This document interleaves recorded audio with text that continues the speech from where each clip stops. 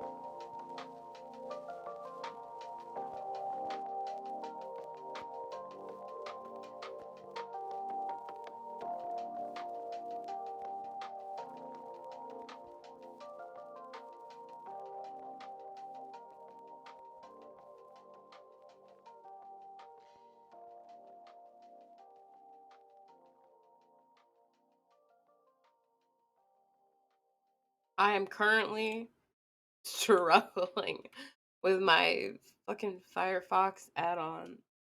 But we're about to get started. I'm gonna do a send off.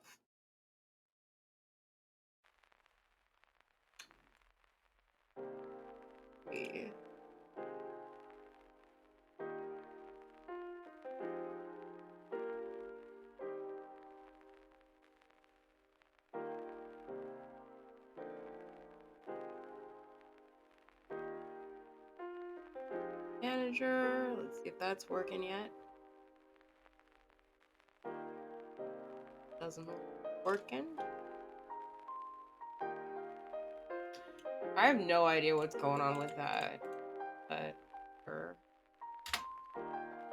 I'll keep using Microsoft Edge.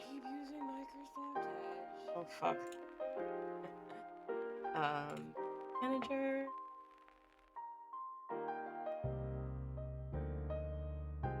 Tumblr.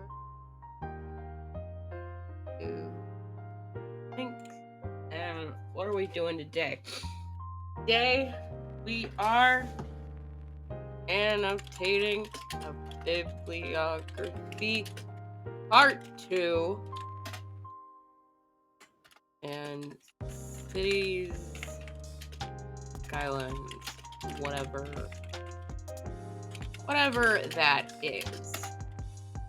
Get with it or go without it. And link. Get rid of one of those faces. Or not. Or not, you know, or not. That music feels like very loud. Oops. Let me turn the music down. Let's turn the music. I'm just not into loud music right now.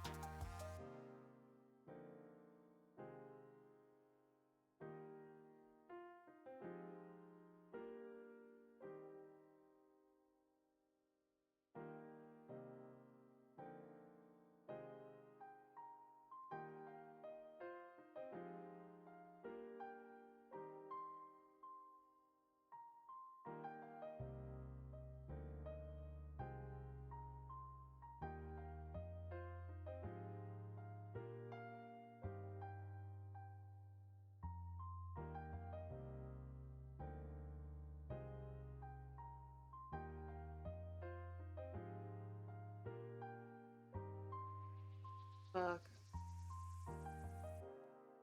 I hate how Tumblr notifications are like notifications of how many posts and not notifications of like your actual notifications. Like, stop that. Stop it. Stop it.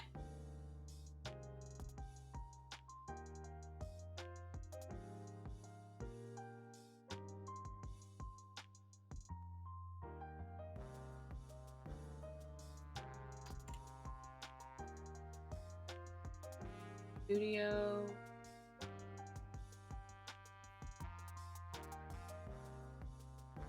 What are we doing? I mean, actually, I do need to get in the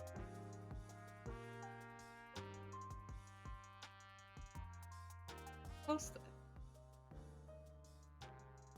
Or go without it. It's time. Or is it? Is it really time? I don't think it.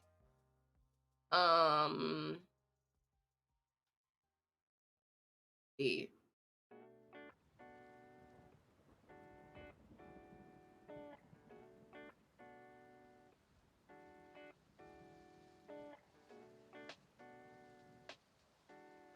Nice.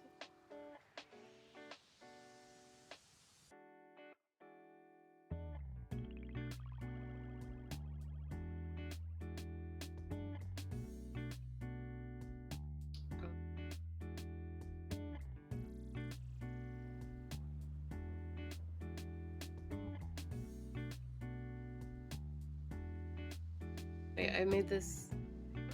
I've used. What? I didn't mean for that to go live.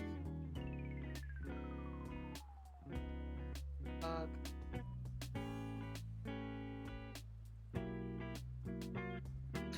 Oh, you know what I did? I set it to... I scheduled it, and that's why...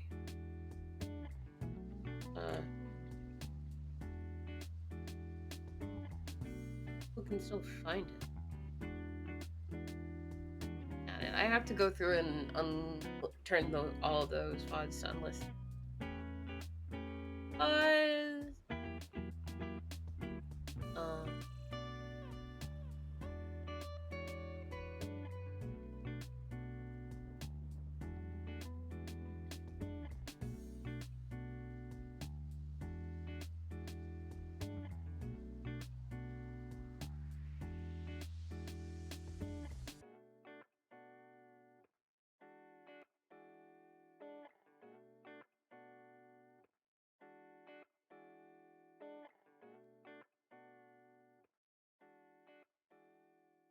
Half of that screen. That's fine.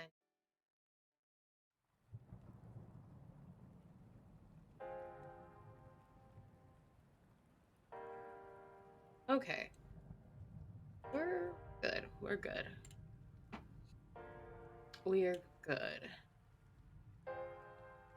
We are well. I'm gonna need a hot minute. Oh. Turn the music back up and I'll be right back.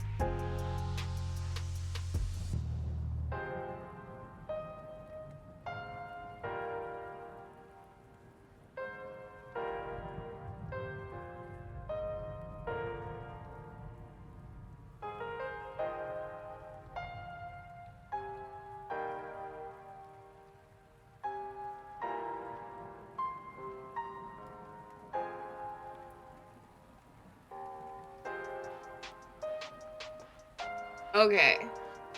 I'm back. I think we're ready for some base camp. Oh wait, we are not ready for base camp. Let's see. Lights. Some more lights. There we go. Now we are ready for base. How's it going? Cut my hair. Very short now. I was growing out the back with, I don't know if you can see. Oh god, it looks pretty uneven. But I did cut it myself. I had like a comb and I held the comb and I'm like, bzz. I'm really trying to, like, every time I shave my head again, this like patch on top shrinks. So I'm really trying to, expand the patch on top rather than shrink it. And I think I did a pretty good job. I grew it out like an inch. So you can still see this short shit in the back. This is gonna need about another month to grow in with the rest of the hair. I just got so sick of how long it was. I cut it all off. I want to grow out the top. I liked how the length on the top. It was very like puffy up top, and I liked that. It was pretty good. Anyway, we are gonna be playing City Skylines. Actually, I kind of don't want to play City Skylines. I played City Skylines all yesterday. I want to play. Change my mind.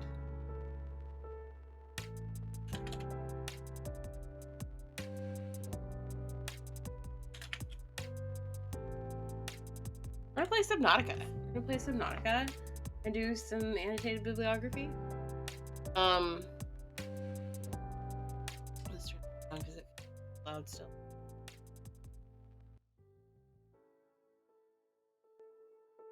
Anyway, I was gonna start with Subnautica, so let's pull up a timer. We're gonna do a timer. We're gonna do like an hour on and an hour off. Start. So it's Subnautica time. We're gonna play some Subnautica. I said that. Actually, I think I might have to go run. Do something real quick. Where's my glasses?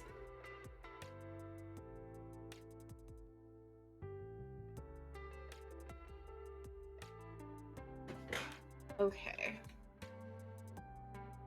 God, my hair is so short. It's so weird having hair this short again. It's only been like a couple months. How long has it been actually? Yeah, I think it's been a month or two since I cut my hair. There's something on in the background.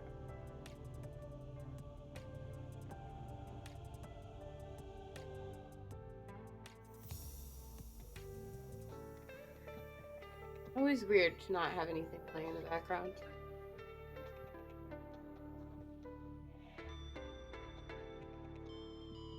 Okay. Turn music off for you. Hit play for you. We're gonna need headphones.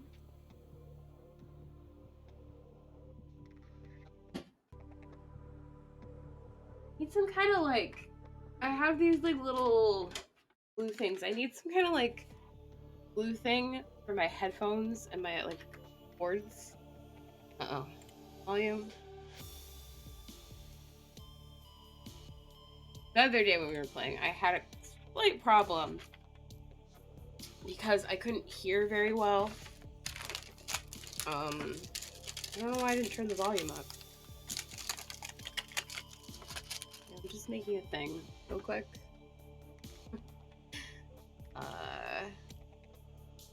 The glue thing. Wrap it around. I have like speakers and I have wrap it around the headphone and just like glue it to the shelf. And that way I won't have to bend down to try to grab it every time I do something. Every time I unplug it, yeah. I unplug it and I plug it back in. I've been using the headphone jack and it's pretty much solved our audio problem. Uh-oh, my cat's running away. Scared him. Who knows? I probably scared him. I'm a scary person. I don't know if you know this, but I'm a scary ass bitch. Where are we? The radio is going. We are at the new base, aren't we? What does it cost to build a radio? Copper and ore. We have both of those. When I say copper and ore, I meant copper and titanium.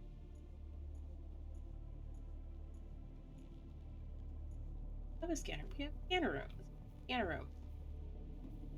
I feel like the scanner room is like a good little hub area for lots of things. High priority automated message from Aurora Live Pod 13 coordinates attached. Live pod is carrying high priority passenger. Yoki Kasa. I said Kasa. Why do I have to record this anyway? Send immediate burial detail. Okay. Signal location uploaded to PDA. I look for fragment. Where is he? Is that him? About 730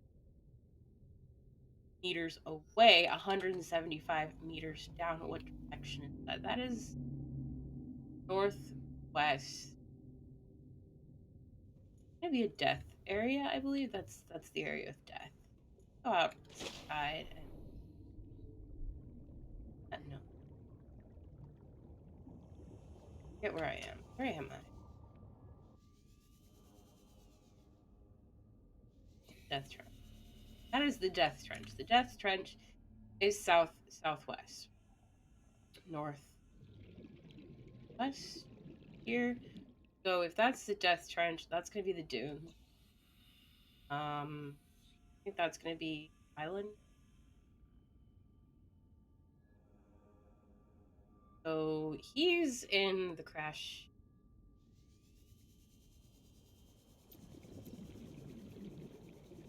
Up. Go up.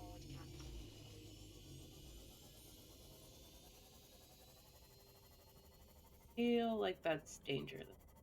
The place is okay, so it doesn't look like there's any. Okay. That's Mountain Island. Over there is the other island. He's here. That's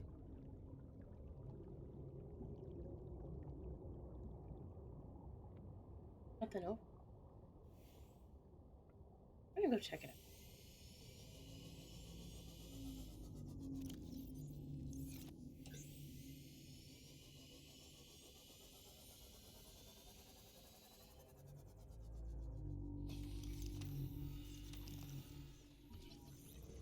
A reactor we already have. I'm not sure which. We're missing the aquarium. We are missing capsule. I say it like that. Capsule. Capsule. Recent space.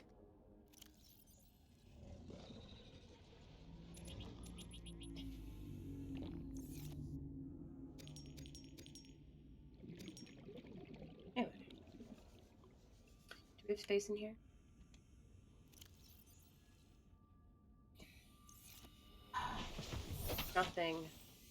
Nothing in this direction. I think what we're gonna do. We're gonna go red grass. That's only 300 meters. We're gonna go to red grass. We're gonna drop some shit off. Fragments. We're gonna go to red grass. We're gonna drop some shit off. We're gonna head out to wherever that is. And if that's in a direction of death, then we may avoid it. We may avoid death. If it's not in a direction, maybe we will have a good time. No, it couldn't be the mountains. I think the dunes. It's like the dunes. Like the dunes. And then the blood kelp. And then the mountain island. And then... Or no, the floating islands. Then the mountain. And then the mountains. So maybe that's in the blood kelp. I really don't remember.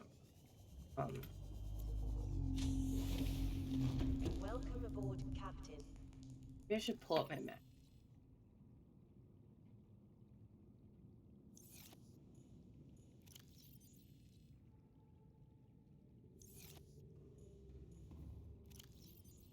Maybe we should bring some titanium and build a base. I don't know. That sounds scary. I don't think I'm... Oh, it might be in the... There's a second mushroom forest. It might be in the second mushroom. There's the mushroom forest. Where is it? Mush base. Mushroom forest over there. And that's... near the island.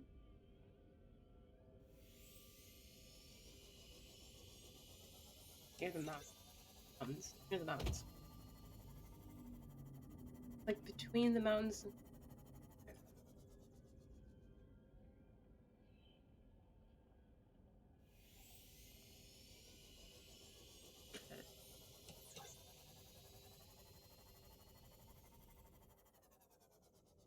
And I know this is like the safe area. But we are very near the dune.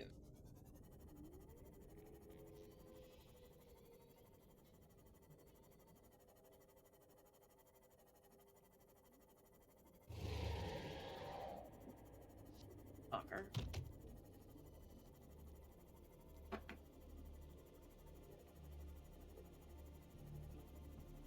Yep, mush. Okay, this is the mush. Now, on our left, there's going to be a Reaper.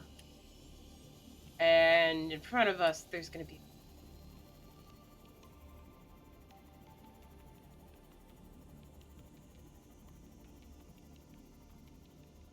We should be fine. Going?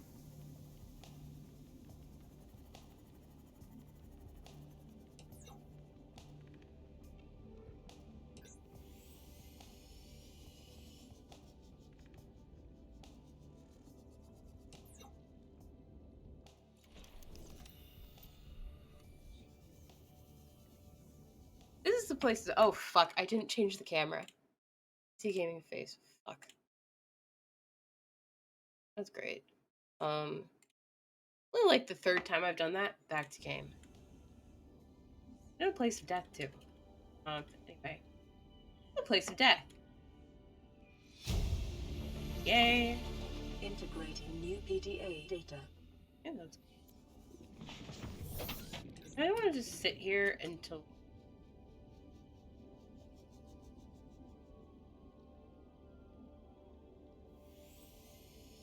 Oh, like I don't think I could find my way back.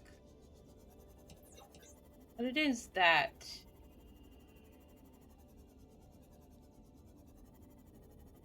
Humans are this.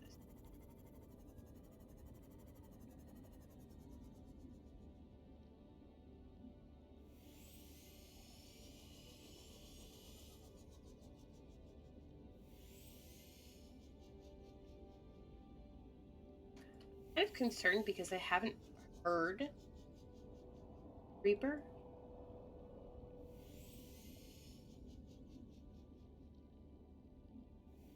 I know they're there.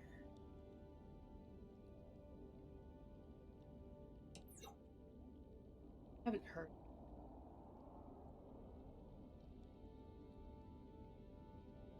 No, I heard it that time. I heard it.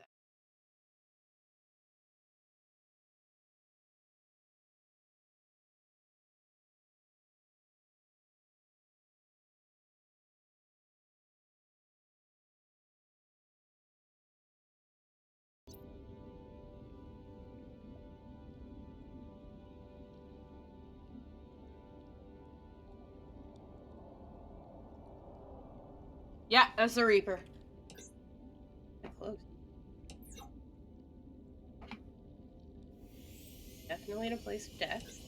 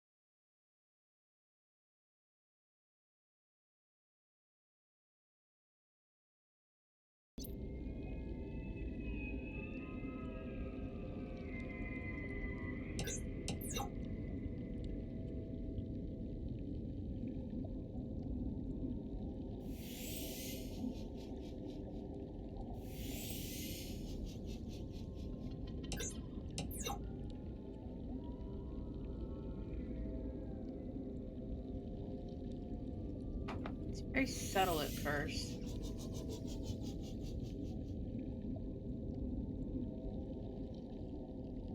And as long as we stay on this.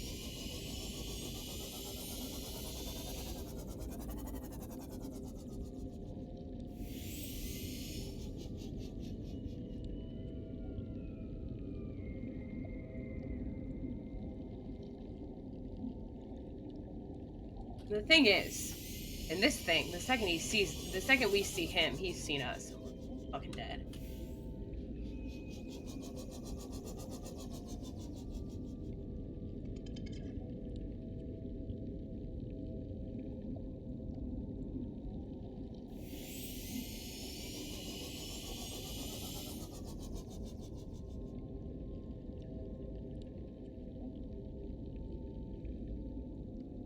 I don't hear him anymore.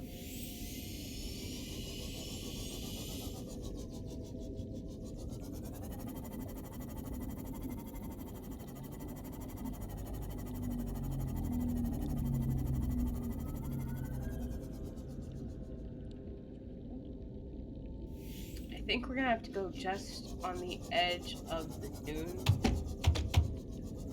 Fuck was that? Like run into a thing. I ran into it. God damn it. Ugh, it's fucking scary. Jesus Christ. That was one of the... That guy. Yes.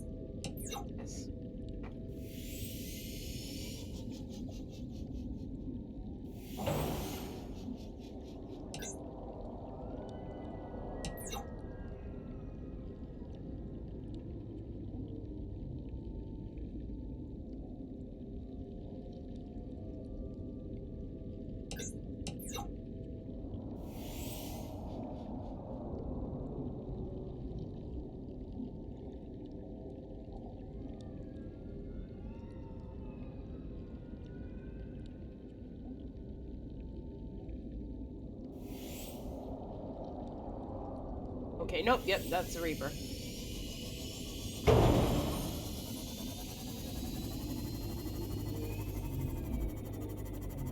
Last time I played, I discovered that the Reapers will leave their little track to hunt you. So we're definitely not going.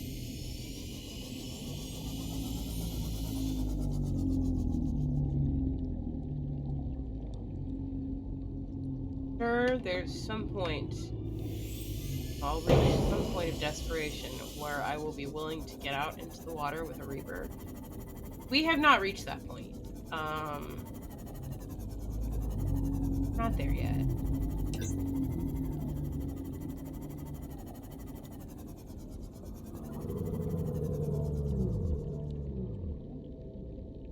Look, help.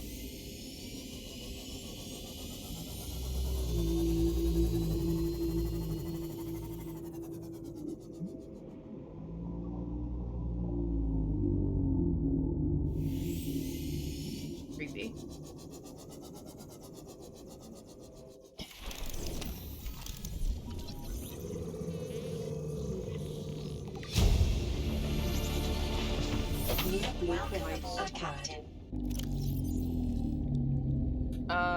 Let's see. Do we have the whole thing?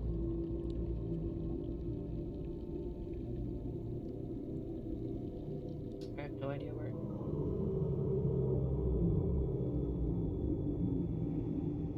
I don't like that sound, but it's just.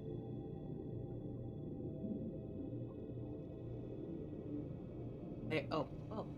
Ooh. I don't have the recipe. I don't have the recipe.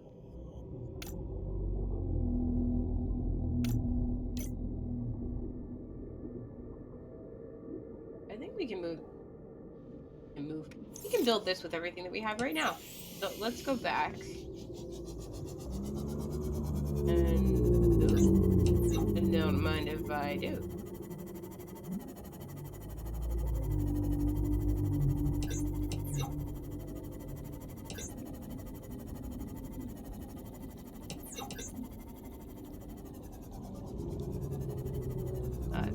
A fabrication station. Modification station. Same thing.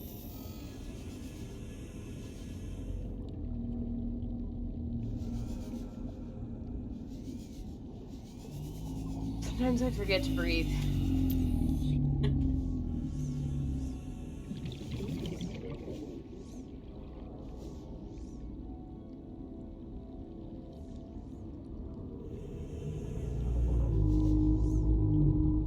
Do I have any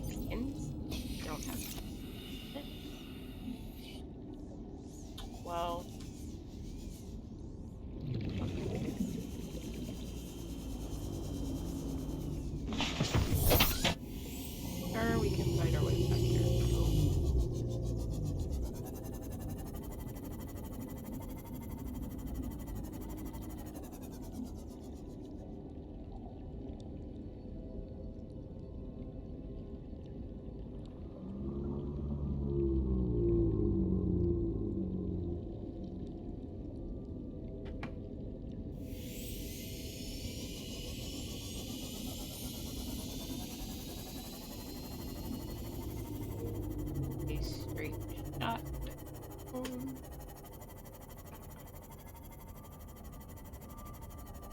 Put this here.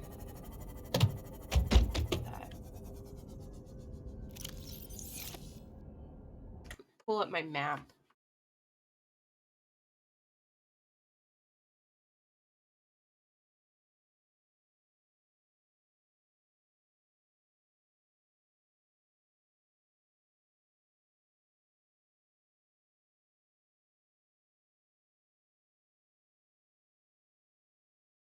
Okay, so it should be underwater islands. Okay.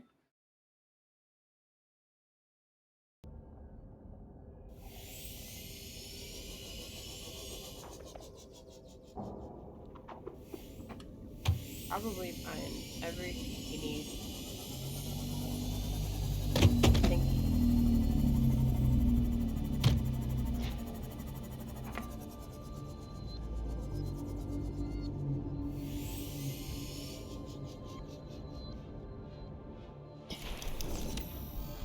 If this is copper, we're gonna stay. Oh, it's copper. Okay, let's do this.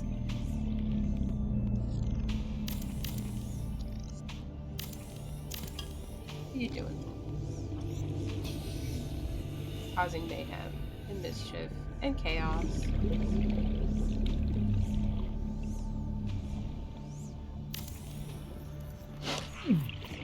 Fucking fish. Ah! Give me the thing. Get got. Okay.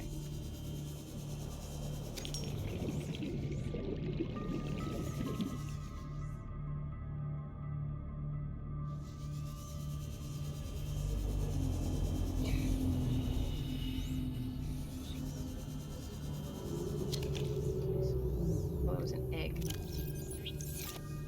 Oh, thank you.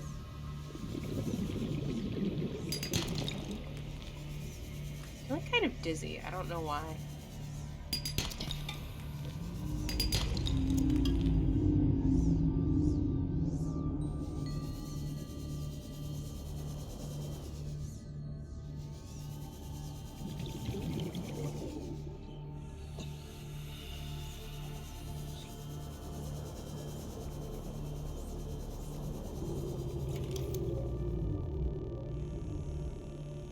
More quartz. Oh god, my nose.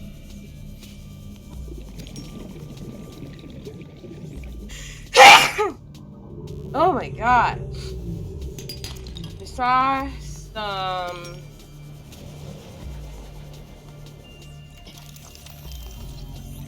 Fuck. Fuck you.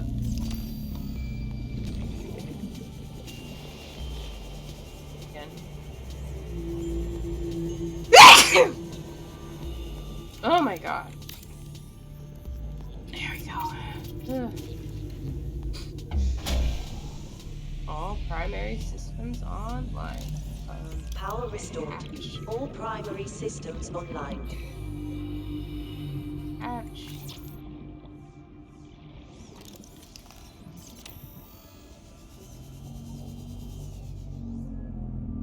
I think we need more titanium.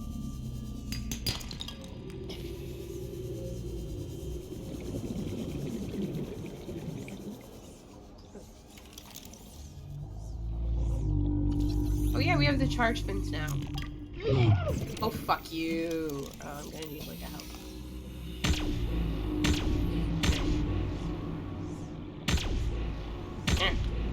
Die in a hole.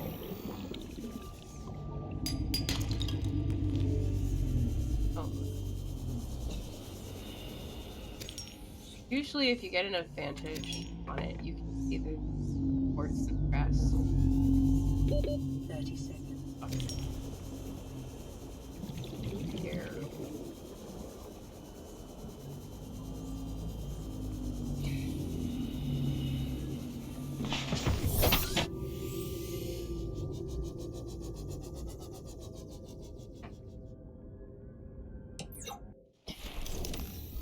Some repairs. Don't forget.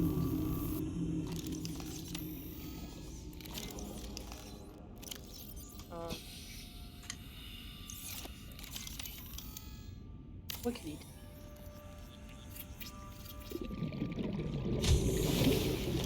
Welcome aboard, Captain. Table coral. Golden table coral.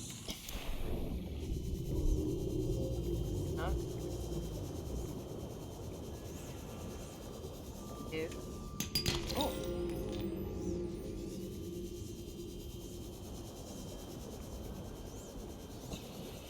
You might want to get little zips over there. Table coral. The only problem is, how do we find our way back? Better idea. Let's get some snacks.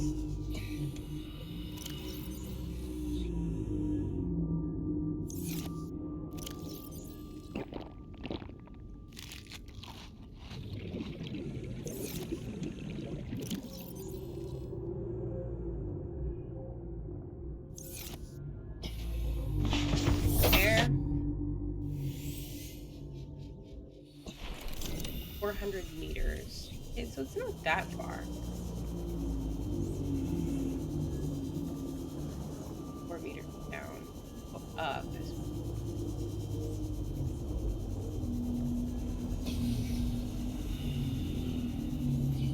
Oh no. Go this direction. We definitely know the shallows are in this direction.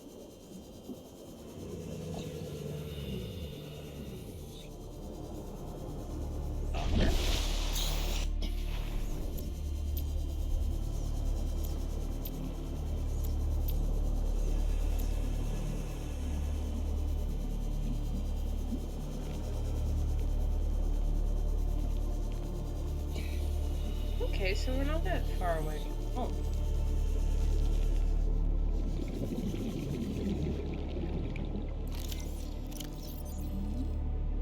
Five?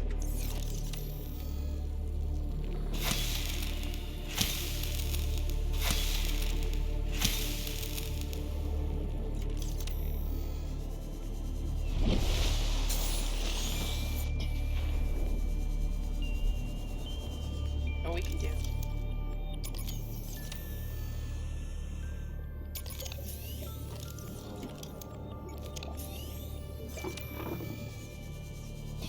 That's always fun.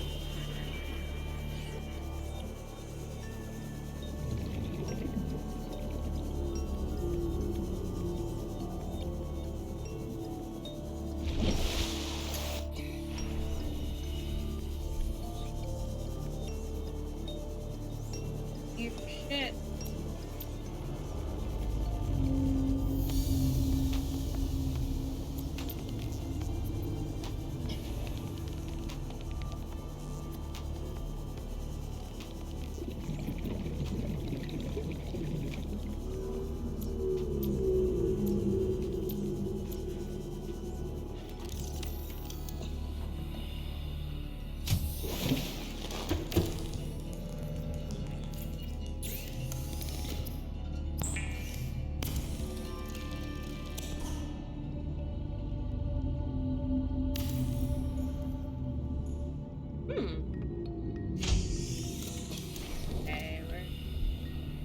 Okay,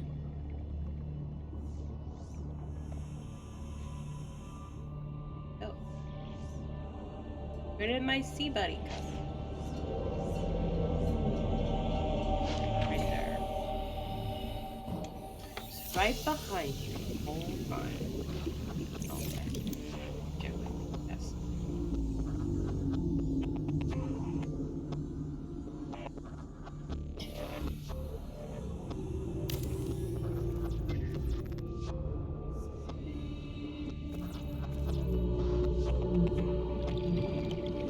I built that. Okay, that's cool.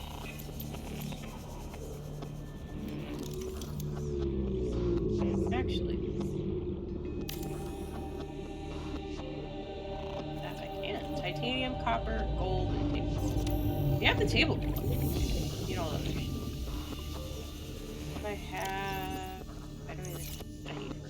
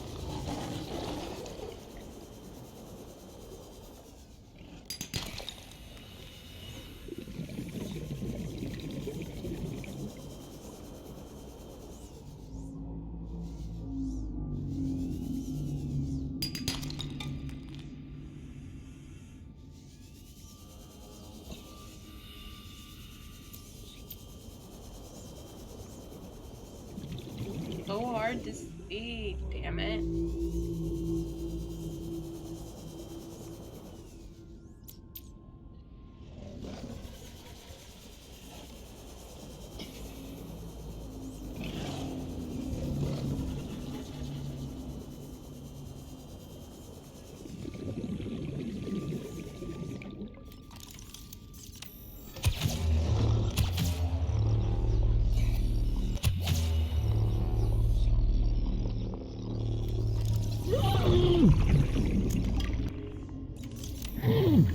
Damn it.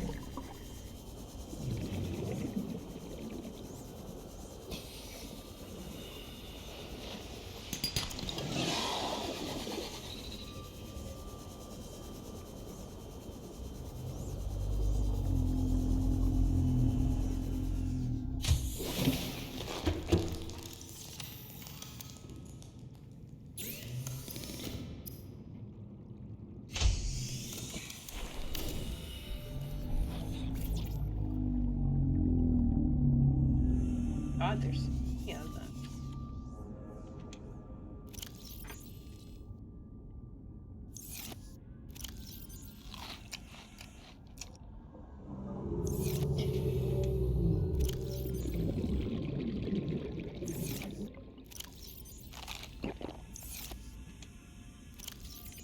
Ball thing. Here is letter red.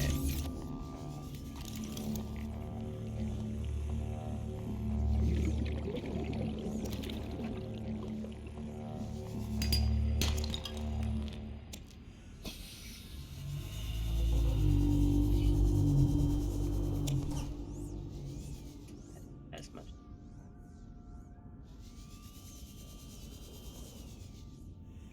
Time. We have about 30 minutes left.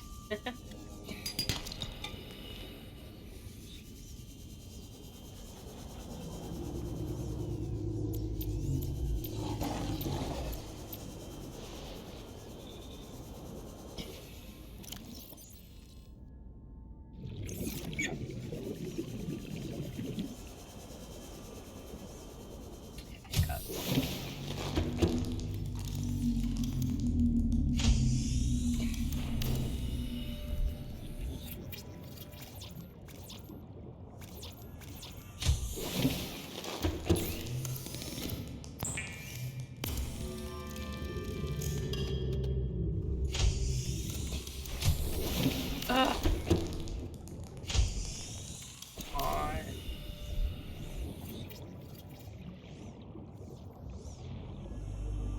Okay. Pencil.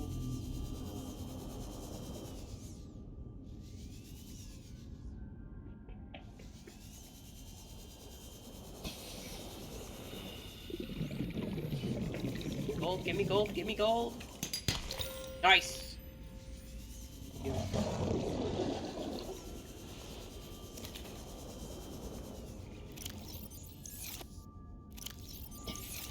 on! Pressing the button and keeps not registering that I've pressed the button. Urgh. Oh my god, this isn't thing. I hate when they try to swim away. Come here and sit still. Grindy.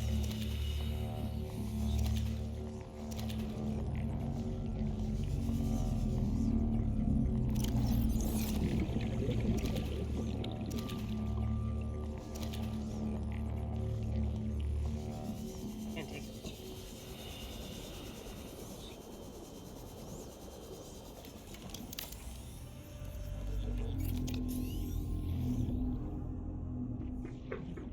Ah!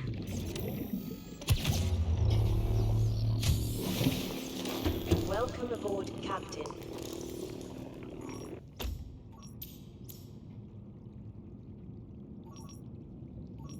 Search for fragments.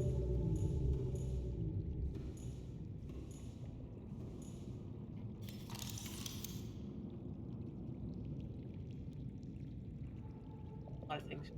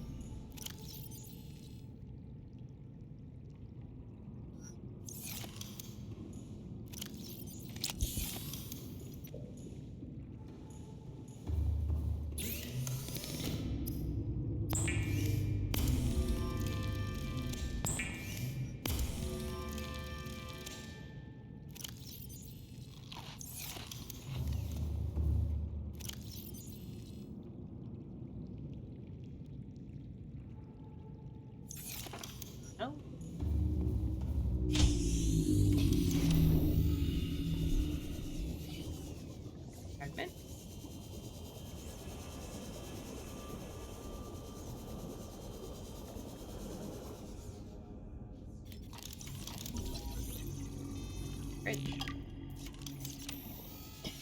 I already had all of it. Ooh, lithium. Oh yeah, the mushroom forest is where you get lithium.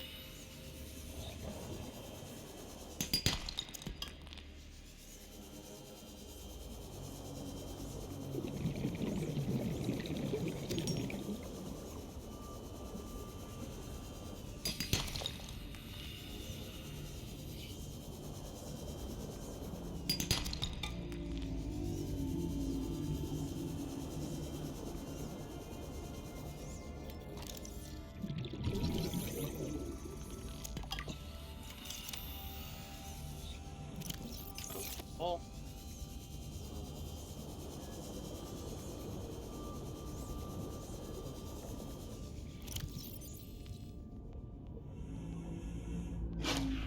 Hey! Fucking asshole!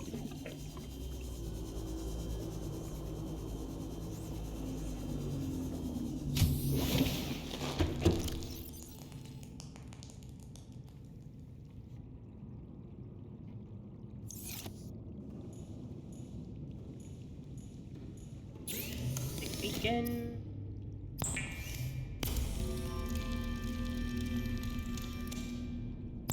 Oh, we have enough for two.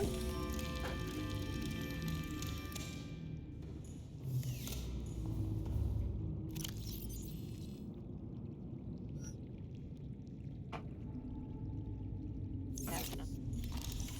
Platform.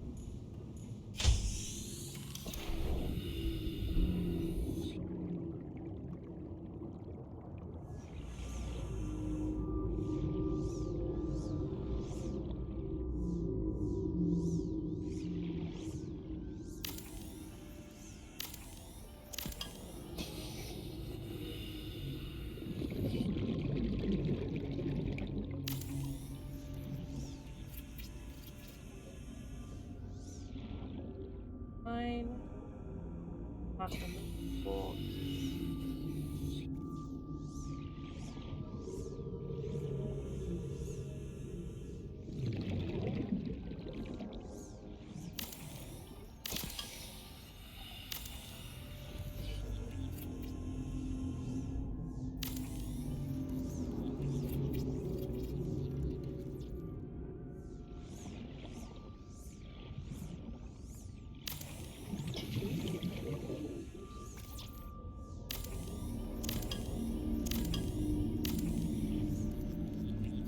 And we'll do.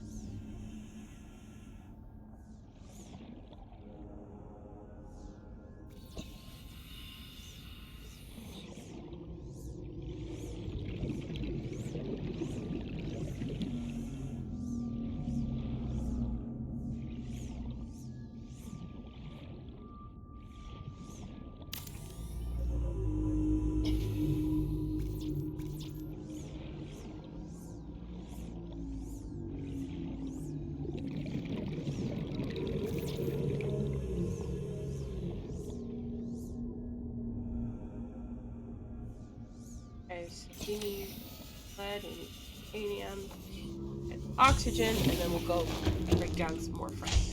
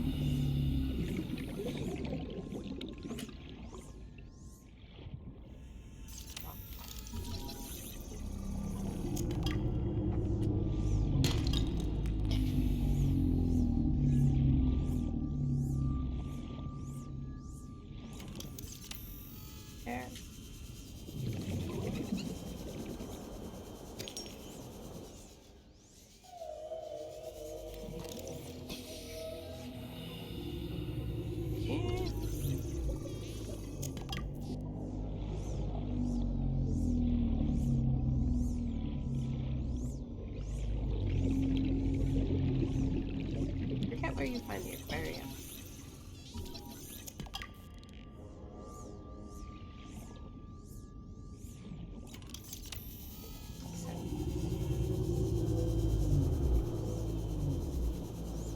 Oh, we can take the sea moth now. We made a beacon. We can take the sea moth. Drop off a beacon.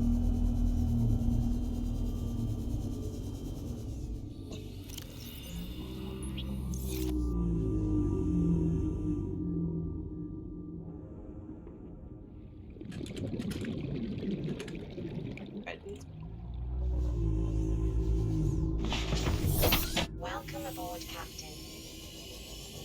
Oh, look at that picture.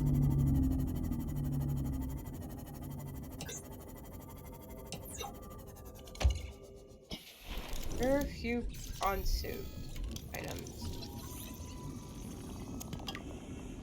Get where to get. Oh, I think we might have to go into the post, but I'm not looking at that. But I think like right on the edge of the things.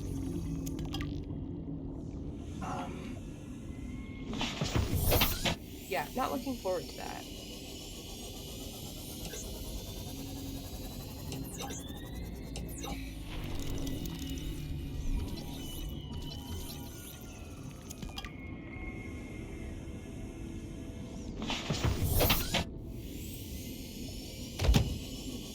Oh fuck.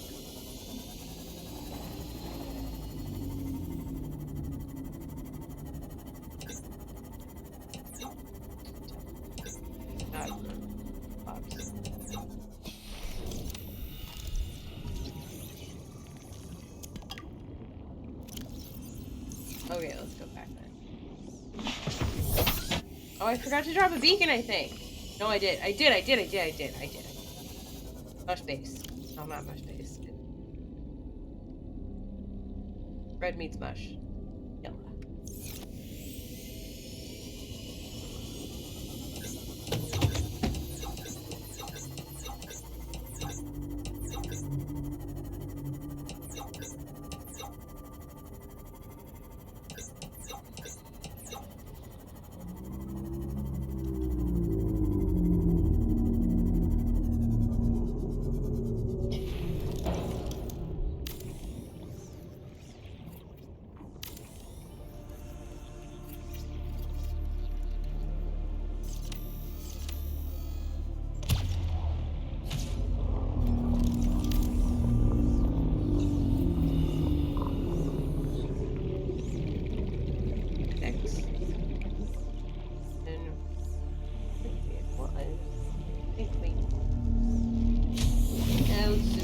Welcome aboard, Captain. No, reinforcement for funsies. Yeah, we'll still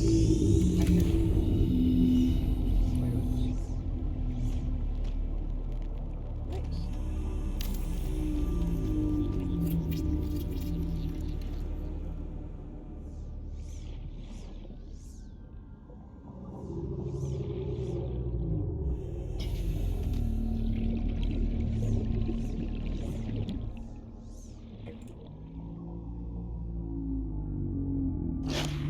Fuck you!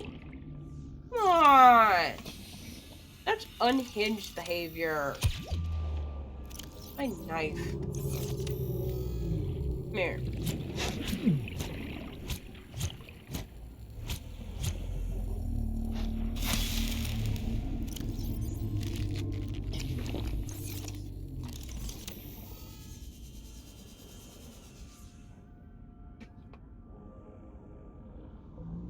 Buddy. There it is. I sleep for shit at night. So bad. Fuck you, fish.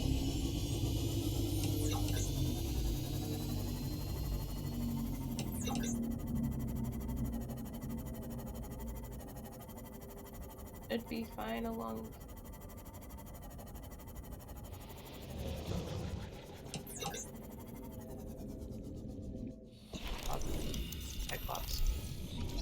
Oh, modification.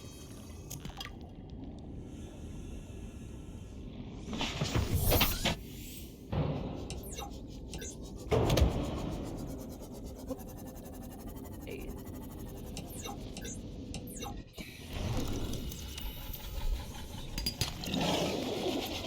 Fuck you.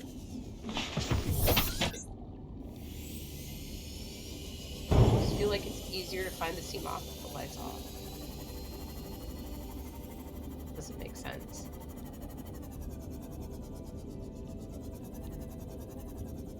You.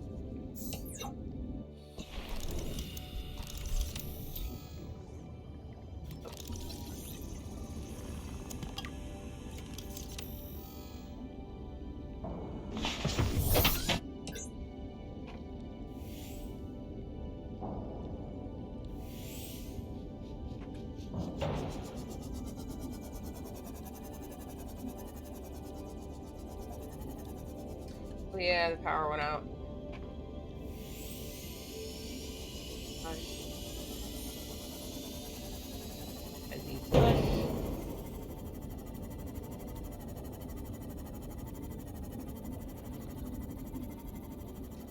Oh, so this side.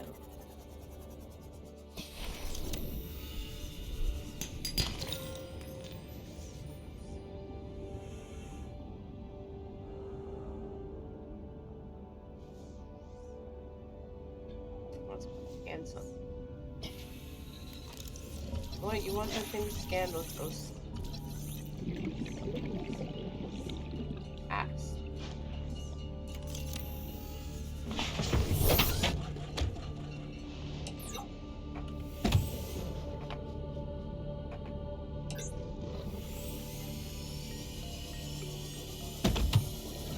Get it?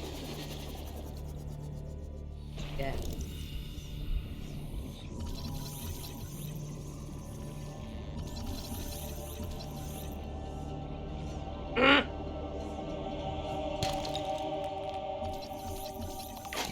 There we go. Fucking asshole. Lighter. Hold on.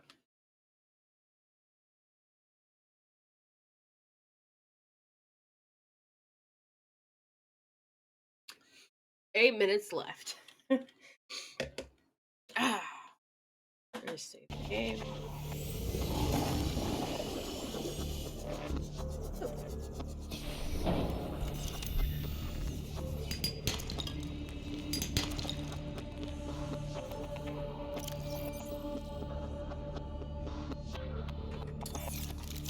I feel like I'm getting abducted by aliens since that thing has the light.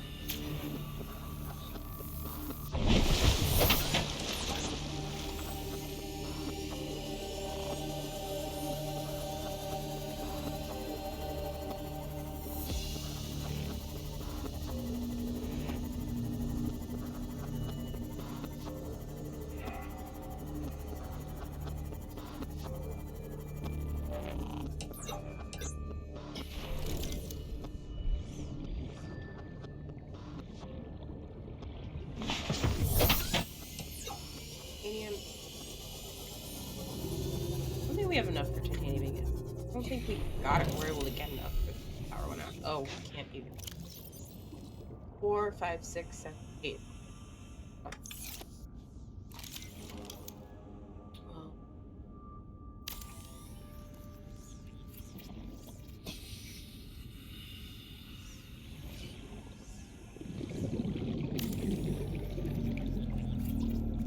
Lead.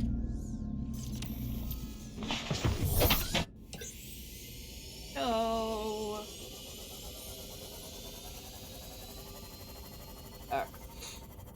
We'll go back. A few things together. I don't know if we have enough time. We only have 6 minutes. Yeah, we'll go back. We'll throw a few things.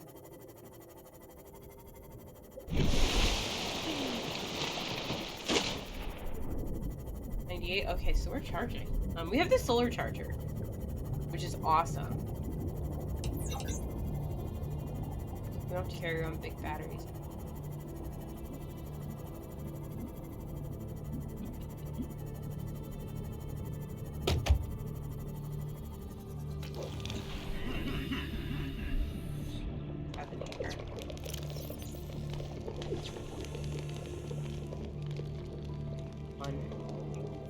Need more snacks and water. Welcome aboard, Captain. Deep shrooms.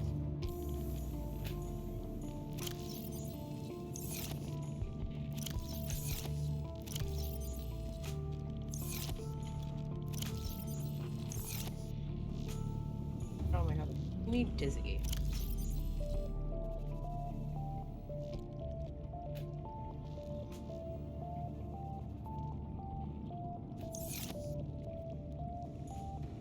Energy.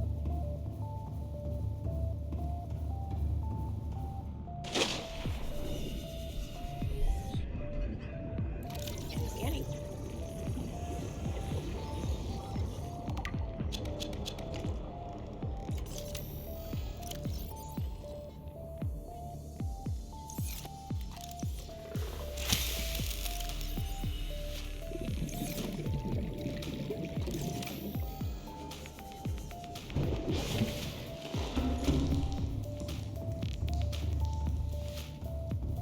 Salt.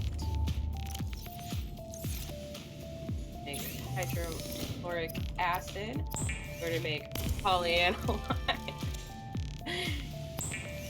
Polyaniline. Polyaniline.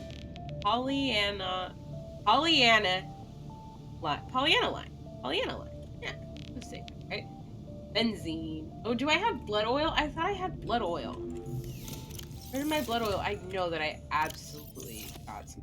I did not go fucking blood kelp death zone and not get. Oh, it's in the other storage. Fuck. Okay, well we're gonna have to go there and get it then. That sucks. Let's go first. Let's go. Oh.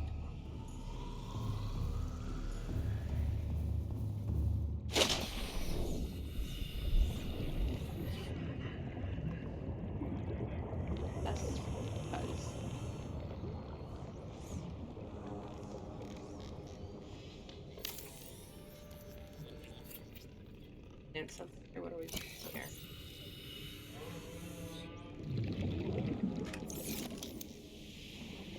Fuck was I gonna plant there? I specifically went out here to plant something. What the fuck? I don't know. Anyway, it doesn't matter. We need silver.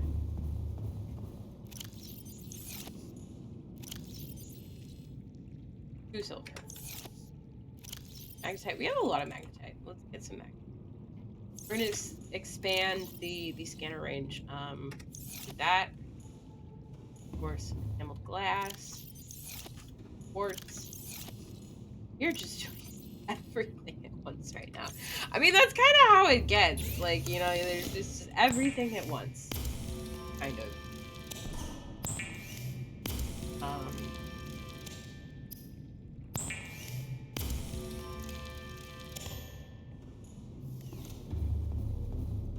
Twitter thingy now.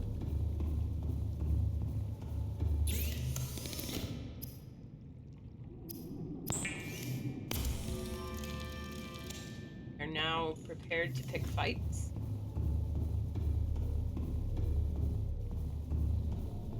Kick ass, big names, scanner room upgrade, range upgrade. But actually let's keep where else. I would like some limestone chunks, please.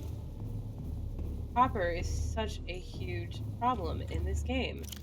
I mean, of course, you know, with the scanner room, finding copper becomes slightly less of a chore, but still, it's a chore.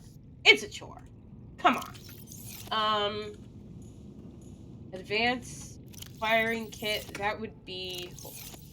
Get rid of some of these things. Done some of them. Bunker. Oh, reinforcement. Unit efficiency. We could make that. We don't need it. And have it. In the 1 minute and 23 seconds that we have left, let's try to.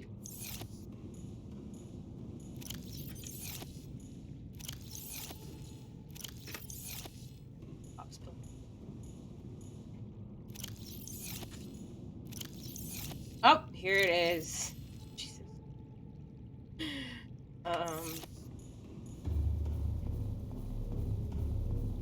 Sure that I had it. Or where it was. If I plant here, it's gonna be. We'll plant the little ones there. Little short things.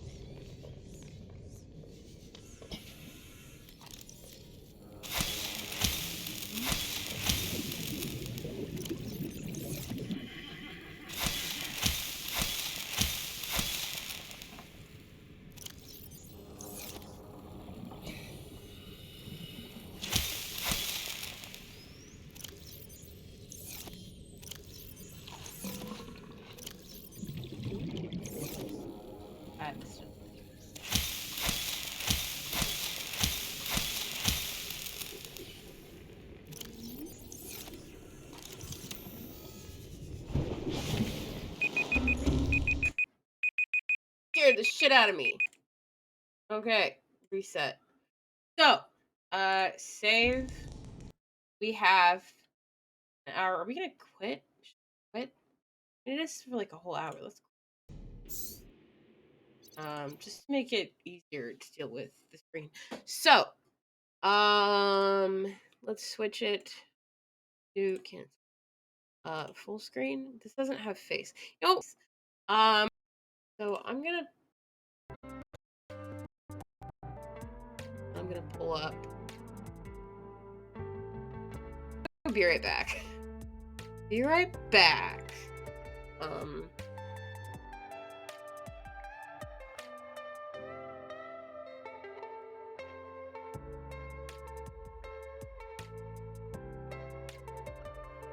Update anything. Anyway, that's okay. We need project things for project. What the fuck was that document called? Docs.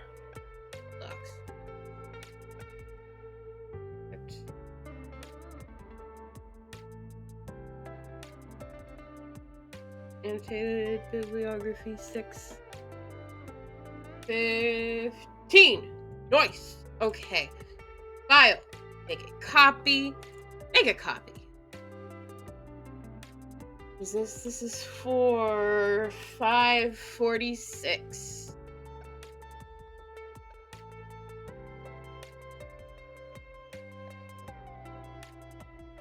Remove the identifying information as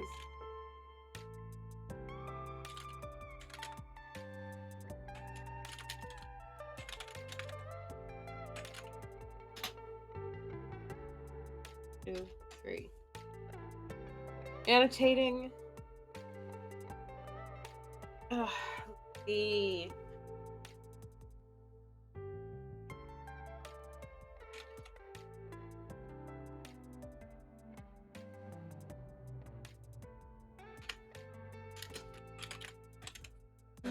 I don't like that title.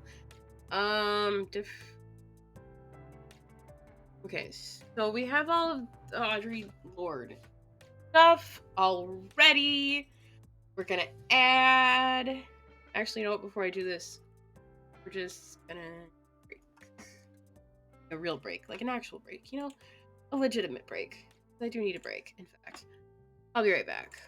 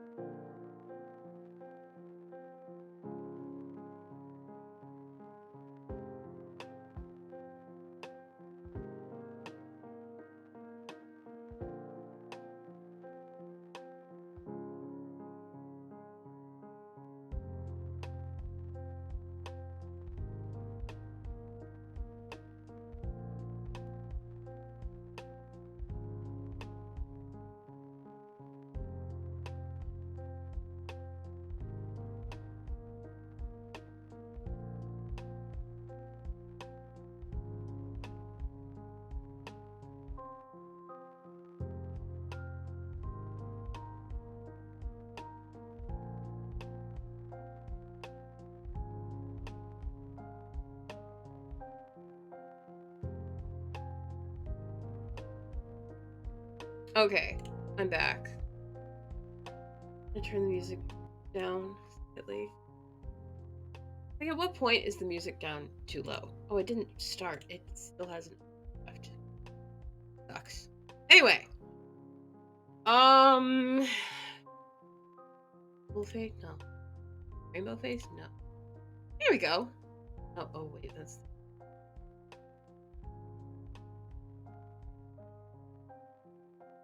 Change. One. Save. Okay. But where's my face? Oh no, wait, we were gonna do cancel. We were just gonna do no face. There. Yeah, that's fine. That's fine. That works. I don't care. So we have feminist framework. That's what we changed the title to. So if you are a professor and you're looking at this and you're saying, "Oh, my thingy had a different title," well, that's because one of them has more thingies, one of them has less thingies, and this is the one with more thingies that I'm making at a later date. One that had less thingies. None of that made sense. The other one was from 6:15, and this is from 5:46, I think. That right? Yeah, 6:15. So this is the one for 5:46, and because I had more time to work on this one, it has a few more sources. So, all of Audre Lorde is already on there. Now we have to add a few things that are not on there. So what are the few things that were not on there? Those are all PDFs on my computer, I believe. No, that's going to be in desktop. The spring 2003. No, that one is for the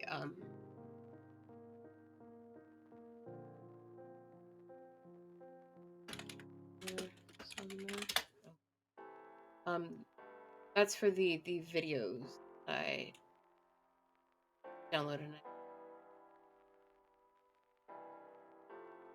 Okay.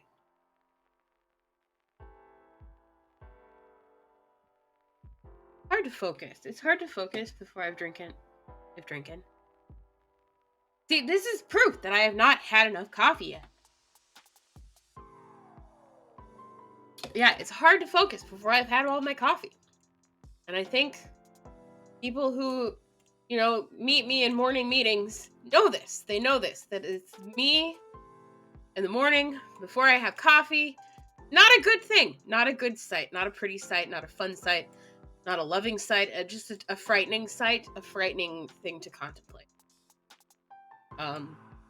Because I'm just not on top of my game in the morning. I mean, I think this is actually like most situations that I go into. Like, I feel like most situations I go into, I need like a warm-up period where I just kind of like suss out the vibes of the situation, and then I can like get my groove. But I rarely come into any situation, especially early in the morning, just like down. Most of the time I need some time. I heat up and I can't cool down, I need some time to heat up. Anyway.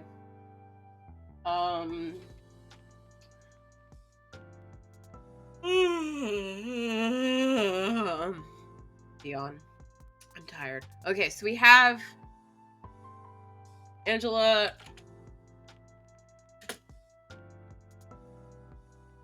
Y. Davis. Are prisons obsolete? If you're wondering why this doesn't look correct, it's because it's not. Oh, this is gonna be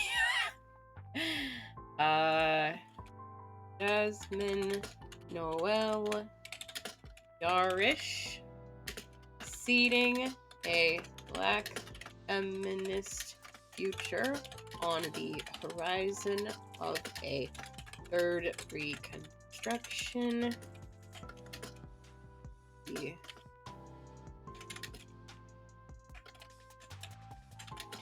of self care in Octavia Butler's Parable of the Sower. So this is gonna be quotes. This is gonna be italics. This is capitalized. Production is spelled wrong. The abolitionist politics there, and Octavia B. Parable of the Sower. I don't know why I'm having. You know why? Because I'm trying to hit the wrong shift key. That's why that keeps happening.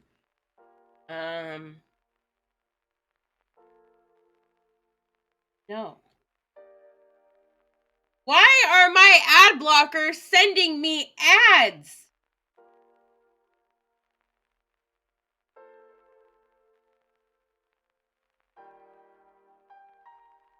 Stop sending me ads, ad blocker. Jesus. Okay. Next we have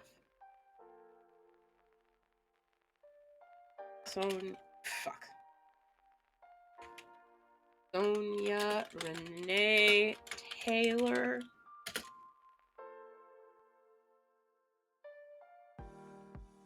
The body is not an. How does. I hate it when they do everything all caps on the title page. So is not an 1P.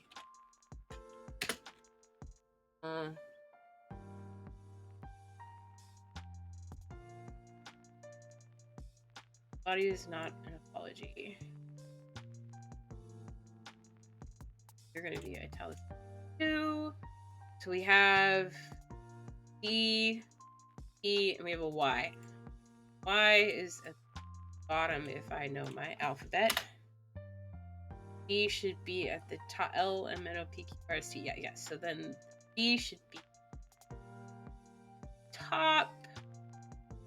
Eat a whole fire. Ow, you bastard. Like, every time I go up, it goes back down. No, I'm not okay with that. Die in a hole. I hate technology. As much as I love technology, I hate technology. Comma.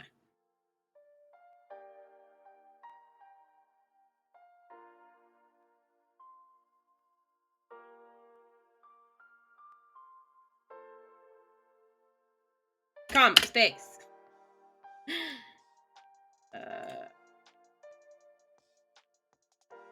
I'm making that noise. Comma, space. Okay. And I think that's a period there. If it's not, we're gonna figure it out. Oh yeah, it is. It is a period there.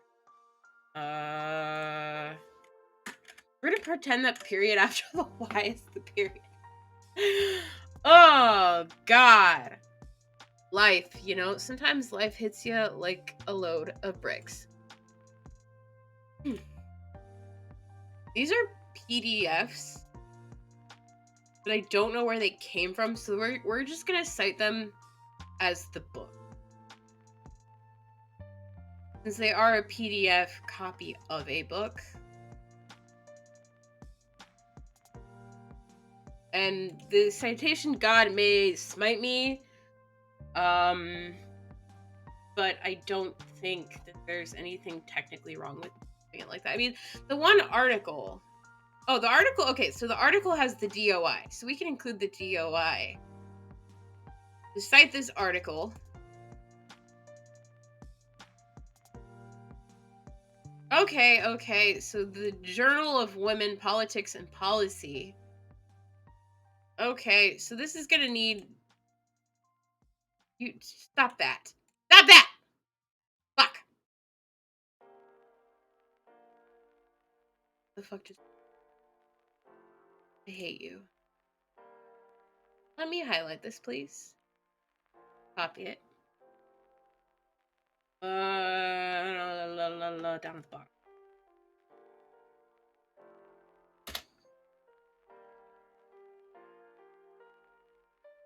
Z. No. B! There we go. Oh, fuck. What did I delete? Control Z delete. Or it undoes. I have no... It's fine. Whatever it is, it's fine. Okay. So this is supposed to be at the end.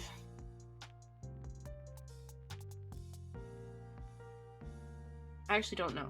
I don't know. I'm just gonna leave this down here. Then, what did we do? We skipped. Did enter. We started down here. Okay.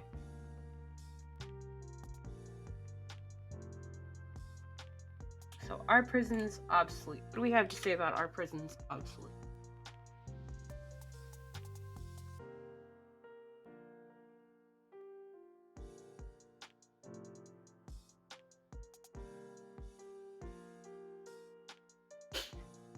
Let's split up. Right. Ooh. So, the first thing we're gonna do is go to the back of the book. Wings, a wrecking ball into the racist and sexist underpinnings of the American prison system. Her arguments were well wrought and restrained, leaving an unflinching critique of how and why more than 2 million Americans are presently behind bars and the corporations profit from their suffering.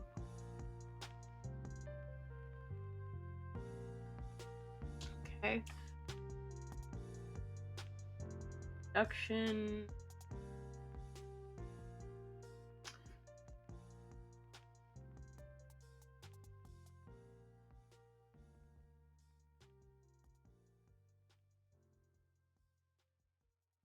Okay. The prison is considered an inevitable and permanent fixture of our social lives.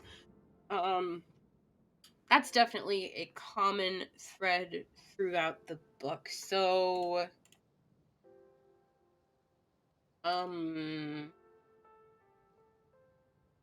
Davis I don't like that.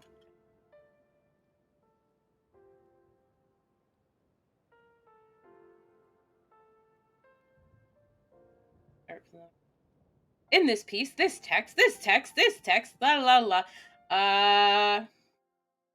For this.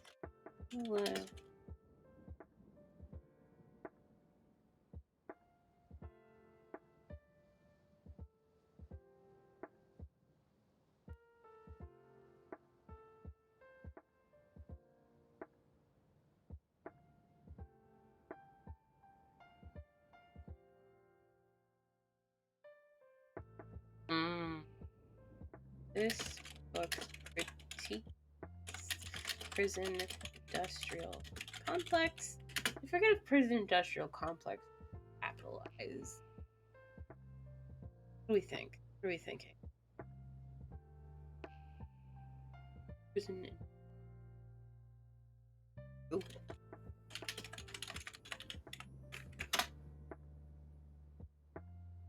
Oh yeah, they don't capitalize it.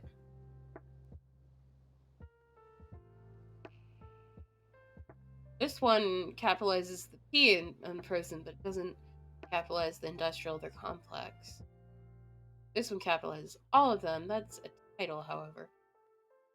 I don't know.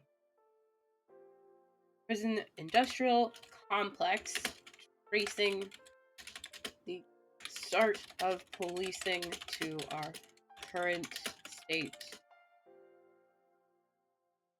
To current state and structure of the how about just the current structure of the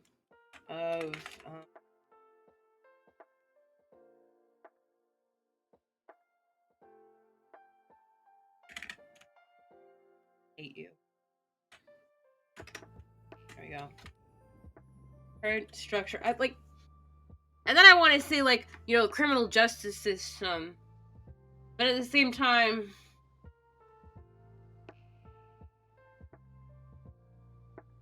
I don't want to say that, but at the same time, anti-prison. Current state of policing and not really. Start of policing. How about this? The history of policing. Current structure of the prison.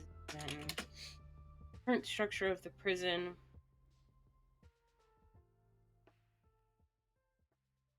And its ability. Yeah, that's what she said.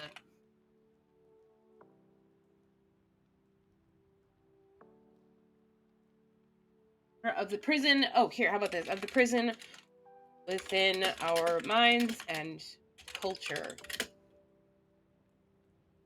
Book critiques the prison industrial complex, tracing the history of policing to the current structure of the prison within our minds. Culture.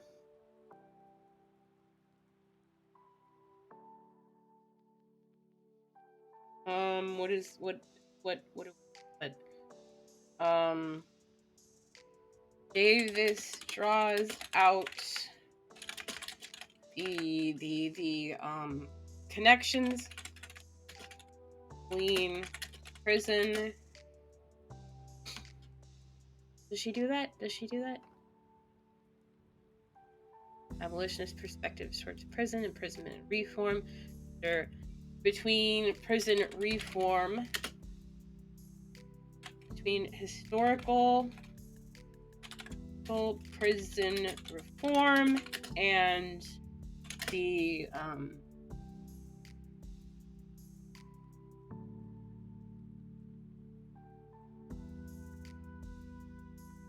way that punishment is inflicted upon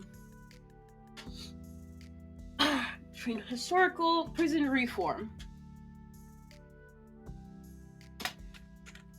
which changed the way punishment was inflicted on the victims of the criminal.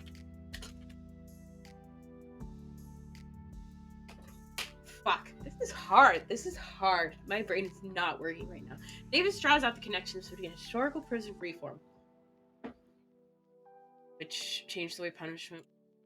Okay, historical prison reform, and I'm gonna put that in parentheses because I'm gonna go back to that. First, let's find out what the connection is. The connection between historical prison reform and modern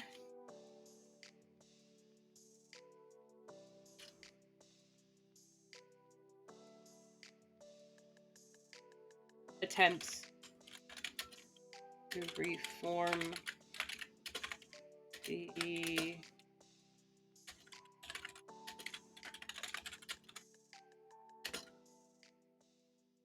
historical prison reform.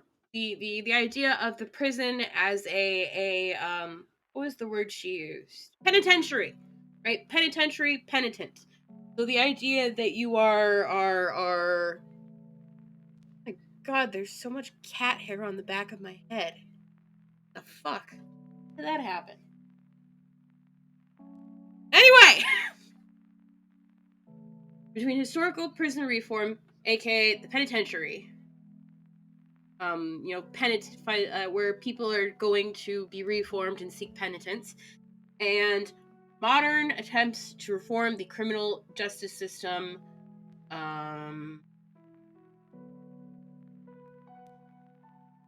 So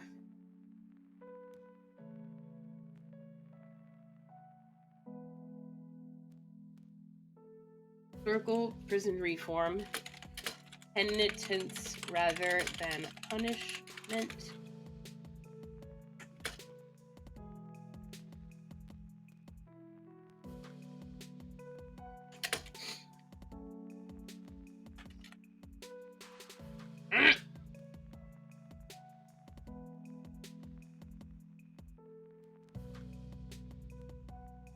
Modern attempts to justice.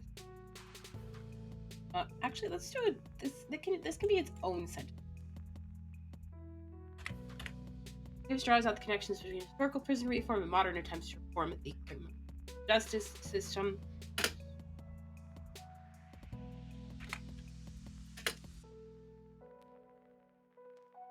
She works through the history of punishment of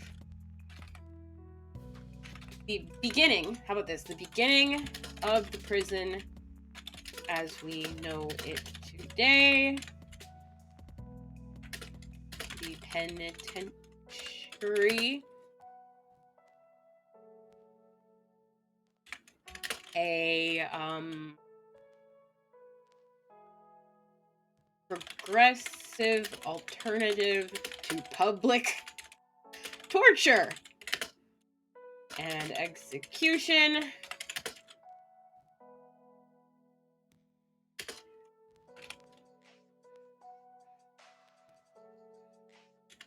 To the modern day of solitary confinement and supermax prisons. Supermax? What the fuck do they call it? Yeah, it is. It's a supermax prison. Super maximum security. Okay. I was pretty sure. Like, it's one of those things where, like, I'm pretty sure she said it, like, a bunch of times, but I wasn't exactly sure if I remembered that right. Sometimes you just gotta trust the brain, because the brain knows what the mind does not. And you would say the brain and the mind are the same thing, but the mind is a fickle little fuck, and the brain is very trustworthy. I mean, probably not, but you know, usually, typically, my brain is rather trustworthy. My mind is a fickle little. Anyway,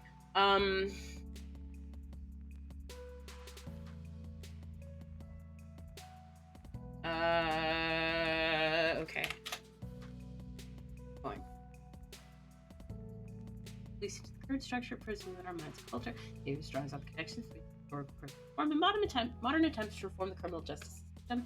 He works beginning of prisons today, the penitentiary progressive public torture, to the modern day of solitary confinement in max prisons.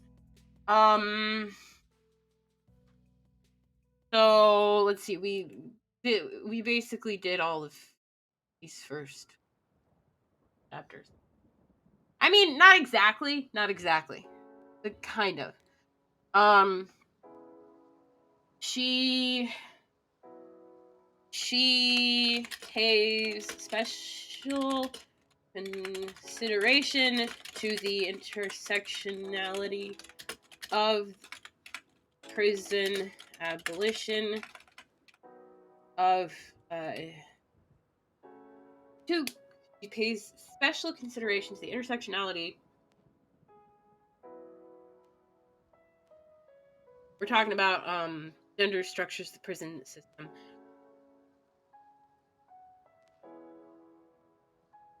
I don't want to say intersectionality within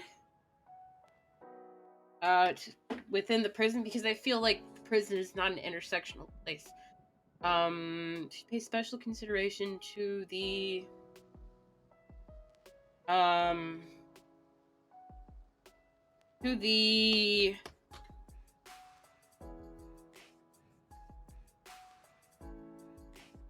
ways in which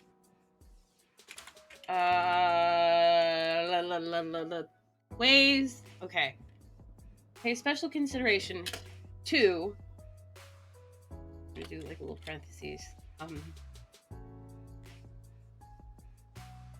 Something is intersectional.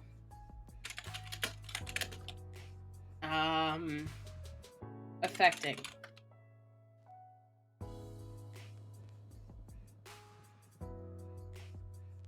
The ways to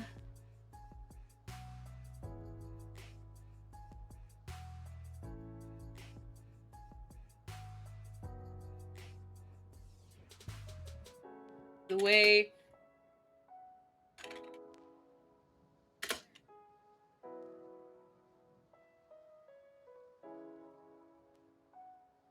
this music is getting to me. We need to pause the music for just a moment. Okay.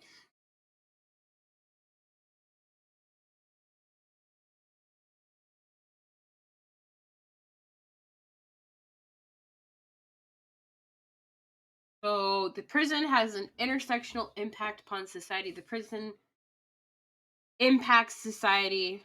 The prison impacts people intersectionally. The way the prison industrial complex impacts are intersectional in nature.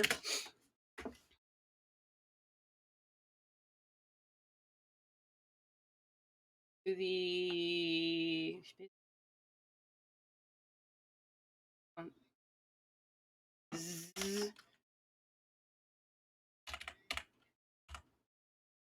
impacts are intersectional to the way the prison industrial complex's impacts are intersectional in nature.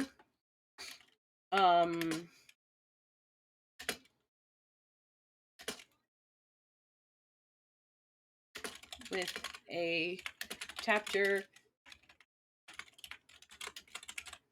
dedicated to exploring or exploring. I don't know. Explore. I feel like exploring is too gentle a word. To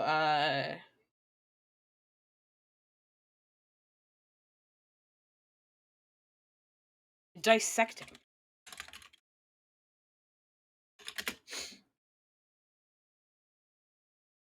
Dedicated to dissecting the specific ways in which gender, in which specific ways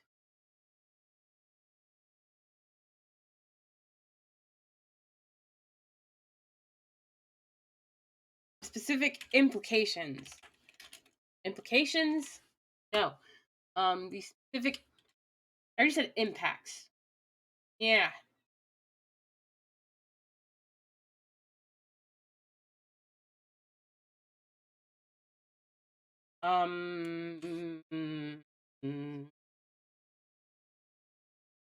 Discourse, the specific discourse, dialect. What's the word?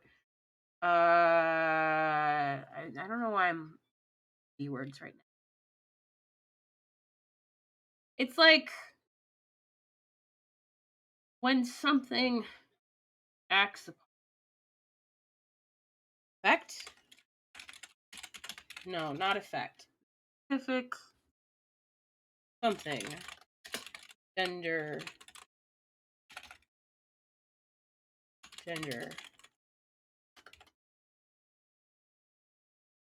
Let's see what she says. Let's see what she actually says. I mean, like, we can't use her actual words, but we can, like, we can find a way to paraphrase that shit, right? I mean, that's basically what we're doing. We're trying to paraphrase the entire book in, like, a paragraph. Okay. Gender structures the prison system. For the last with a few important women have been left out of the public discussion.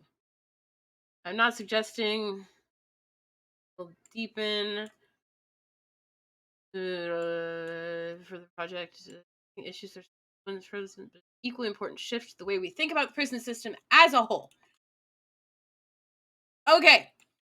Women's prison practices are gendered. Okay, how do we do that?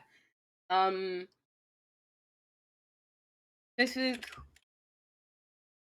ways that gender affects prison practices. Yeah, there we go. I think that's good. I think that affects like a F. Are you sure? I don't know about that.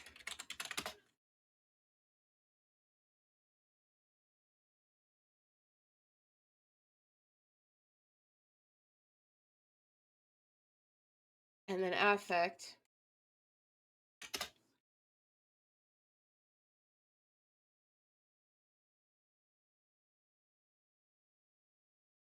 Have an effect on, make a difference too. Why is it that the definition of affect includes effect?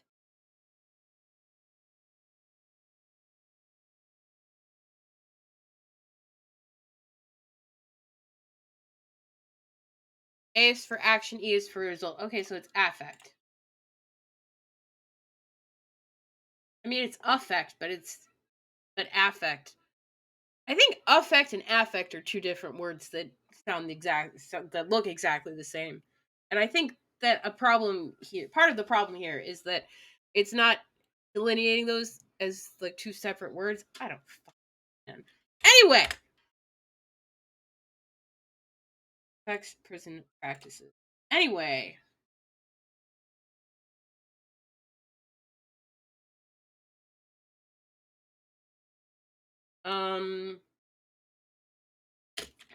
Davis challenges any assumptions to assume that men's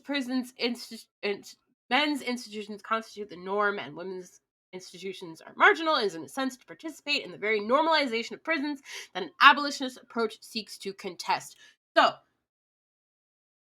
Davis challenges any assumptions of norms involving any assumptions of norms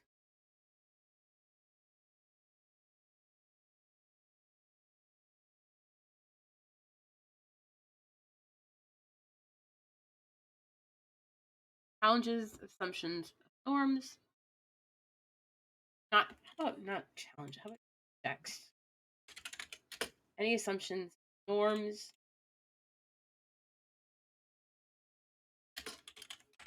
and rather than comparing different prisons and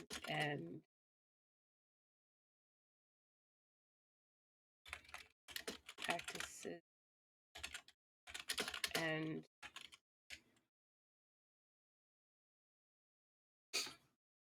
rejects assumptions of norms.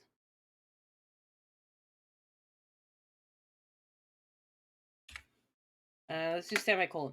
Rather than comparing different prison practices, she insists that all prisons are that imprisonment itself is the problem.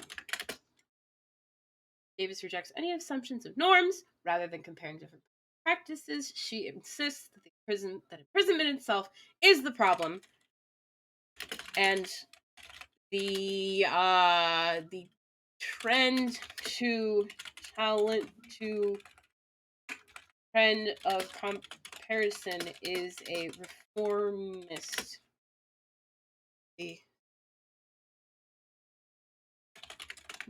reform. Do we have another name? Reformism tactic rather than an abolitionist one. She okay. I like that. There's this like extra layer of kind of like when I'm writing this on my own, right? It's like a very like private process where I'm just like, in the process of working on this thing. But then I'm thinking about like my professor's gonna be watching this. And something that I was like, yeah, that sounds right. That sounds okay. They're probably going to be like, actually, this is wrong and that is wrong. And I argue with that. And I want to yell at you about that. And I'm like, oh God, there's this like whole other layer of like me considering the work that I'm creating and the things that I'm writing where I'm like, I don't know. This is like this is an entirely new experience for me. I've never like written for an audience before. Like there's like writing for an audience, right? And then there's writing for an audience. And this is a weird one. This is a weird one. Anyway, let's see. So abolitionists. I wanted to go to abolitionists. I'm pretty sure it's abolitionists. I want to make a specific note about abolitionist alternatives, because okay, in the final chapter, abolitionist alternatives, comma, she actually, I don't know if there needs the final chapter, abolitionist. Yeah, that would be a comics. That's like extra mission. Final chapter alternatives. She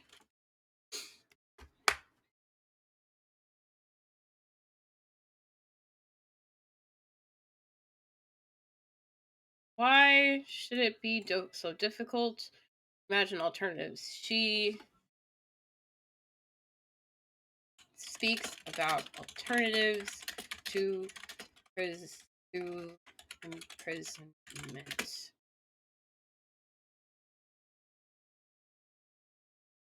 First, we think of exaggerated. True that if we focus myopically on the existing, perhaps this is the problem that leads to imprisonment is only death. It's very hard to imagine a structurally similar system capable of handling such a vast population of law breakers. However, we shift our attention away from the prison, perceived as an isolated institution, the set of relationships that comprise, not compromise, comprise the prison industrial complex. Oh, he does not capitalize prison industrial. Okay. Good. It may be easier to think, how if we shift? Okay. The final chapter, she speaks about alternatives to imprisonment, challenging us to imagine systems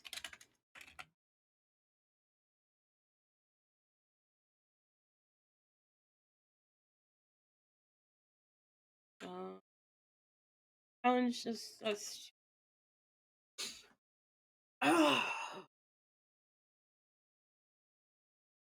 Imagine systems outside of the. I like the footprint of the prison system. Outside of the. You know what? Footprint of the. Footprint of the prison system. I don't know. I feel like that's not enough for an actual quote there. She challenges us to.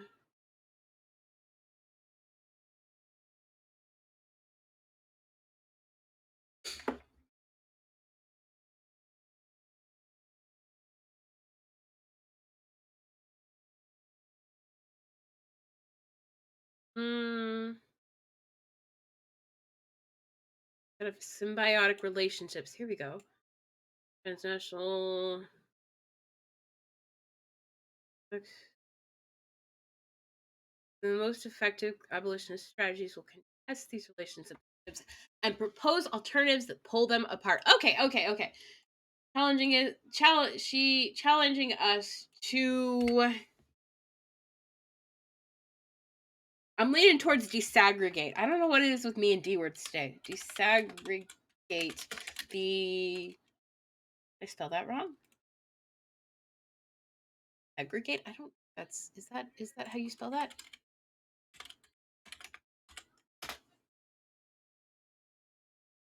Aggregate.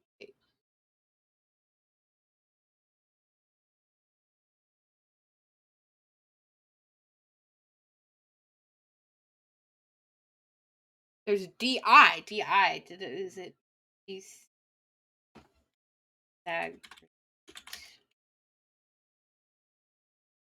More than one G. Okay.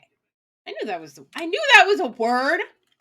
Challenging us to desegregate the um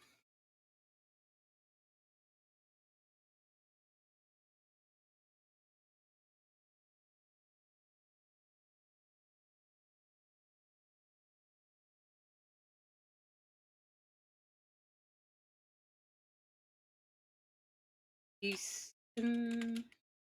relationships between desegregate the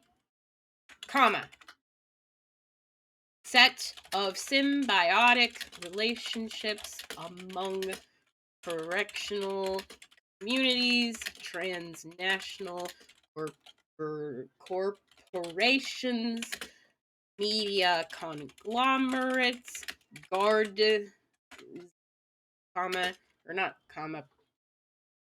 I hate those things anyway, unions, and legislative and court agendas.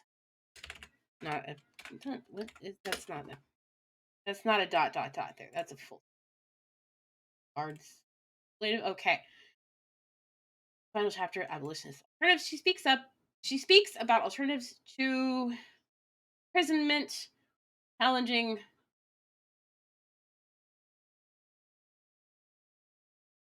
and challenges us to disaggregate the set of symbiotic relationships among correctional communities, transnational corporations, media conglomerates, guards unions, and legislative and court agendas.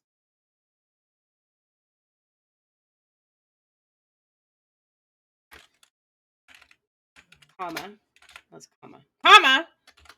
holding that the only way to achieve abolition is to destroy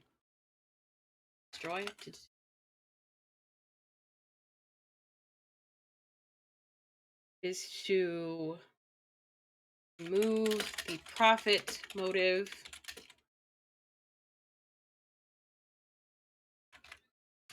and punish motive of justice.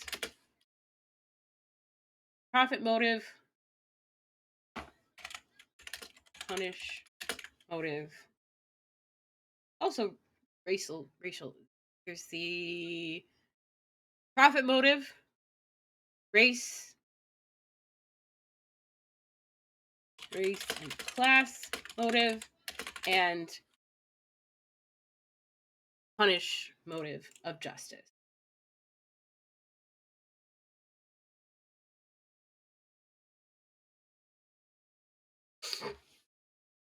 Okay.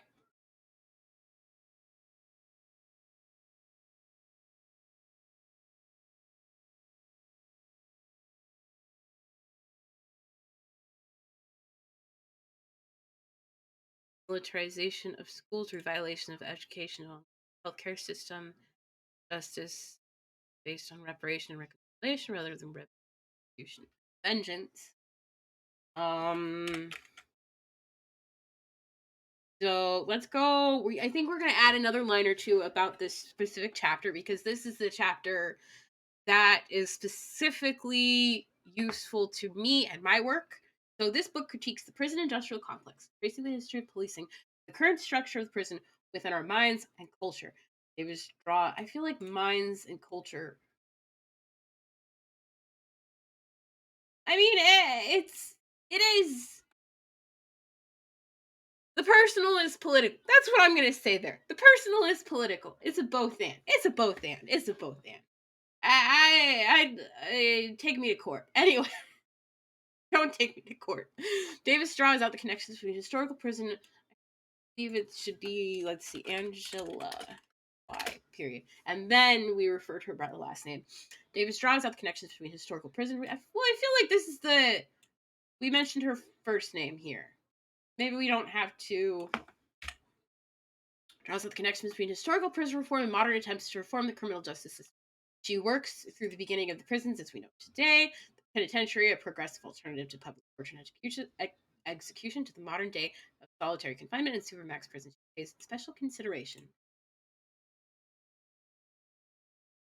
The way their intersection is gender affects prison practices and also the connections between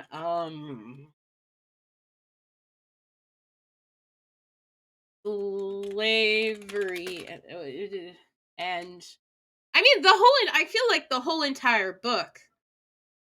I feel like there's no specific chapter. I mean, there is slavery, civil rights, and abolitionist perspectives towards prison. Okay, there is a specific chapter, but at the same time, I feel like the whole entire book kind of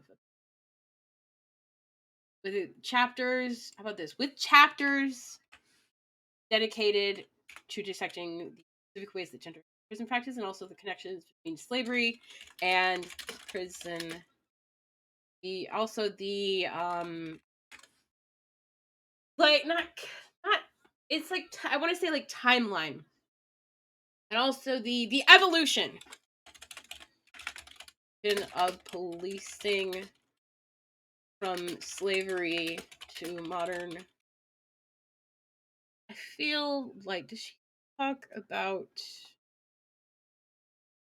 let's see, segregation, Jim Crow. She does talk about Jim Crow in perspective, anti-black racism, and okay, yes, okay. So okay, law, slavery. Okay, to Jim Crow.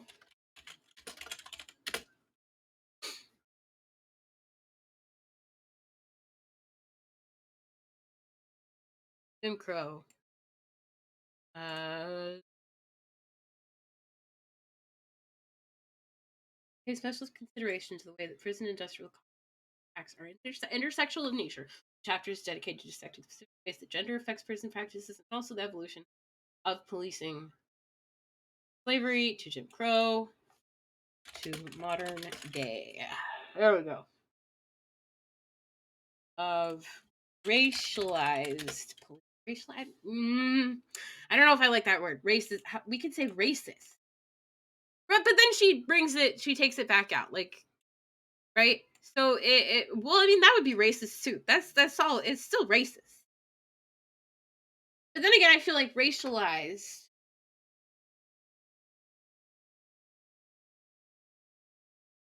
Yeah, I feel like racialized is a better word there. I don't know. Modern day.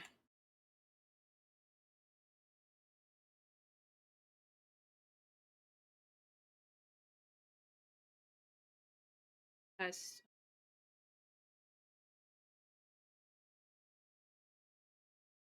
Modern day.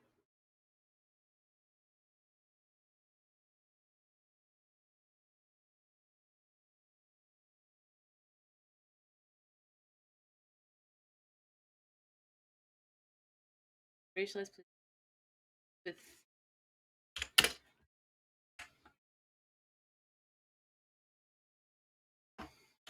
while recognizing that the regulation of policing is an intersectional issue in many groups of non-white people. How about this? Many, nah, I don't like that. Marginalized groups. It's like, I don't know. Sometimes there's like wording that's like maybe not technically wrong, but it still sounds weird.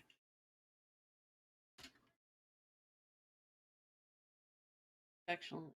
Okay, how about this? Recognizing that the racialization of policing is an okay. This is a monster of a sentence. She pays special consideration to the way the prison and industrial complex impacts are intersectional in nature. Chapters dedicated to dissecting the specific ways that gender affects prison practices and also the evolution of racialized policing, slavery to Jim Crow to modern day, while recognizing racialization of policing is an issue impacting many marginalized groups. Ooh, how many?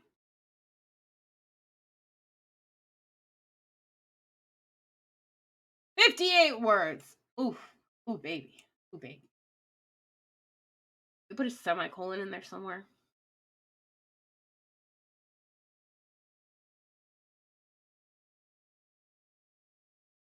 I don't think so. I think that I think it's just gonna be a little bit, he's a little bit of a monster there. And that's okay. It's, it's about you. 93. This is a long sentence paragraph. Yeah. Oh no, wait. Here we go. This is in the final chapter. Well, that's because they're about you. You're supposed to have variation of sentence length or something in your paper. I notice I do this. This thing has two things, and it's that thing and that thing. And that I do that kind of sentence a lot. I'm a both sides sentence writer. Anyway. Mm.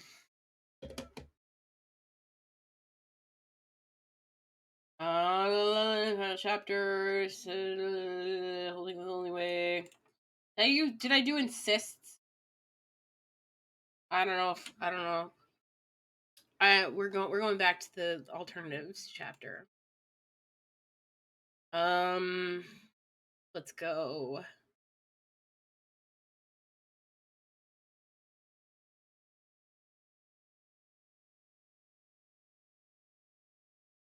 There's a growing body of literature on reshaping systems of justice, strategies of reparation rather than retribution, as well as a growing body of experiential evidence of the advantages of these approaches to justice and the democratic possibilities they promise.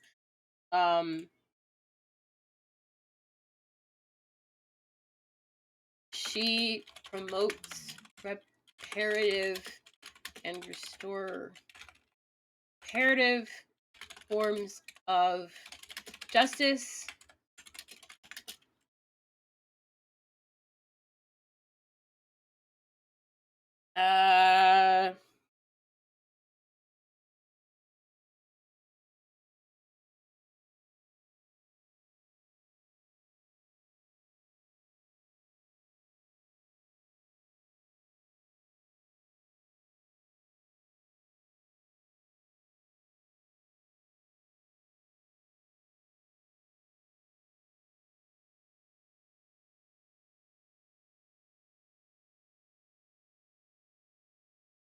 I don't know. This story in the end is just like, I know you lost a person you love. I want you to forgive me.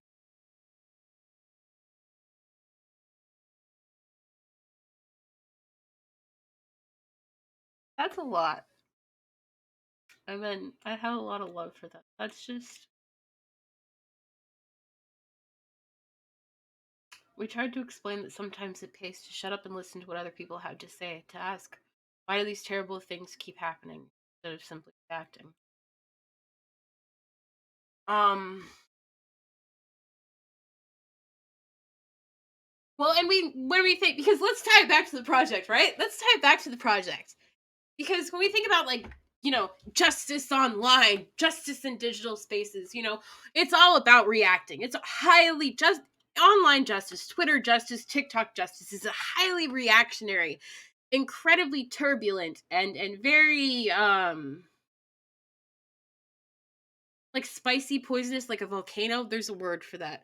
But it is that kind of thing, right? Where people aren't stopping and thinking, what is going on here? What is actually occurring in this? And people are just thinking like, well, I mean, it's trauma response, right? And the thing that TikTok and Twitter have allowed us to do is we all get to go online and we all get to simultaneously experience our own trauma responses and trauma response to one another all at the same time. And the thing is, it may feel good in the moment to be expressing your trauma response in a public forum, and like maybe you feel like people are hearing you. But the thing is, people are not hearing you. People are instead seeing your trauma response and having their own trauma response. And so it just becomes this feedback loop of hurt people hurting people. And so instead of simply reacting to hurt people hurting people, we need to stop and shut up and listen to what other people have to say and ask, why do these things keep happening? Because we're not doing that. We're not doing that. We're not thinking about why these things happen. We're just getting mad that they are happening. And I think it's reasonable. I think it's reasonable to be mad. I'm never going to say that somebody shouldn't, you know, realize it's a copy of. Sorry. I'm never going to say that people can't, you know, express their trauma, that they can't, you know, that their trauma is invalid. Everybody's trauma is valid.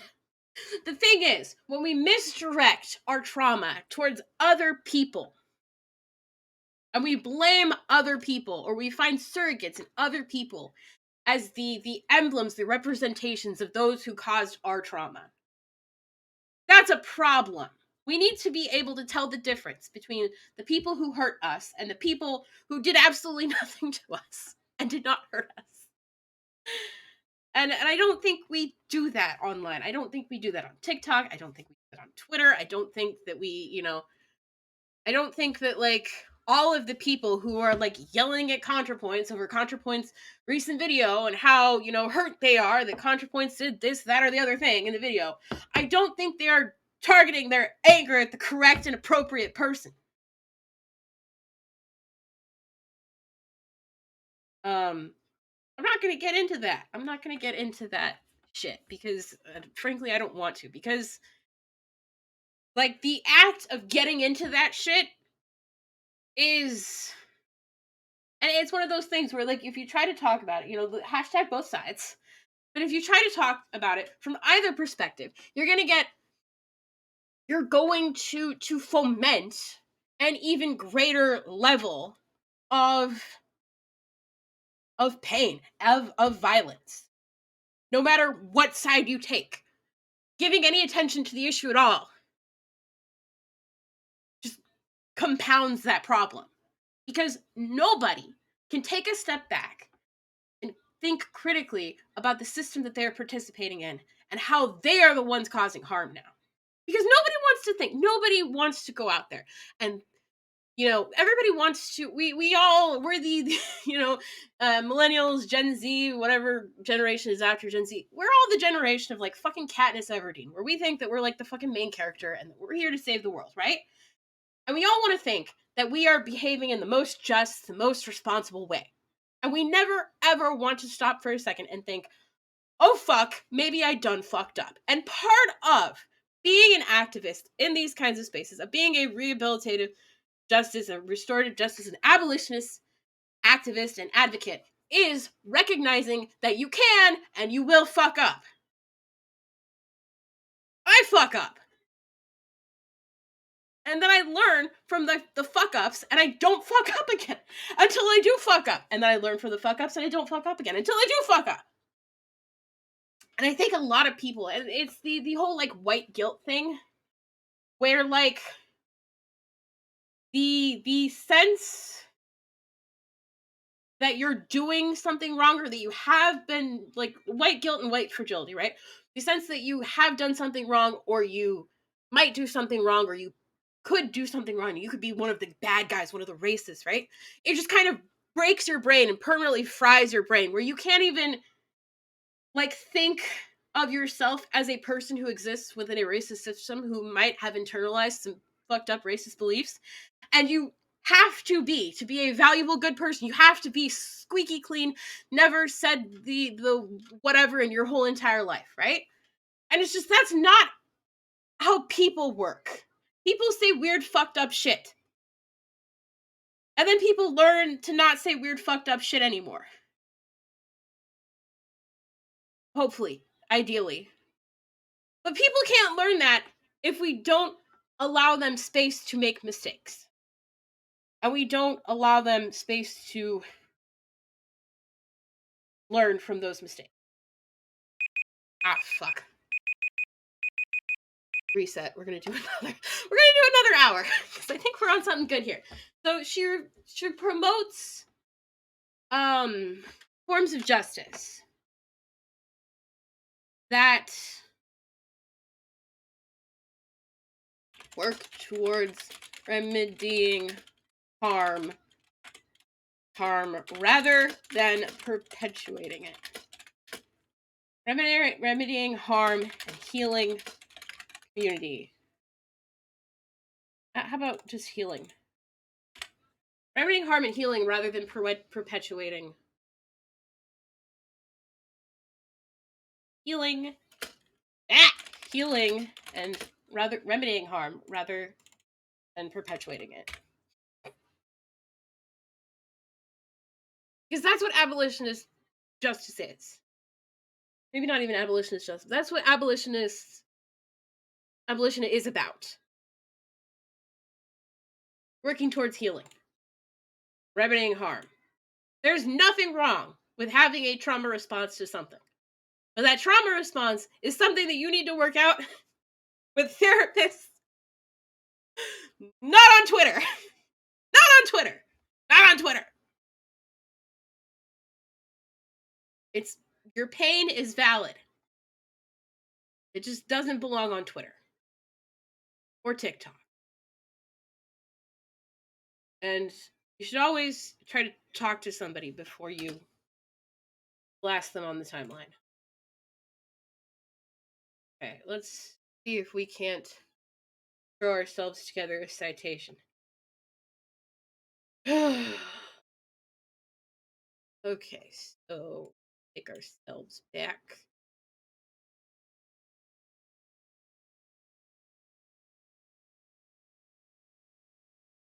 What's the title? That's the book.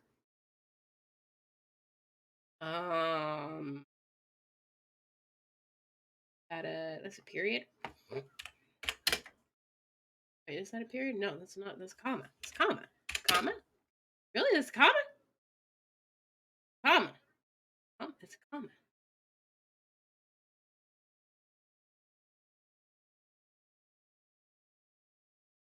Period down here. Oh, wait, because it's title, period, container, comma. Okay, I figured it out. La la la. We're gonna do 7.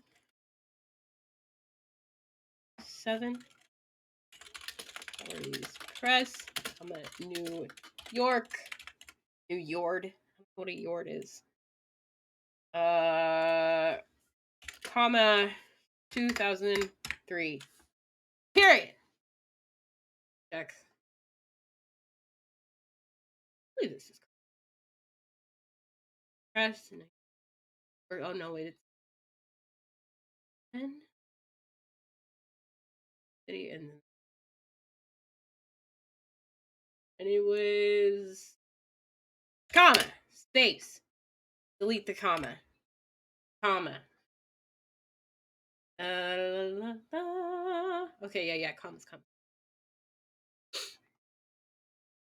Rock and roll. Okay, so we have 2 more books to go through. I mean, I'm feeling good. Shit. Let's see if we can't. Body is not an apology.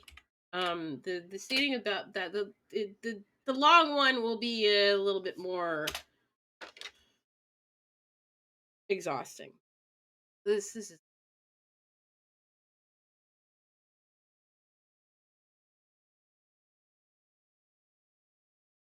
you know what I want to do.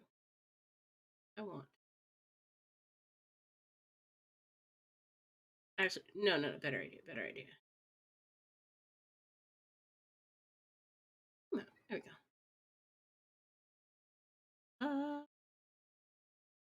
La la. Okay. Power of radical self-love.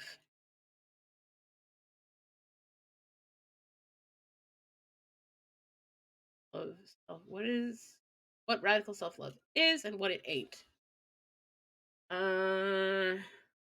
Book fix my self-esteem. Nope. Will this book teach me how to have self-confidence? Nope. Why am I reading this book? You're reading this book because your heart is calling you towards something exponentially more magnanimous and succulent than self-esteem or self-confidence. You're being called towards radical self-love. While not completely unrelated to self-esteem or self-confidence, radical self-love is its own entity, a lush and verdant island offering safe harbor for self-esteem and self. Unfortunately, those two ships often choose to wander aimlessly adrift at sea, relying on willpower or ego to drive them. In the absence of those motors are left hopeless, and in the absence of those motors are left hopelessly pursuing the fraught mirage of someday. And in the absence of those motors, the willpower and ego, and in the absence of those motors, those two, it's yeah, okay. Someday I will feel good enough about myself to shop that screenplay I wrote. When I have self confidence, I will get out of this raggedy relationship. Self esteem and self confidence, fleeting, and both can exist without radical self love, but it never bodes well for anyone involved when they do. Okay, so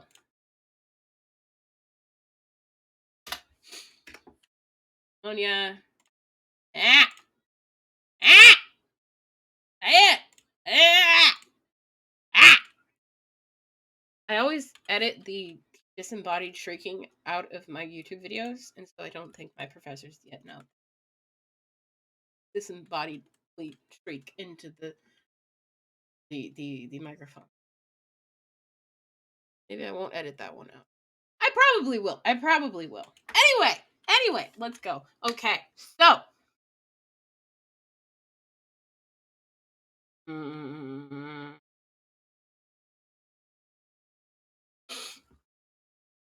Taylor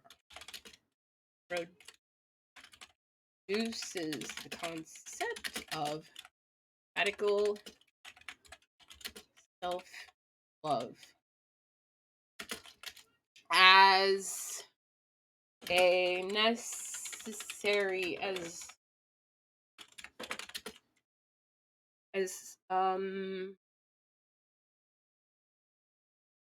uh,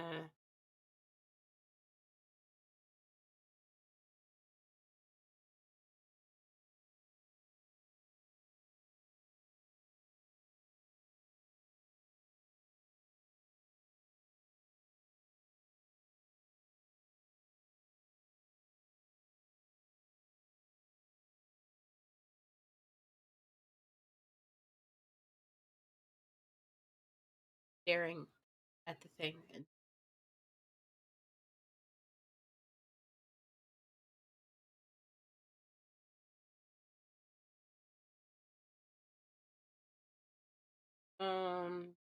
as a necessary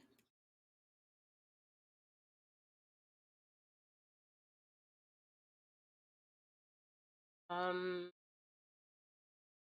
as a path away from the I don't know. Fuck. I don't know. It's like an alternative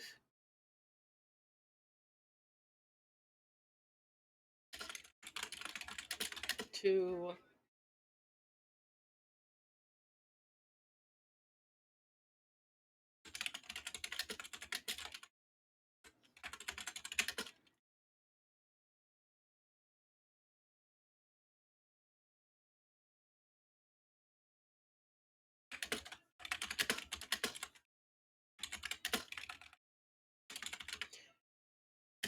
Taylor introduces the concept of radical self-love as an alternative to self-acceptance, confidence, and self-esteem. While she does not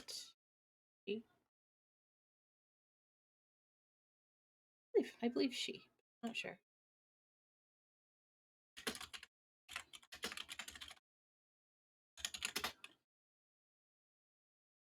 Yes. Well, she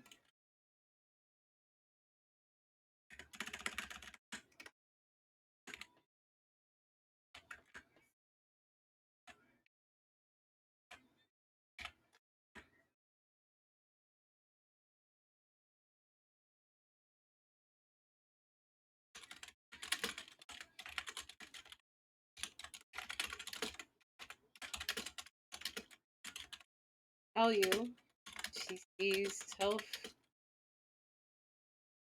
confidence and self-esteem as parts of a broader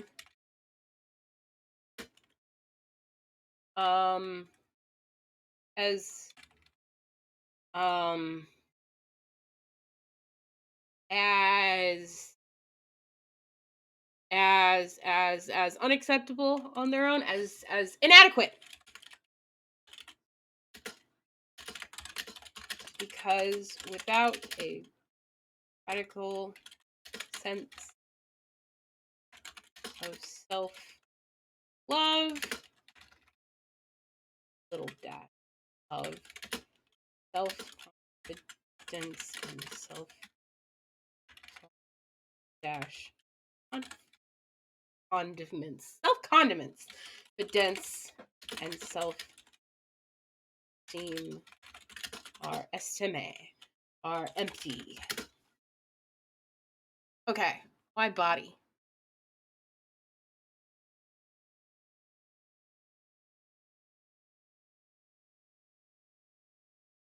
Radical self-love world is a world that works for everybody.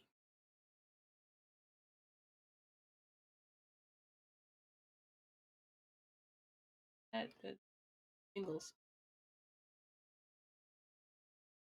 Why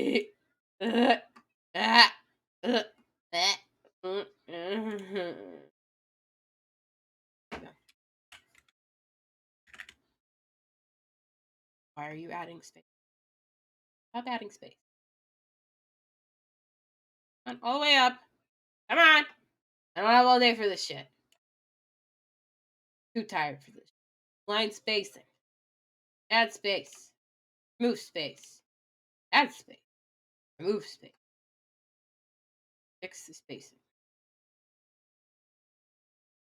Nice! Okay. Because without a radical sense of self-love, self-confidence, and self-esteem are empty. Radical self-love world is a world that works for everybody. She draws connections between our embodied experience of the world and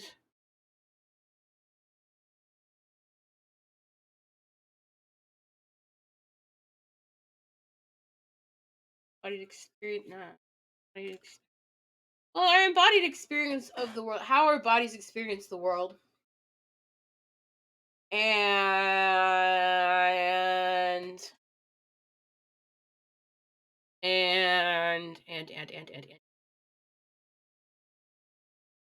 um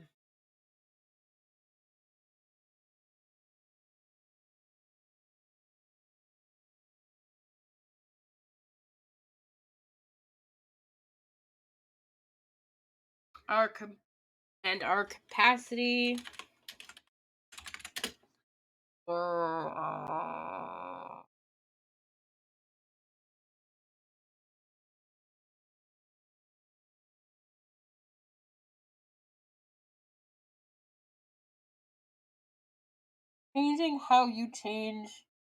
changing how you experience your body changes how you perceive other bodies.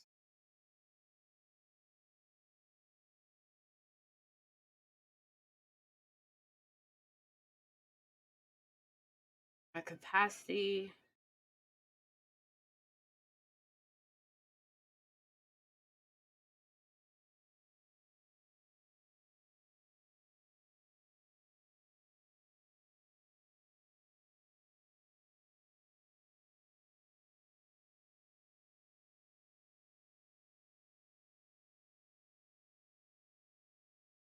of grace grounding.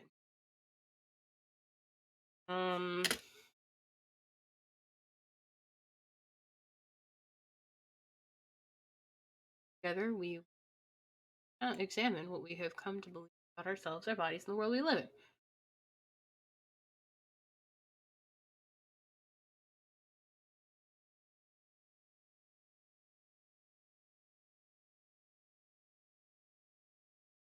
Hmm. She the connections between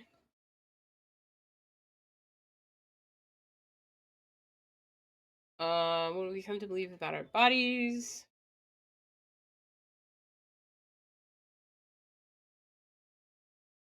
our self, body, and the world,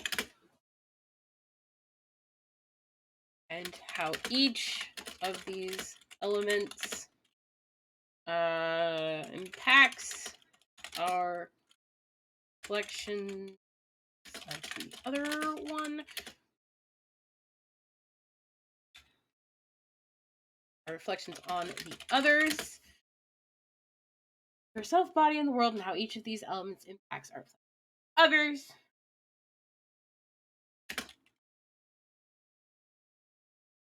And insists that we must challenge each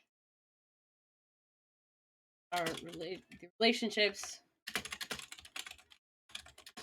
between each if to achieve true a truly radical form of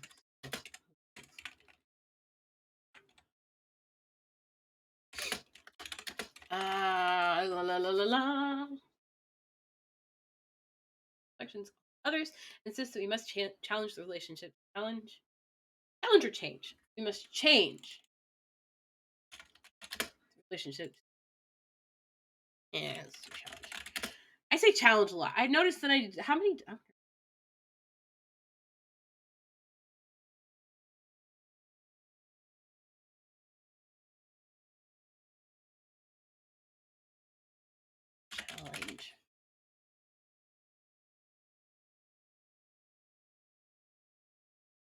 And actually, I don't know how to. I don't know how to search.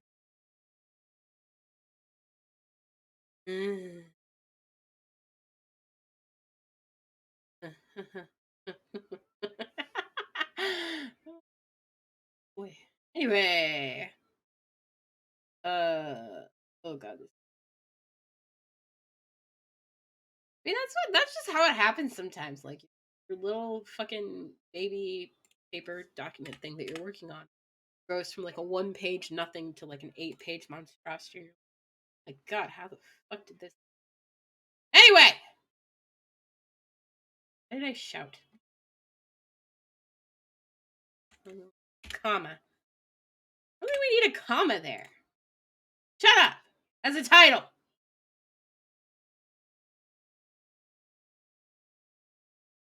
I got lower. I didn't do that. Somebody did that, not me. I didn't do that. Anyway, I keep shouting anyway, but then I keep not moving on to the. Anyway, I did it again. What the fuck?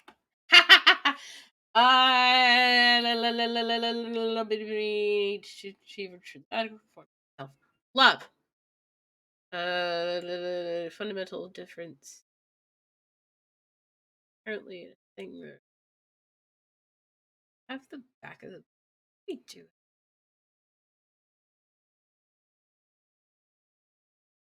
I'm not author. Okay, we.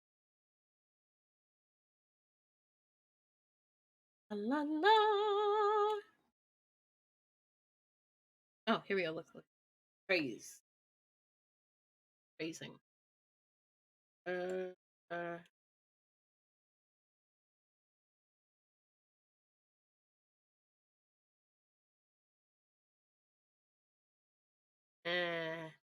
Not really.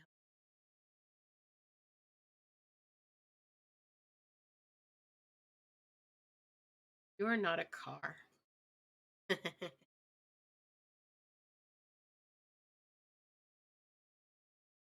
See.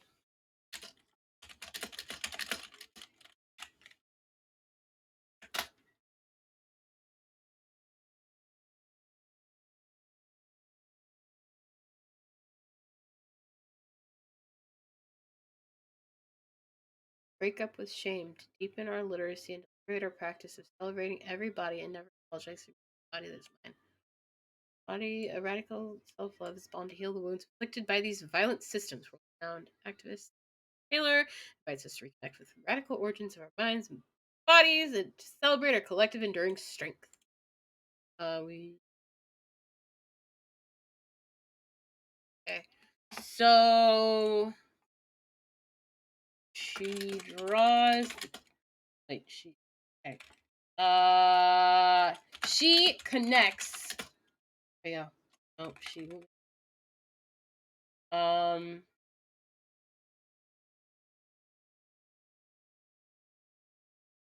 Mm,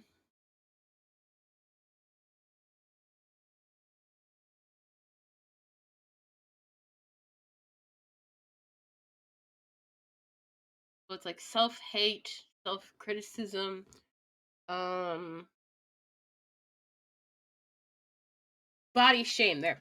Body shame and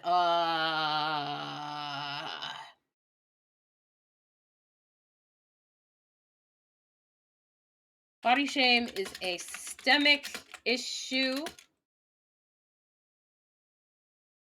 designed into it is a systemic issue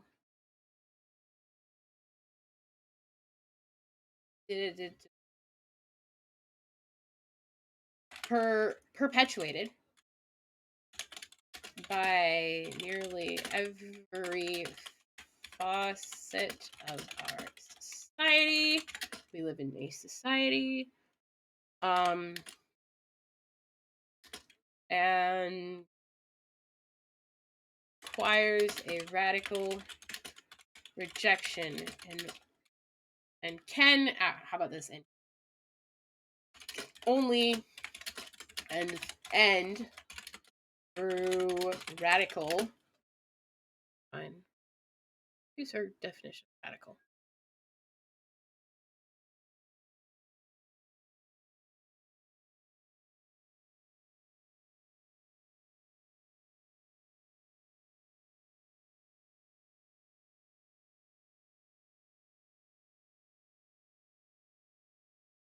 Radical.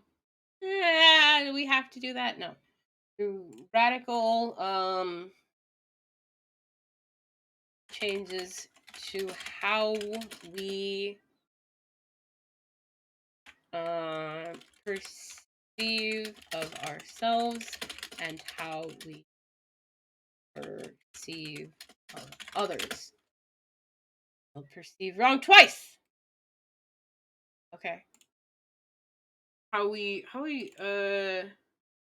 perceive how we need a word that's like both perceive and treat. How we of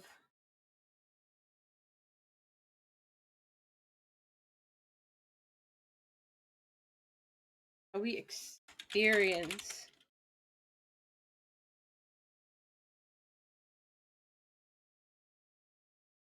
the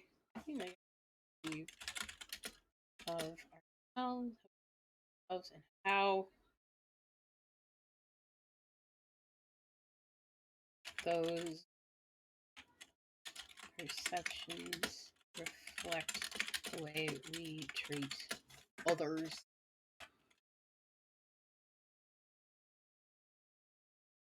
Radical self-love means we must afford one another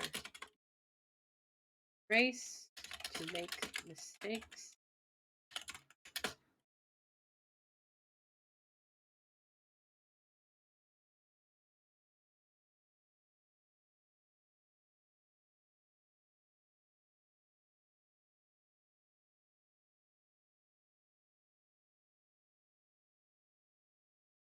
Relinquish, like, let go of, right?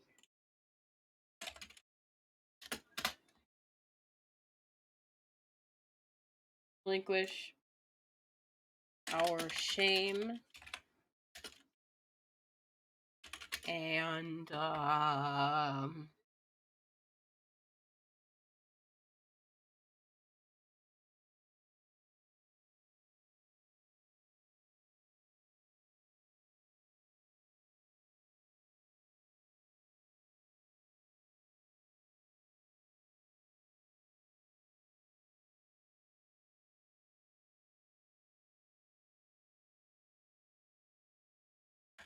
100%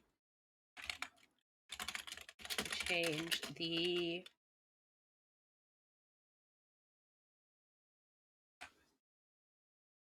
fuck, I forgot to page number that last one. Fucking A, man. Ugh. Ugh. Let's go back. Go back up. Go back up. Where's the quote? Where's the quote? Where's the quote? What?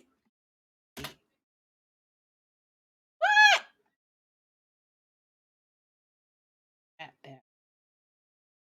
Double. Doubles. Okay, so this is going to be in the last chapter. Citation needed. Asshole. I'm sorry, that was me. I'm not an asshole.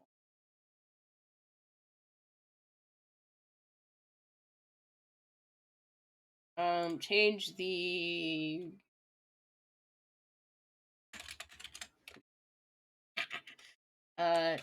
dot political. I keep hitting tab instead of caps lock. Political, comma, economic, and social,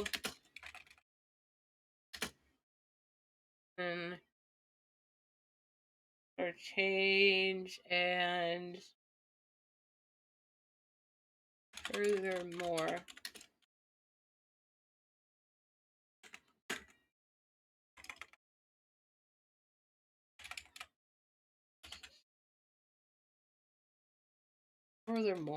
that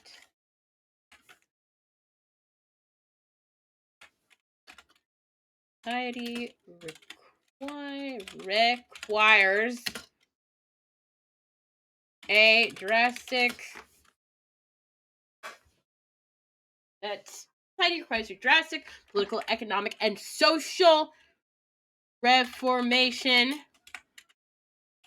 in the ways in which we deal with bodies and body difference.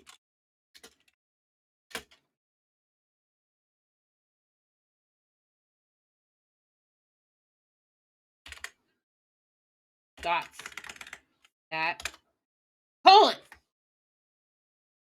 Decide, and furthermore, that, okay, radical self-love means we must afford one another grace to make mistakes, for shame. Furthermore, that society requires a drastic political, economic, and social reformation in the ways in which we deal with bodies and body difference. Taylor recognizes the inequality inherent at the start of United States founding, which cemented, because that's how I type on this keyboard, which cemented inequality, legal inequalities,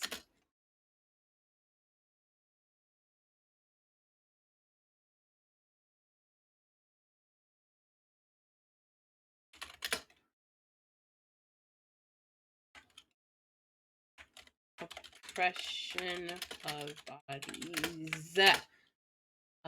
bodies, any body, all sorts. I'm gonna be real. The word bodies is like, it's a weird word. It's a word. It's certainly a word.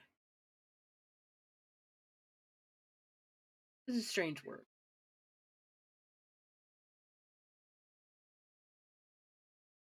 Okay. Equality inherent at the start of the United States founding, which cemented legal inequalities and oppression of bodies, and how that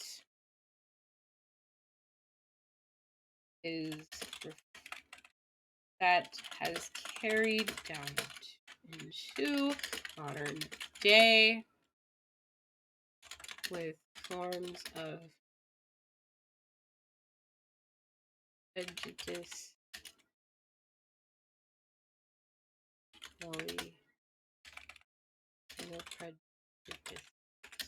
I don't know.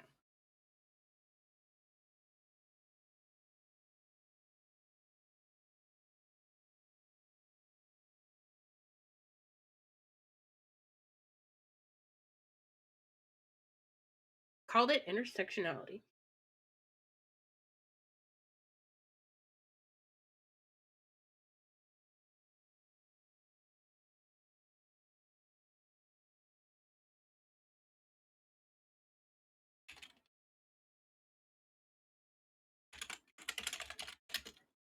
Intersecting oppressions and prejudices against bodies. Against I don't think we need against body. I think we can just full stop prejudice. Prejudice is full stop. Interlegal is oppression of bodies and how that has carried down. I don't know. Intersectionality has become a term often revered or repudiated depending on the source, but plainly none of us are monodimensional. We are not only men, fathers, people living with lupus, Asian or seniors. Some of us are young Asian, or Jesus Christ, some of us are aging Asian fathers who are living with lupus. Those varying identities impact, impacting. They're impacting.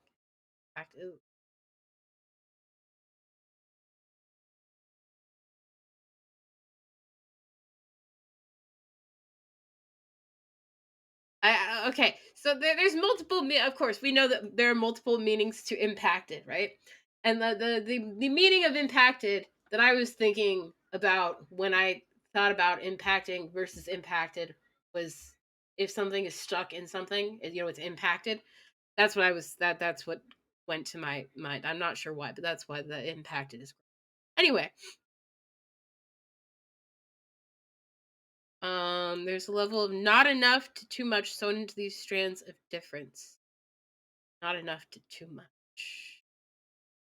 Being sorry is literally a lesson in our DNA.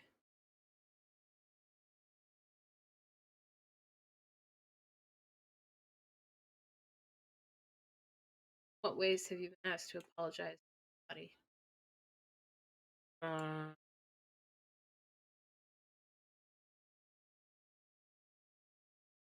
We at every turn have decided that we are the culprits of our own victimization. However, not only are we constantly atoning, we have demanded our fair share of apologies for others as well.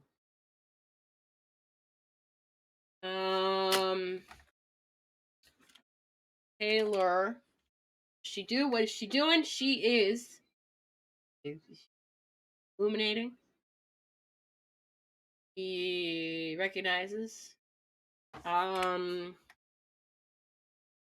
However, body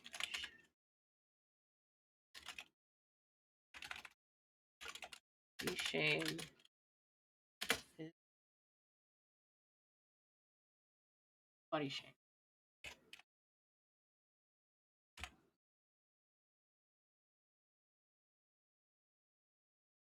I feel like we're spending a lot of time on this first chapter.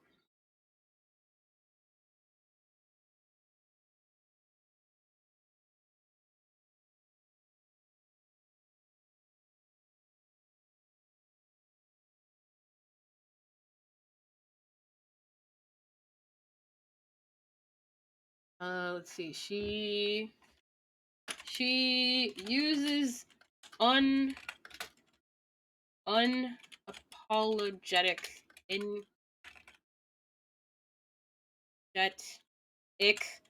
inquiries to to inspire us, not really to inspire us, to push us to critically think about our interactions with our own bodies, but also, importantly, with our interaction with other people's bodies. We must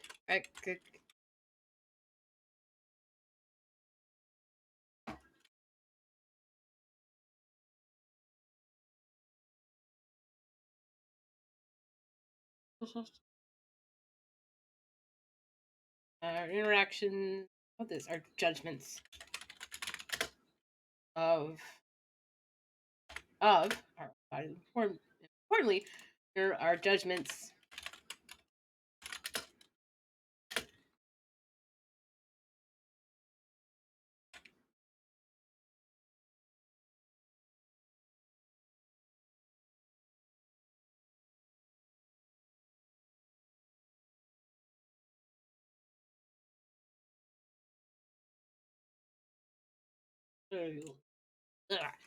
Um,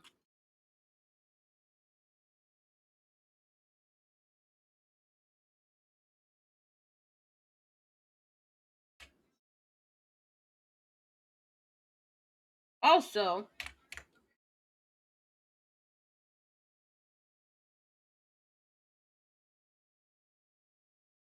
this results in a holistic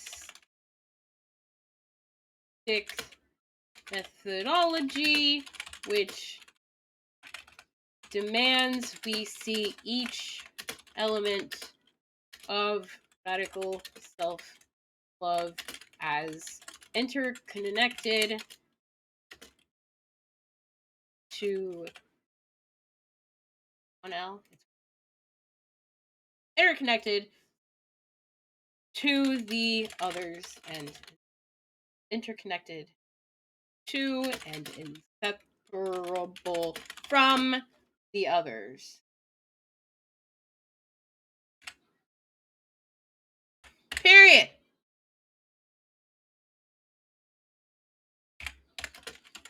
No. Semicolon. We cannot have radical self love of our own like we can have self confidence, the self esteem of our own. Radical self love is intrinsically tied to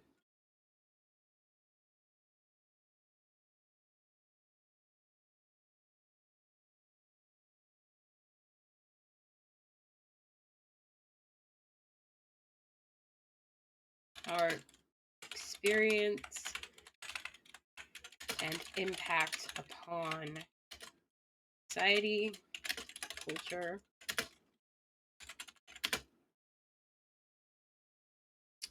Radical self love is intrinsically tied to our experience and impact upon society, culture, politics,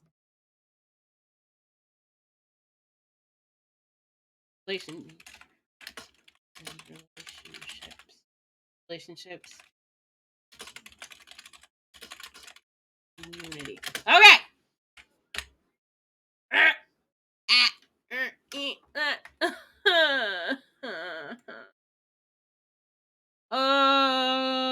Okay, let's go back up to the top to the chapters again.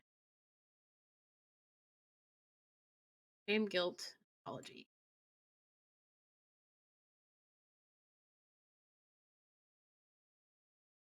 Four pillars of practice. Taking out the toxic mind.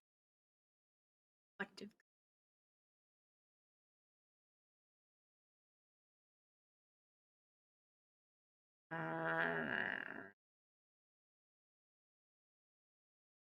Ordered by love, a world for all bodies, a world for our bodies. Speaking French and implicit bias.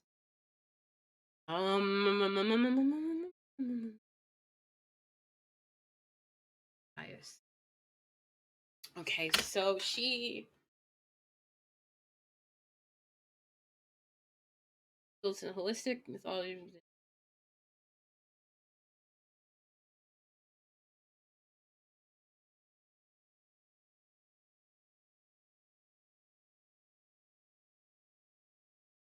An important part of radical. Important step on our journey to radical self love is breaking down our implicit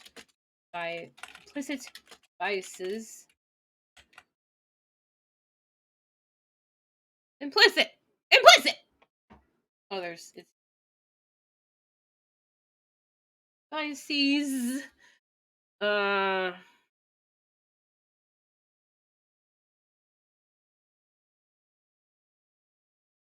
being doing. Can't self-help your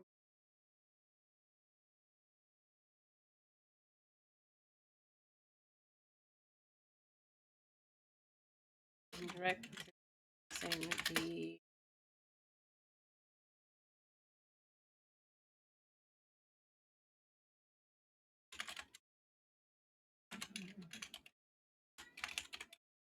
recognizing it's like embodiment, right? And it thinking, being, doing, right? It's the connection between the body and the mind. Recognizing the connection between the body and mind. Thinking, doing, being.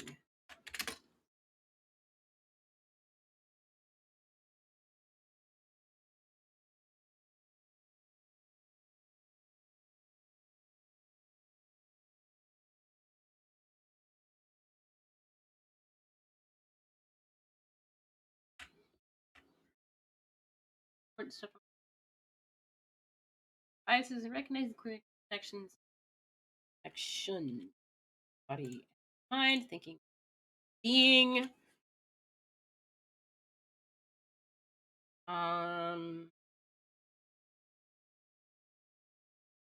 We must understand. Do, thinking, doing, being. We must understand where our thoughts come from in order to understand how to change them. Fuck yeah! I don't know. I mean, I do know, but I don't know. I always say I don't know. Because what if I don't know? And then I did know. And what if I don't know and then I said I thought I did know and then I didn't really know? And then, like, so maybe I don't know, but I do know. It's like I do know, but I don't know. I don't know what I don't know, So I know until I don't know. None of that makes sense. Don't worry about it. It's fine. It's fine. Anyway, yeah,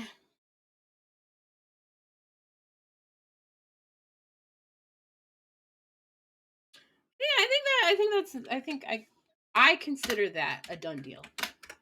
And maybe we go back later. That citation needs to be not like that, but fuck it. Yeah, no, we can. So this is going to be a container one. So we can borrow the container one.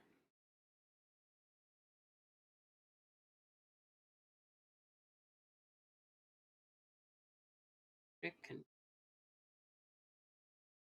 be. Okay, so we have for the DOI. I feel like the DOI goes on the end.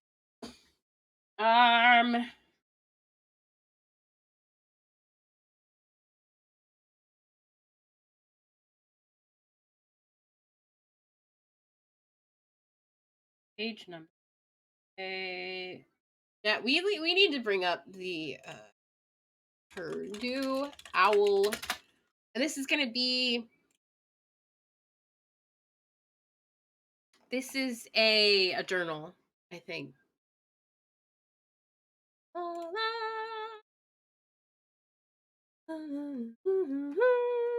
Periodicals. Periodical author, title, other contributors, version, number, publisher, Oh, God, I hate you. This is electronic sources, web publications. Are we a web pub? We have a DOI. La la la la. Important note. Abbreviations. Okay. Copy. Control V. Z. Control V.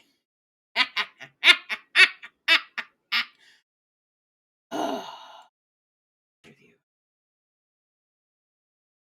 So, author, title, other contributors. We don't have that. Version, edition.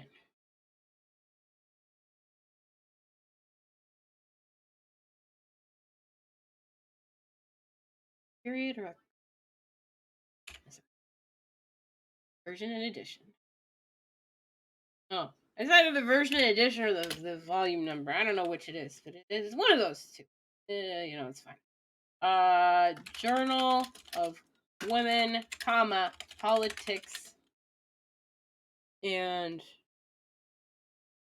policy. I would say that's the publisher, right?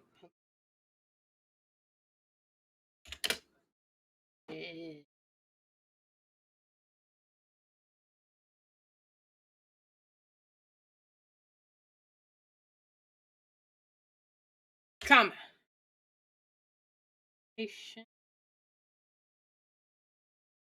That's the DOI.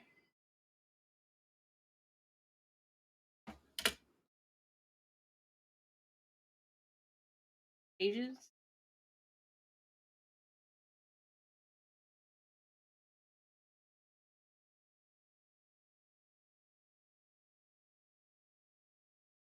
Then date of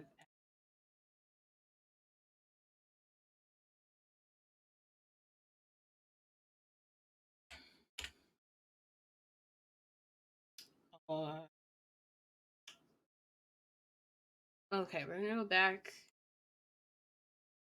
Publish online. Okay, that's great. Who's the publisher? Who's the publisher?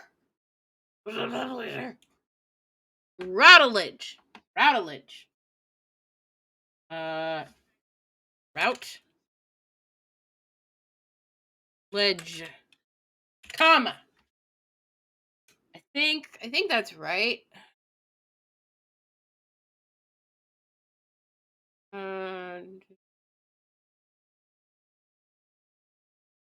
Oh, containers title. Oh, title of container. Okay. Then Journal of Women in Politics.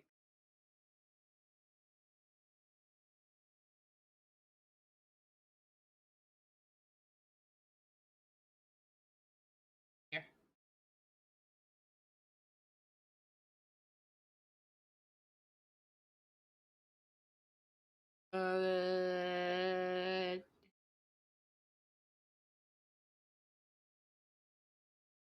Title. Okay. Title is in that. Comma. Okay. Other contributors. Version, edition, volume, and number. Okay. Publisher. Location, date. Location. Okay. I'm gonna call that a done. I'm gonna call it. Okay. What does this have to say? This one have to say.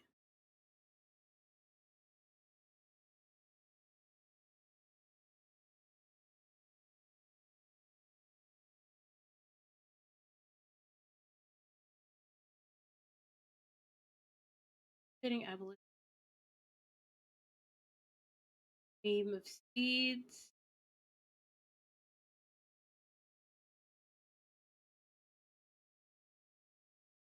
Um.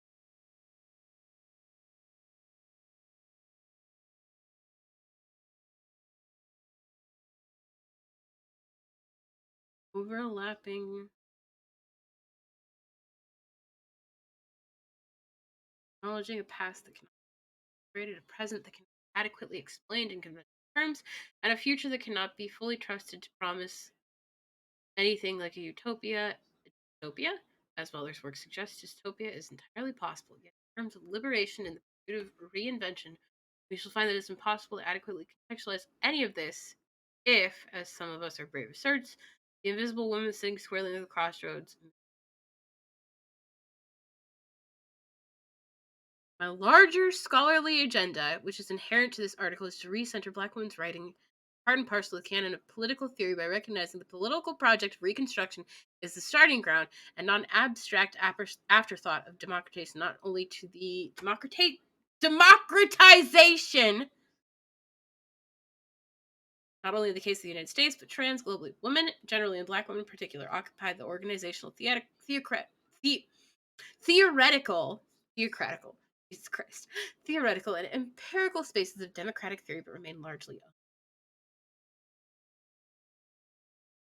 politics and in and beyond the United States. The epistemological significance of the era known as Reconstruction becomes eclipsed by scholarship that attends to a series of withdrawals from, as opposed to progressions towards interracial democracy.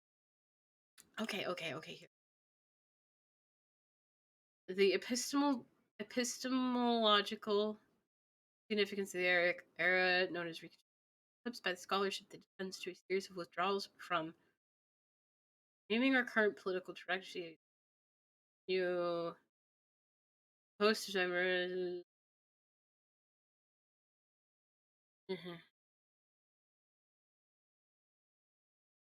One such writer of the seemingly unlikely genre of science fiction,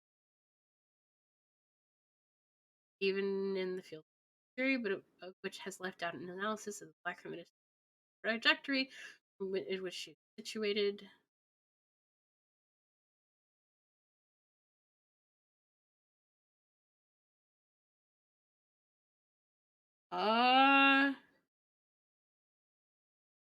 James Butler's insistence that we sow the seeds of liberatory thought in and beyond the earth grounds us in a soil that we all share, allows us to extend ourselves collectively and in solidarity towards the horizon of liberation, and ultimately to build a world where institutions of oppression have not just vanished, but will no longer. Okay, so Yarish builds the connections. What is? I hate this. I hate how it's all like X does, she does, they does, everybody does. Everybody is doing a thing. It's always a pronoun and a verb. Do something that is not a pronoun and a verb. This text isn't that a pronoun? This paper is, see, that's a verb. Isn't is a verb? Is a verb. Is a verb. We're gonna is verb. Is very. Is verb. Is a verb? Is a verb. It's a verb. It's a stating of being. It's still a verb. This paper, noun and verb. See what I'm saying? Noun and verb. Noun and verb. Noun and verb. Ah! Have sentence variation, please. Why is my brain so broken? You know what? I'm doing a really great job, and I've gotten a lot of work done today.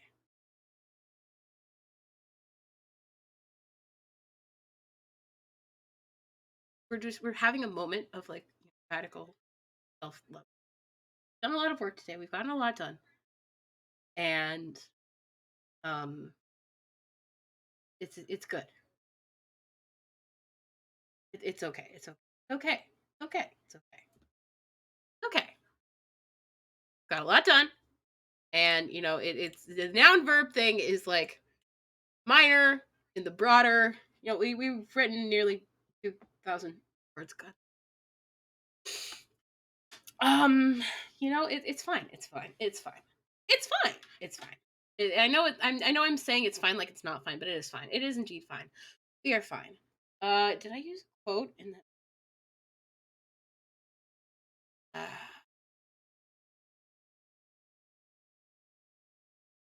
Society requires. Here we go.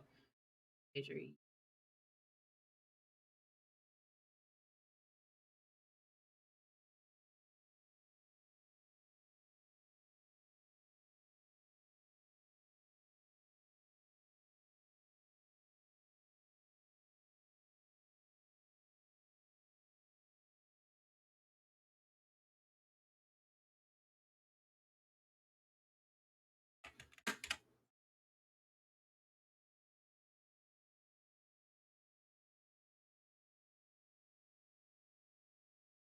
United States. The founding of the United States. Different. We're gonna. Taylor. Taylor. 19.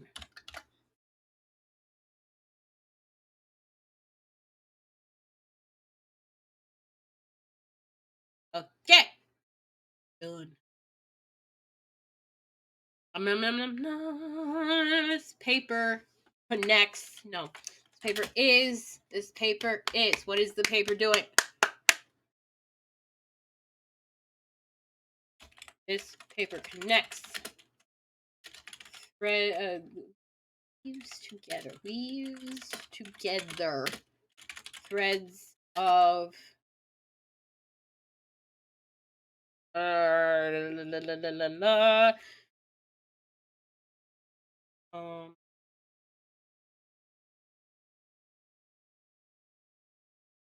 threads of liberatory thought within Octavia Butler's comment apostrophe. This paper weaves together threads of liberatory thought within Octavia Butler's Parable of the Sower. Is it just Parable of the Sower, or is it the whole series? Not sure. And between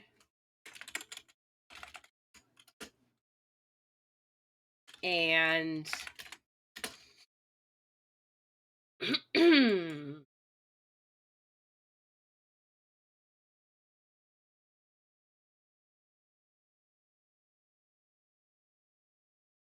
and the fugitive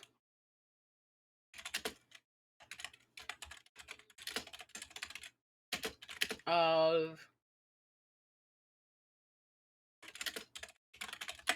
fugitive politics of Black liberation. I don't know. I don't know. I don't know. I don't know.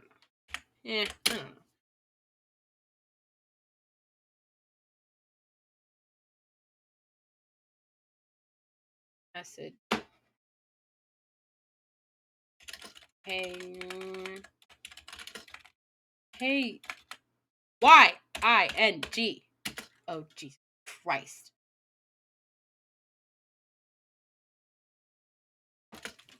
Special attention to the themes and message of self-care. What does self-care mean in this text? I want politics of. I realize.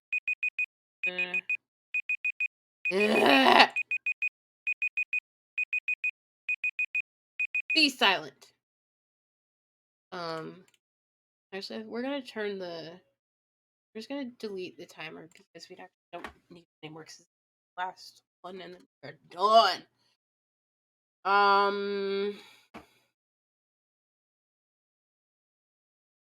Try to be serious. I realize I don't.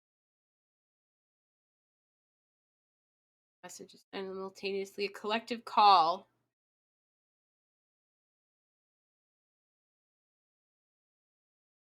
Copy. Self-care. Self-care here is redefined as quote the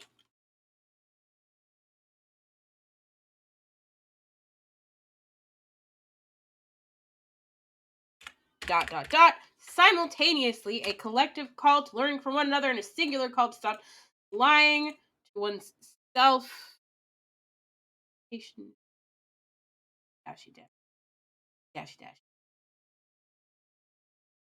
Collective call to learning from one another and a singular call to stop lying to oneself as a mechanism for immediate and individuated gratification. This this self-care seems radically different from the self-care as we know it. Yay! Bubble baths and aromatherapy.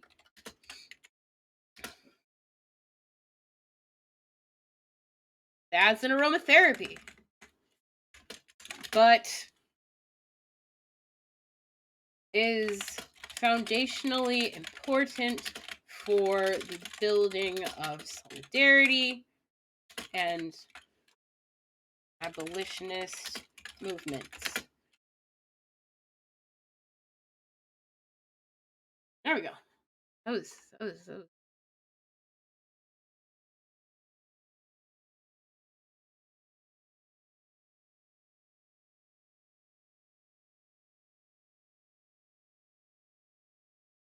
of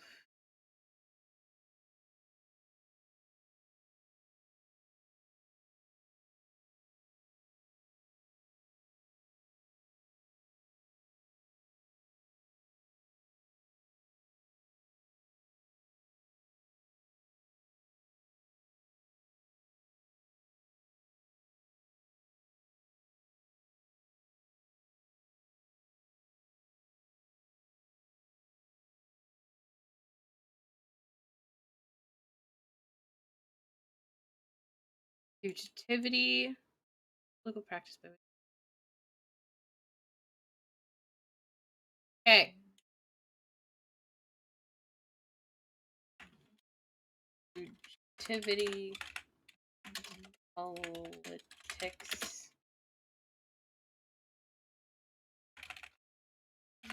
is defined as a political practice by which people seek to escape racial capitalistic impulse to confine, detain, and commodify their existence as both capital and labor. Period. End quote. That is page 60. Arish. 60. Ah, fuck, I forgot the citation for the other one. Ah! Where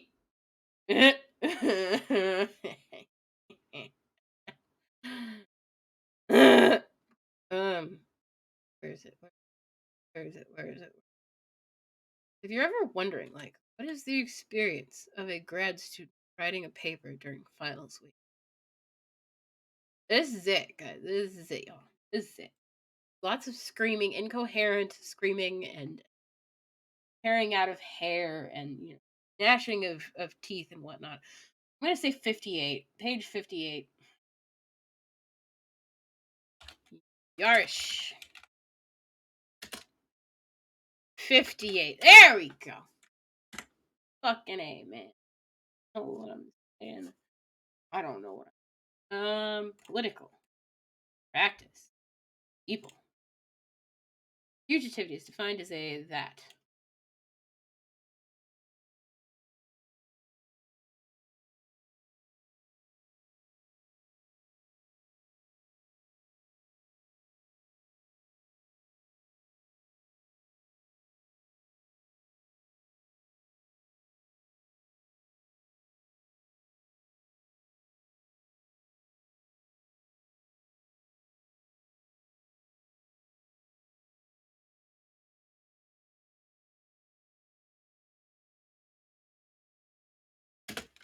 Irish.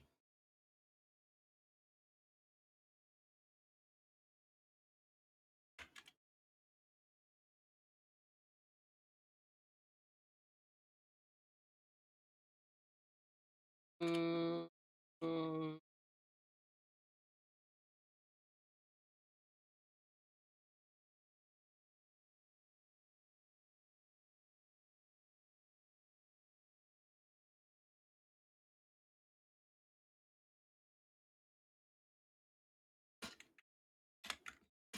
and is a vital framework for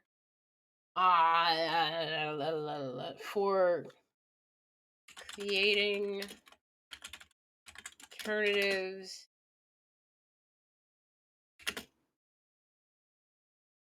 Fugitivity is defined as a political practice by which people seek to escape the racial capitalist impulse to confine, detain, and commodify their existing capital and labor. It is a vital framework for creating alternatives to, I'm gonna drop it hard, neoliberal cap. I feel like that doesn't really fit there.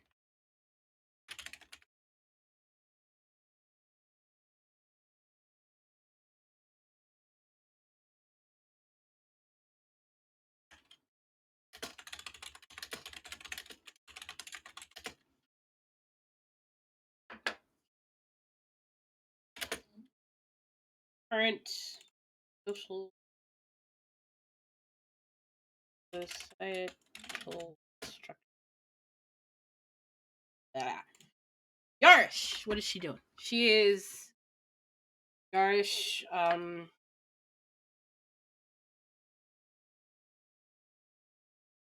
Also brings identity politics and intersectionality into the forefront.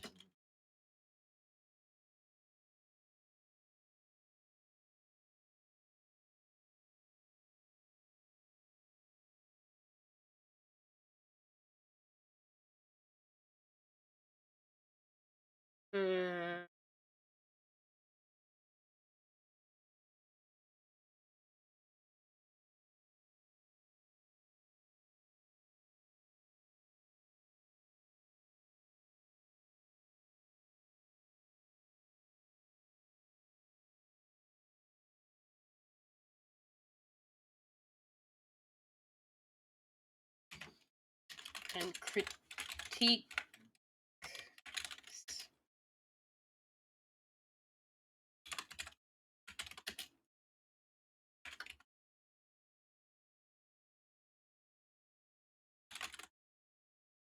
survivor discourse.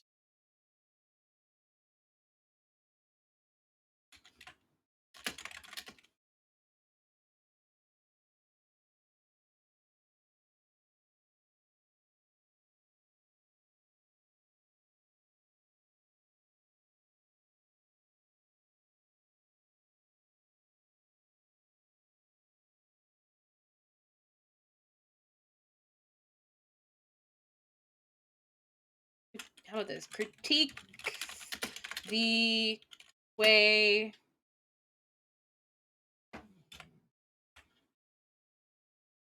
identity politics has been co-opted by capitalism. How do you not know what critiques is? It's only missing 2 letters. Has been and coopted. Let's do capitalism.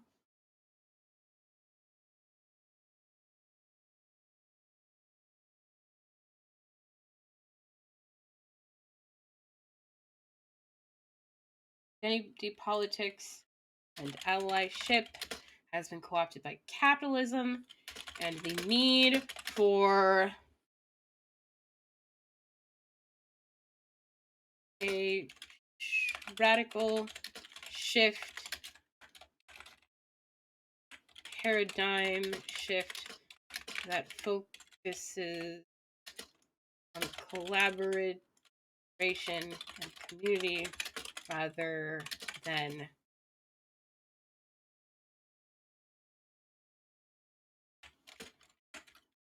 wartime alliance. Is there a wartime alliances? Here we go. Despite its alliances, 3. Irish 3. I mean, that's a quote of a quote, which is kind of fucked up and painful for me to look at.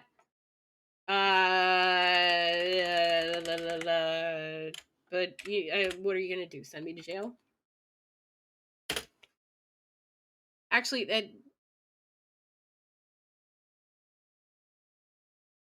I don't know. Anyway, let's move on. we're talking about evolution. And like, what are you gonna do? Send me to jail? Okay, okay. I just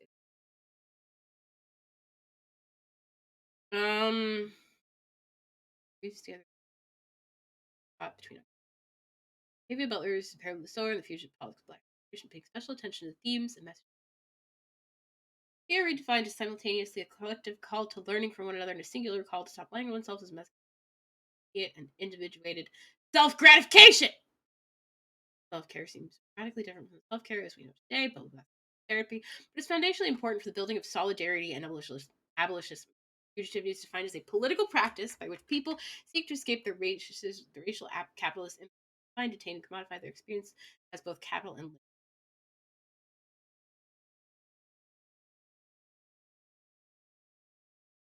The vital framework for creating alternatives to our current societal structure, liberal capitalism.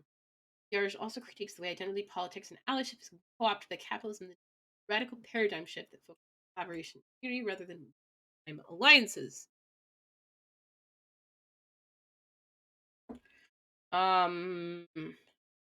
Octavia, but what is known as Butlers. Butlers.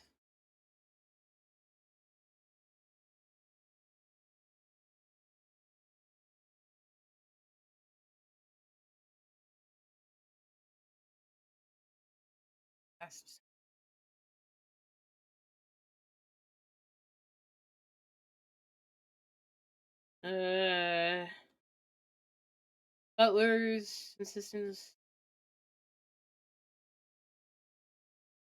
Butler.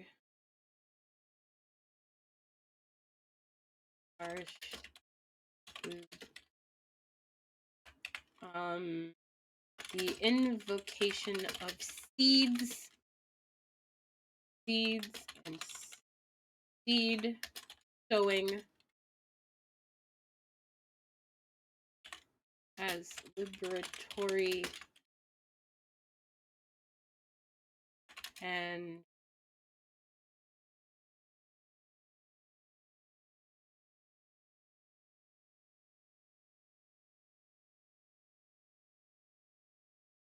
as the invocation of seed sowing as mission of liberatory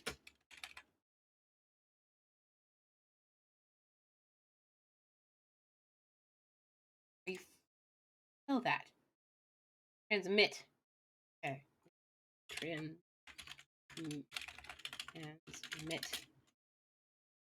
Okay, transmission.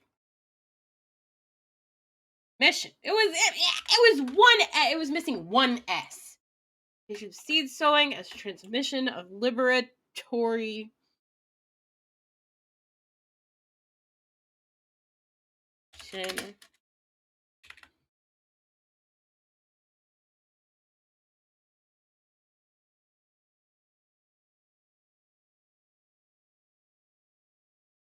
After I spent all of that time trying to figure out how to spell transmission, I decided I didn't like it most immediately.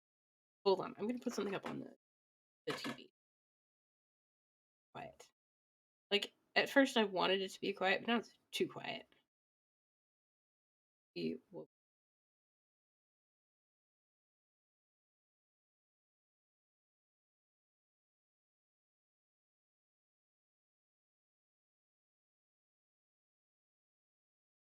Got a few things. Okay.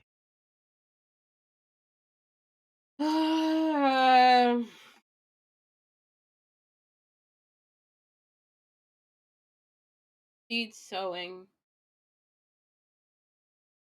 Vacation of seed sowing. places. The places and its connection to liberatory to the invocation. It's like that. I do like I do like to talk about the author's work in words, in their own words, like, you know, paraphrasing, using their words and my words, you know, combining the words. But at the same time, there's some situations in which the sentence that I'm trying to craft is like too close to the original sentence, and I'm, oh, it's too close. It's too. The invocation of seed sowing is as a way to pass down, to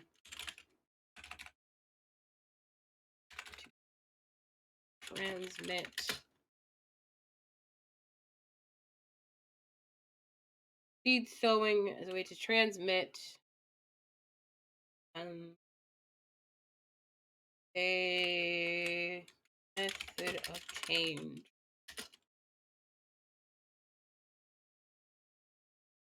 Method of change. No, that's a dash. That's a dash. That's a dash kind of vibe. Method of change.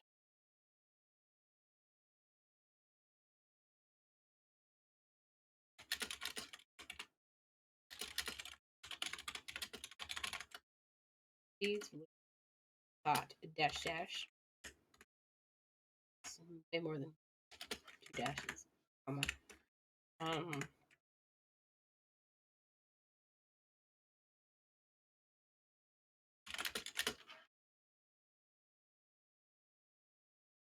And the connection.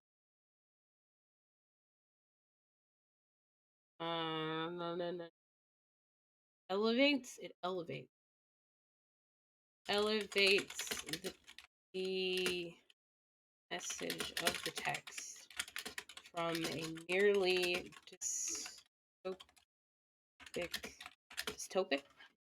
a word?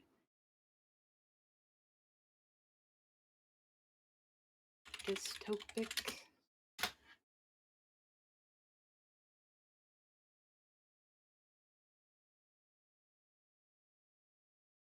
Narrative to one of whatever. Merely just the narrative to one that explores radical potential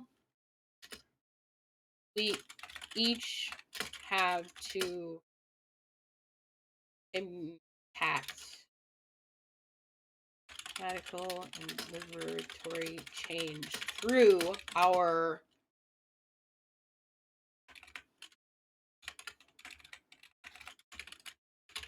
in community. Okay. The invocation of seed sowing as a method of change, that we sow the seeds of liberatory thought, elevates the message of the text from merely dystopian narrative one that explores the potential we each have to impact radical and liberatory change through our engagement.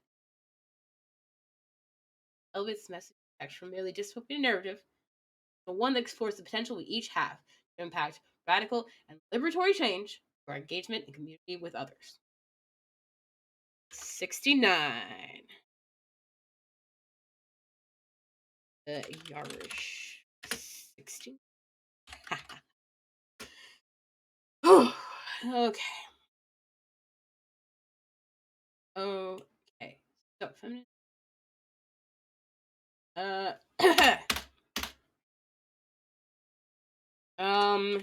These texts.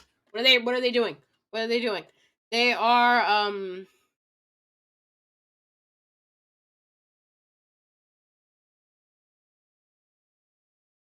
lay the groundwork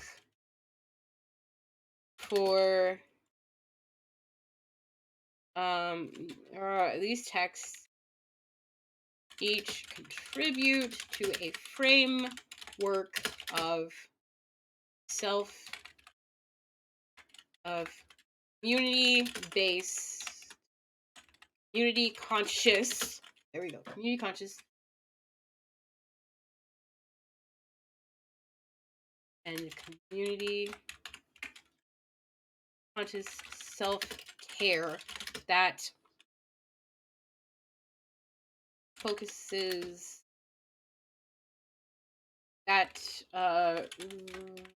reframes the um these texts each contribute to a framework of community conscious self-care that reframes the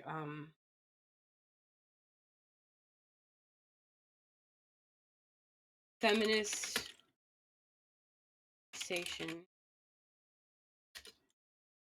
from one of individual liberation to one that is intrinsically tied to the state of society and the oppression that others experience.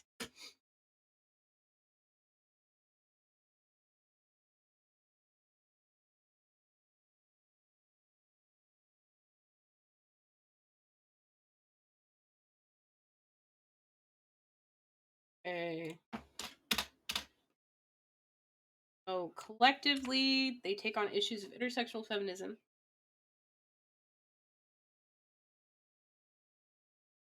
Okay, I mean this is definitely true. I'm using this exact same sentence, but it is definitely true of the other sentence of the other text.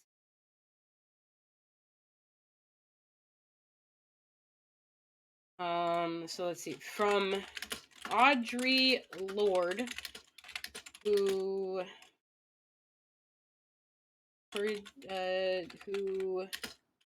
tells us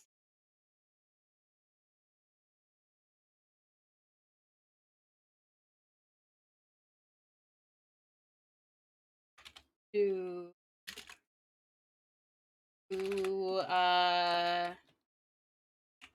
okay, so Audre Lorde text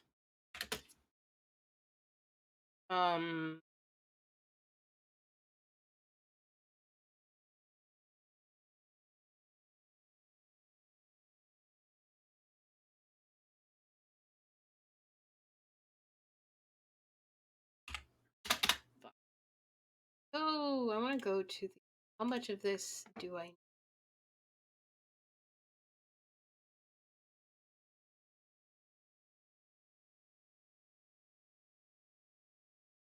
hmm.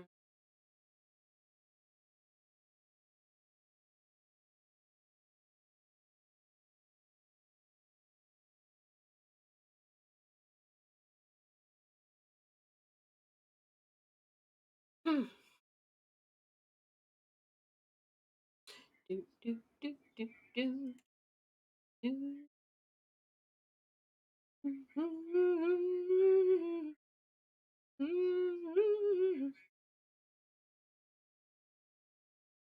Oh fuck, we have to do this self-evaluation. That's fun. Mm. 4 to 10 sources.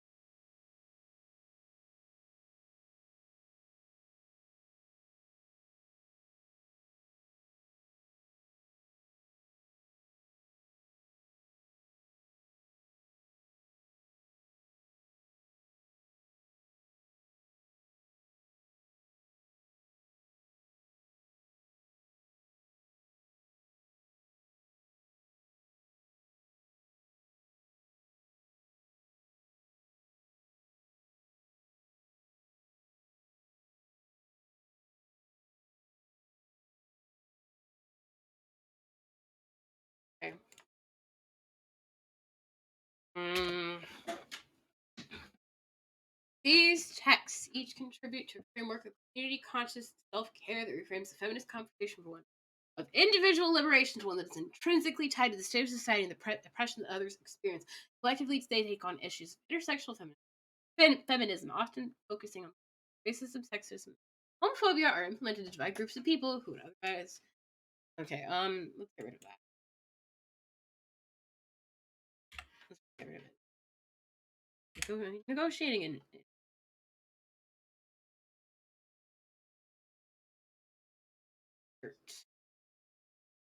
uh, la la la.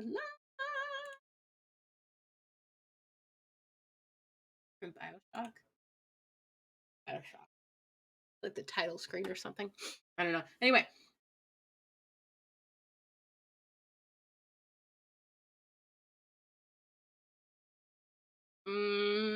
So how does this relate to my project?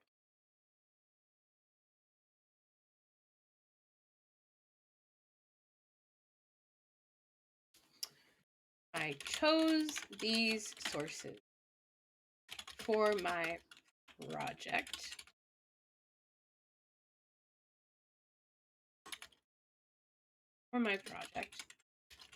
Because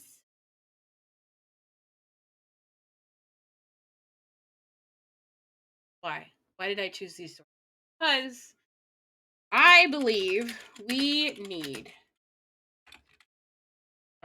I believe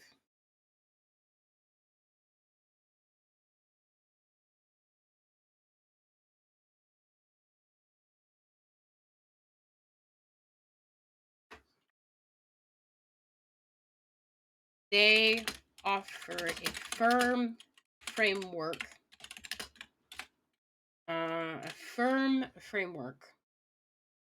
for understanding the flaws of activism.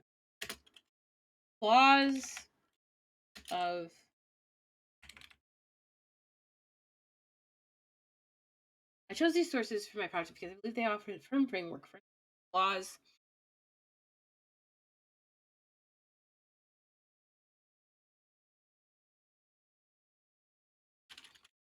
inherent in digital and activism in digital spaces.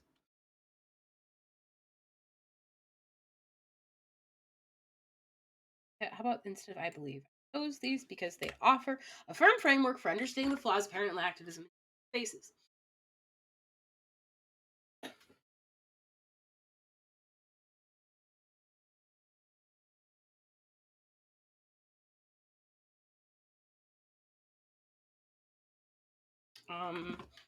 Yarish speaks on the issue in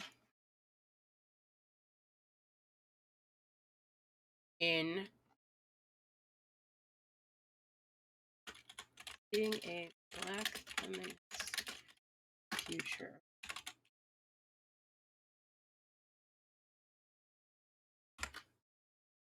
Digital.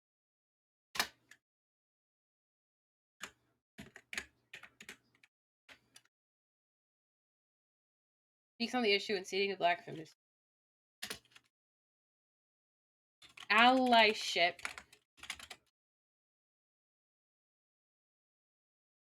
When she speaks on allyship. When she teaks.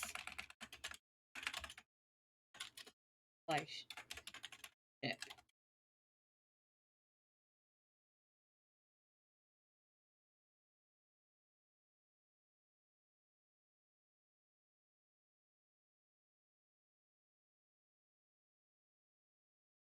Allies are temporary. Allies are here to fight wars. Allies are temporary. Allies are here to fight wars. Allies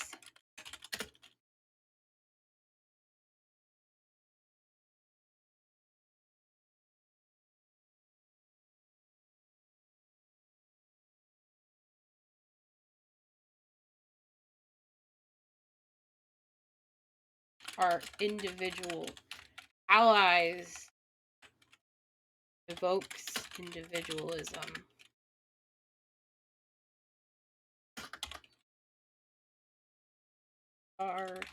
Yarish 63. Allies evokes individualism, while liberation is meant to evokes individualism.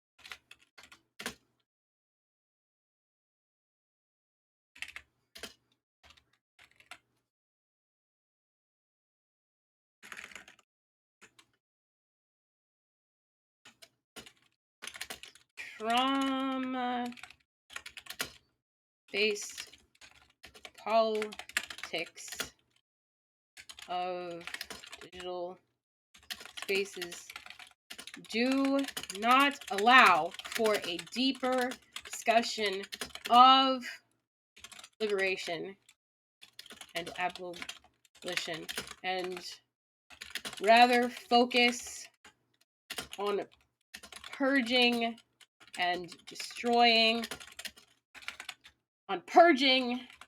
those unfit to inhabit leftist spaces.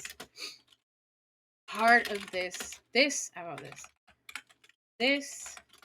issue is in part because of the profit motive inherent to digital spaces of today, but also because of the ways because of users' suspicion of the profit motive inherent to digital today, but also because of the ways this profit motive works in creators, incentivizing to semicolon dash. That's a dash. Incentivizing. Call out posts and drama baiting over legitimate conversation and reconciliation.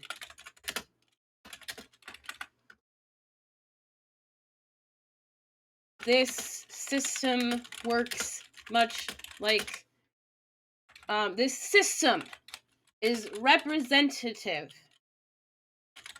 of a larger punitive system of justice, is represented, is emblematic of the larger is emblematic of a larger punitive system of justice, which Angela Davis would call, which she would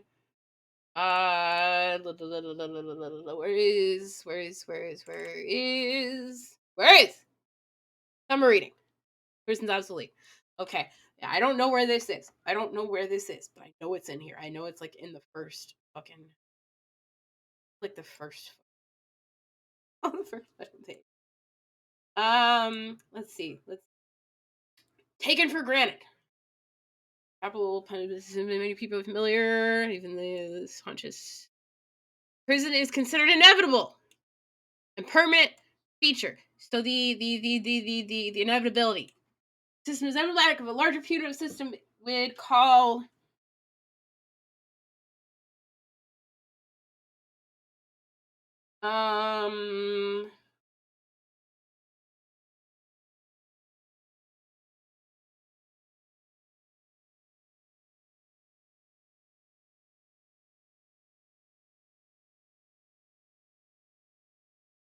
there we go. Would call the system is the punitive justice system of which call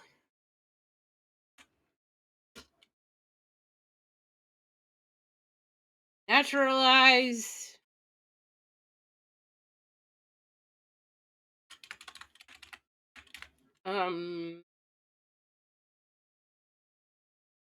consider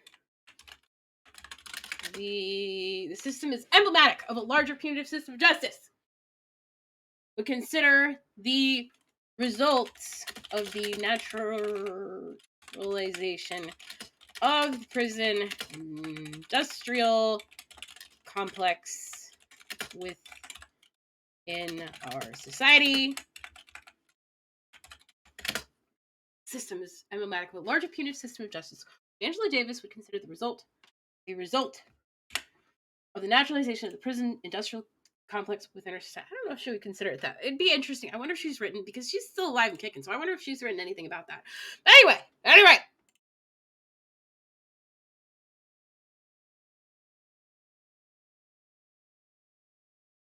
Okay. So we're building. We brought in two authors.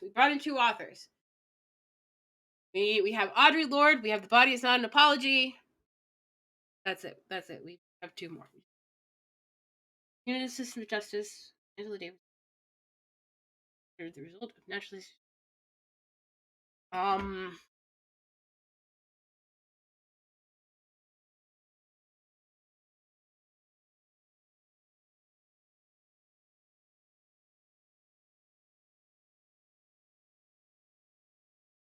Every day, ostensibly leftist people with ostensibly progressive people with leftist positions take part in the harassment, doxing, terrorizing,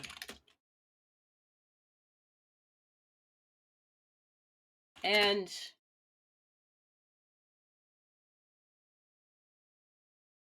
correction of people considered to violate societal norms. On Twitter, this is known colloquially as the main character of the day?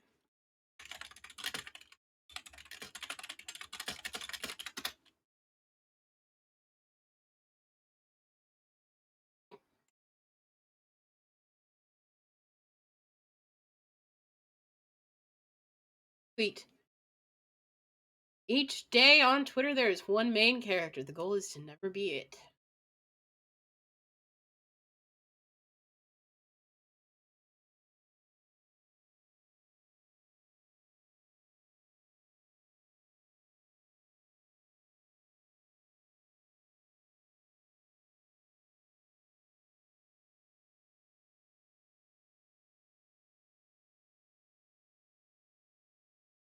Jesus Christ. Entirely useless.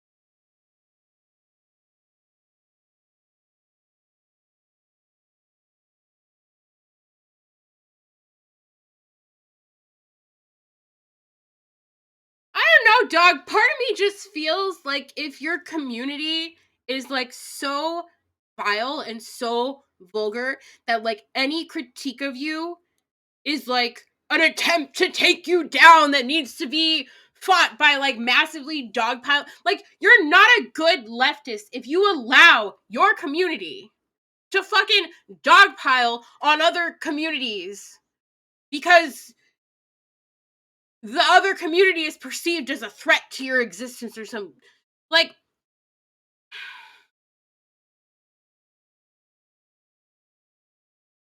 I don't know. Like, there are some people who have their heads so far fucking up their own asses that they cannot realize how much harm they are perpetuating in a space. And they will do everything in their power to justify the harm that they are perpetuating. And everything to ignore that. Because They have fallen so far. It's this shit that I'm talking about in this fucking paper right now. You are trauma posting. Shut up.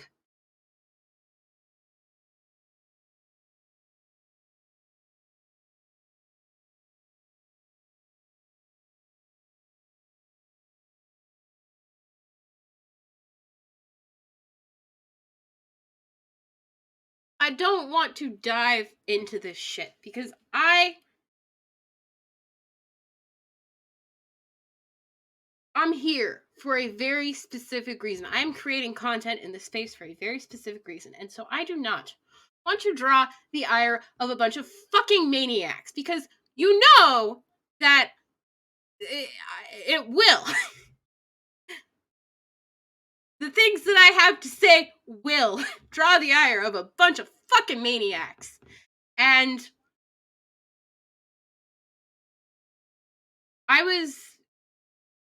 as a part of my project, I have been studying. I studied a leftist Discord. And it was a shitty play. It was a particular leftist, a popular YouTuber leftist Discord, and it was a very shitty place. And it was very shitty for the exact same reasons I am talking about in this paper that I'm currently writing.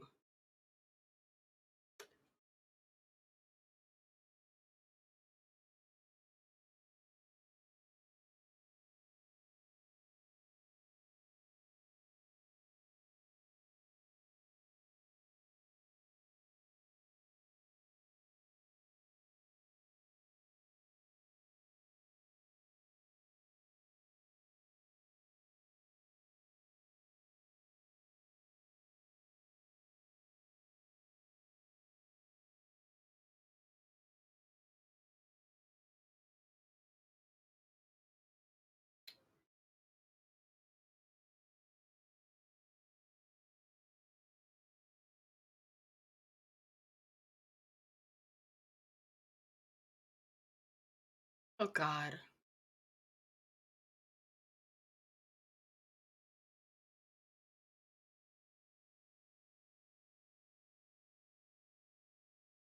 There is a certain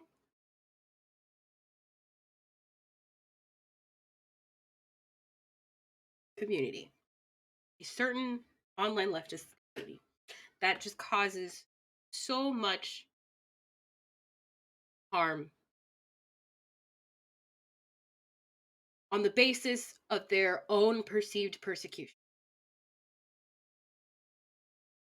And any point where you call this out, where you call out the harm that they are causing, it's just another thing that compounds upon the persecution that they are facing.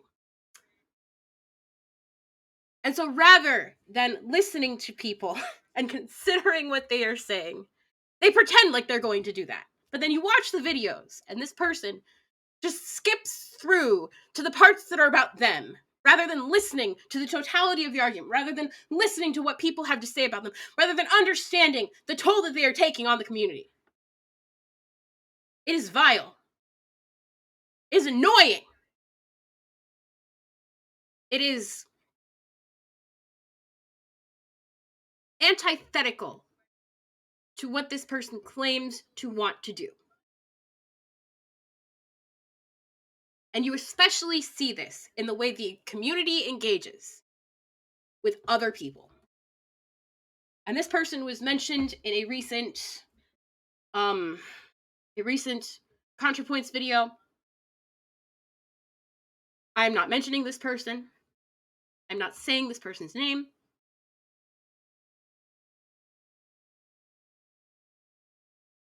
But I will say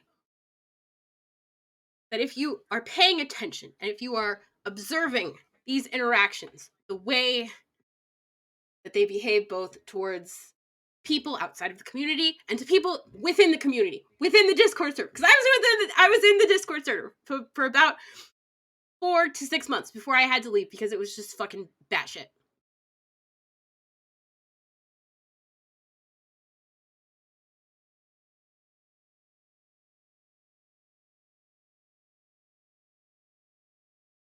if you look at this for a second,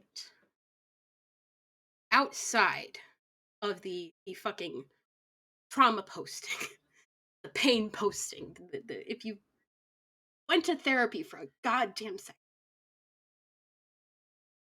and you had an ounce of self criticality, of the understanding of how you are participating within the world around you and how your implicit biases are formed by the world around you and how you cannot use your activism and your knowledge to pretend like you are not complicit within the racist structures around you.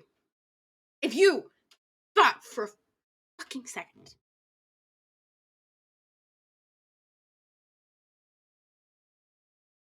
it is shameful. It is fucking shameful. It is.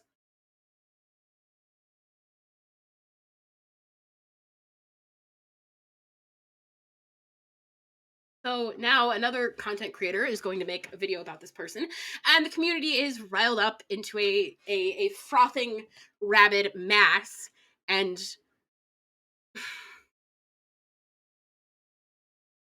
it's pathetic. It's pathetic.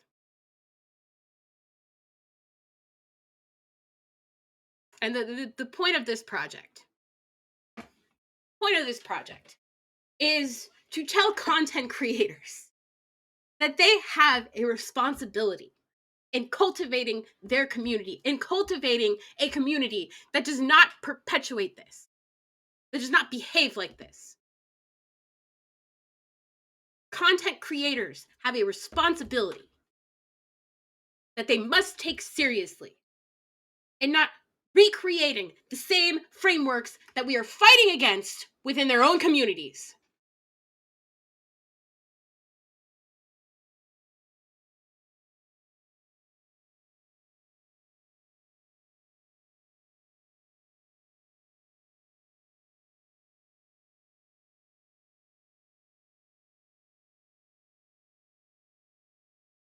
And this is not an easy job.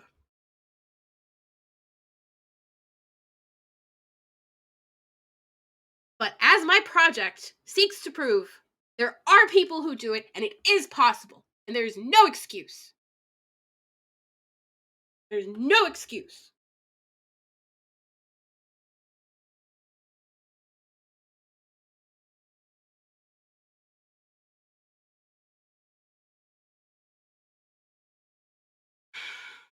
It is very upsetting. Very fucking upsetting.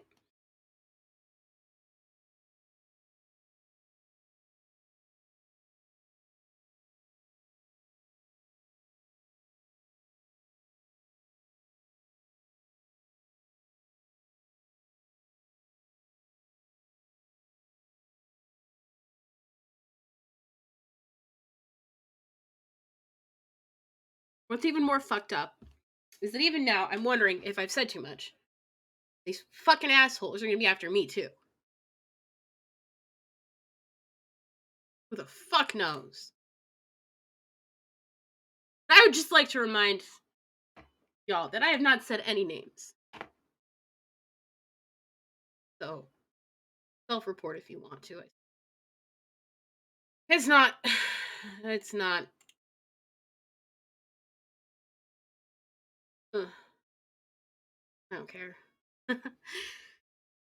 I do care. Fortunately, I do care.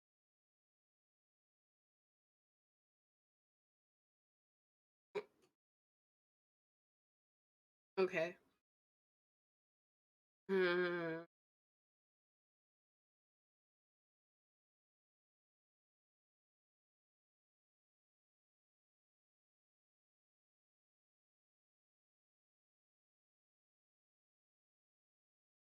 Okay. Let's start. Let's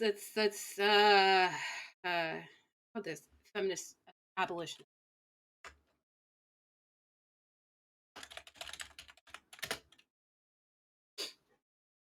Text each contribute to a framework of community conscious self-care. It reframes the feminist conversation from one of individual liberation, one that is intrinsically tied to the state of society and the oppression that others. I chose these sources for my project because they offer a firm framework for understanding the flaws of parent and activism in digital spaces. Yara speaks to the issue in Seeding a Black Feminist Future, where when she critiques allyship, when she critiques allyship. Allies are temporary. Allies are here to fight wars. Allies evokes trauma-based politics of digital spaces do not allow for a deeper discussion of liberation and abolition, and rather focus on purging those unfit to inhabit left spaces. This issue is in part because of the user's suspicion of the profit. This issue is in part because of users'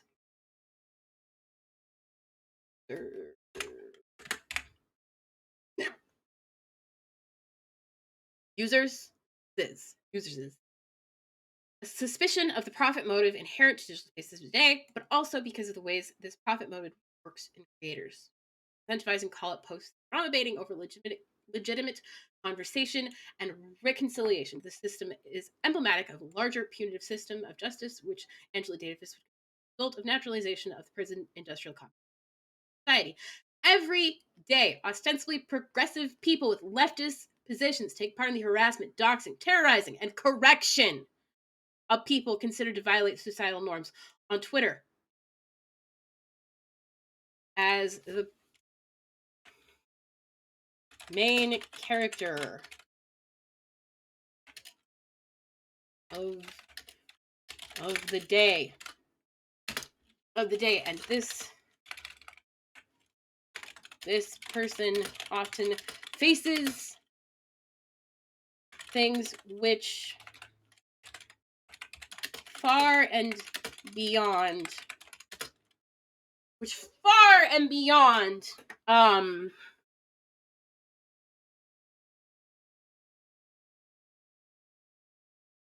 what do they do which are far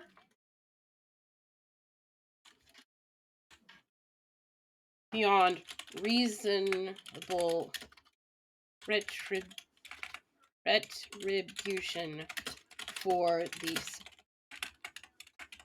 supposed crime.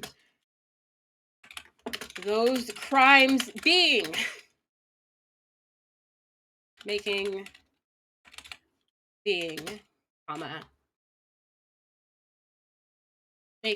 a video about the wrong person,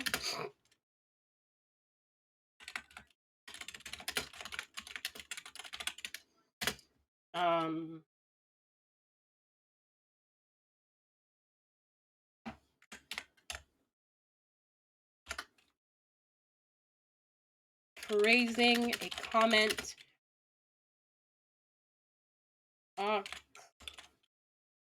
awkwardly or phrasing a comment awkwardly, not being perfectly inclusive in personal posts meant for a small group of people, not the whole fucking world, or other behave which harm no one.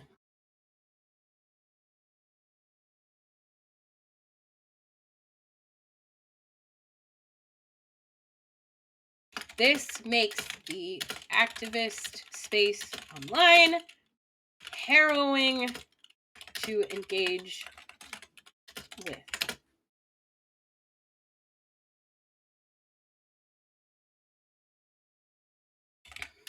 And potentially life-threatening.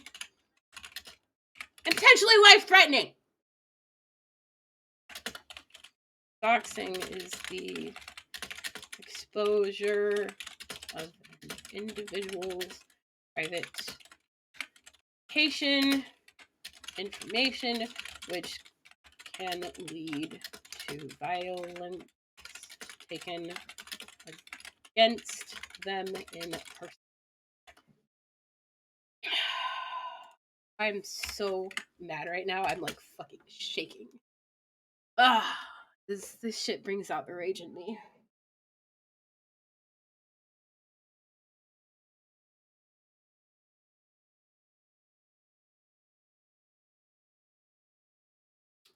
Okay.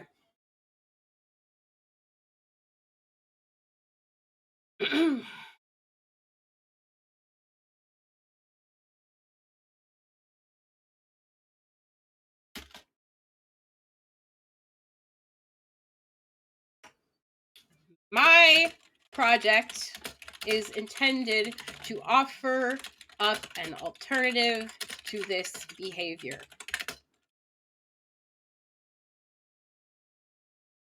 By focusing on a particular leftist community that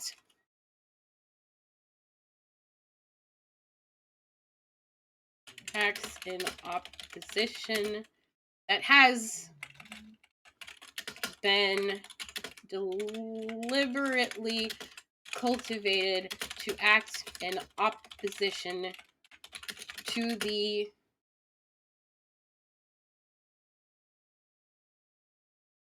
about is being this is a process deliberately cultivated to act in opposition to these values.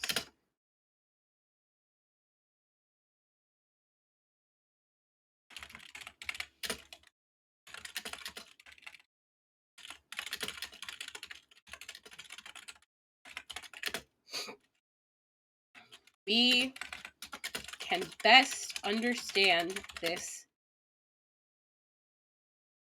alternative through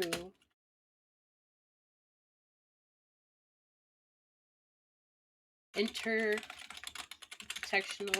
and through abolitionist. I'm just gonna do abolitionist frameworks proposed by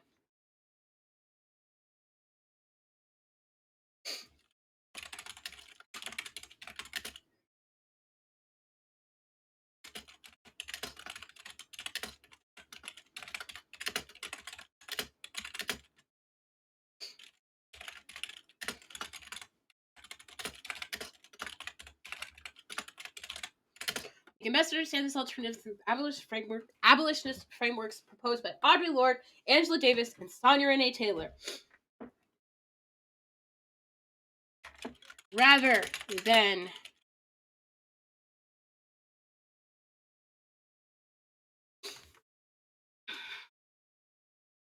causing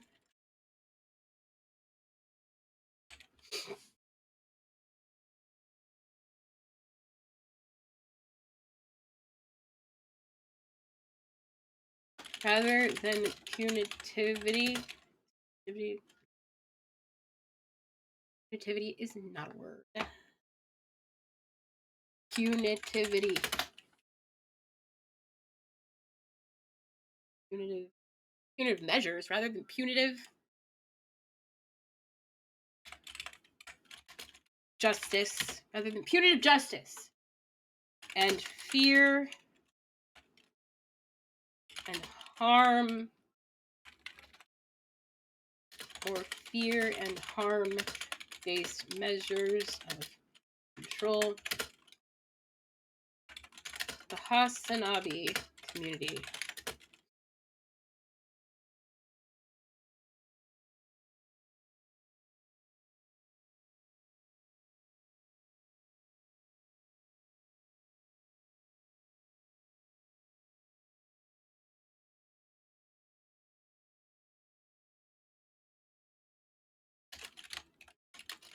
by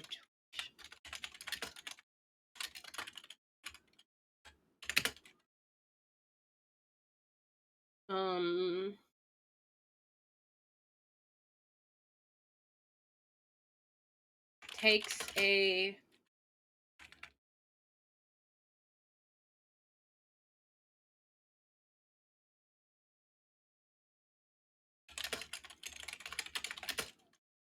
challenged and to be self-critical, be self-analytical, and consider the way we engage with the world and the implicit biases we carry with us.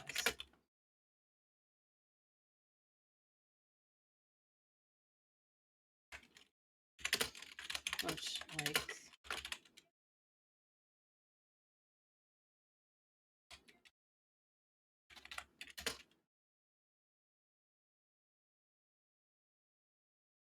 we understand that there is much work to do, and he always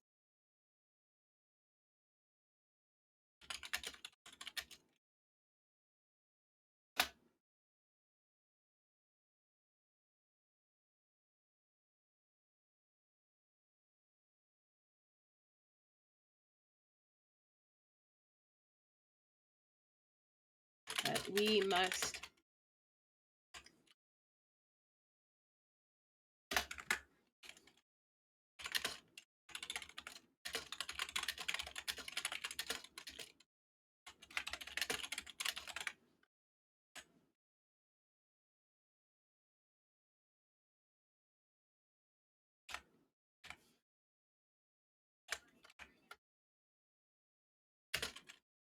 much like Octavia Butler's parable of the sower.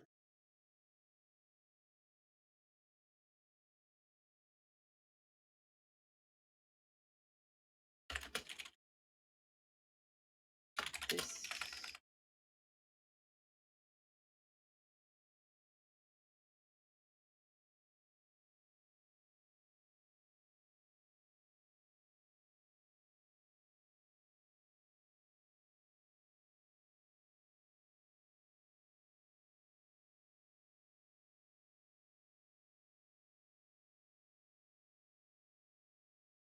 these trees are provide these seeds are ones of class consciousness class consciousness. We must direct our anger toward those in power who refuse to change. Class consciousness.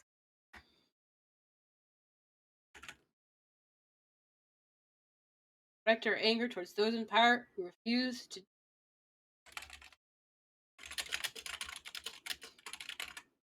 That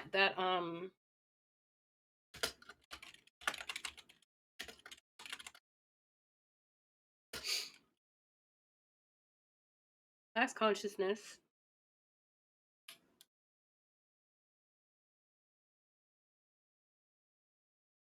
Solidarity.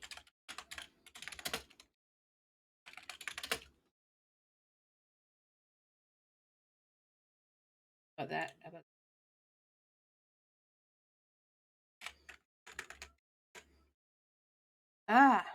ears. I'm not even playing any noise anymore. Okay, I'm gonna take that. Class consciousness. Solidarity.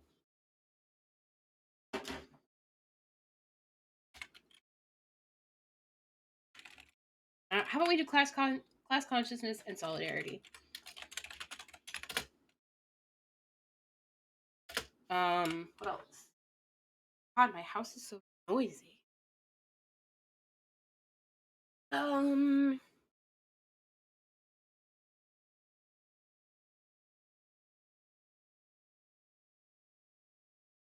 Abolition.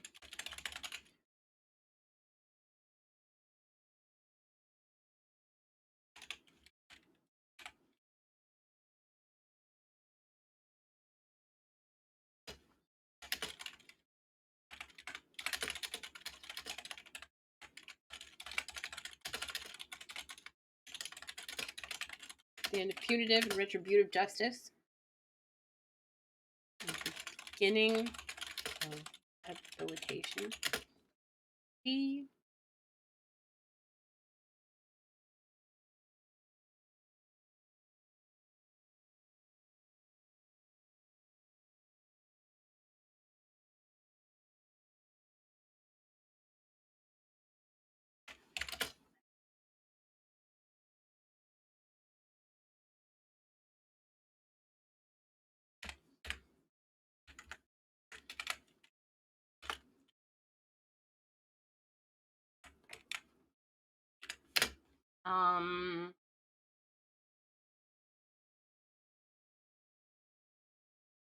Negotiation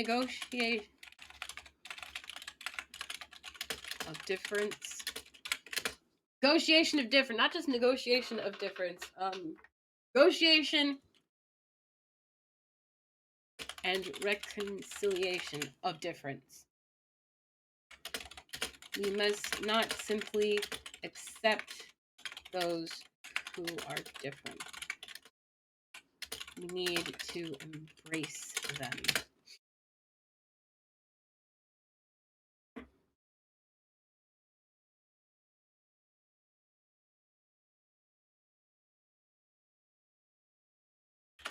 And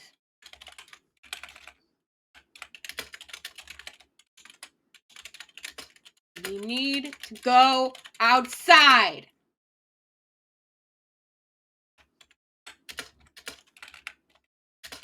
Form community with other people. We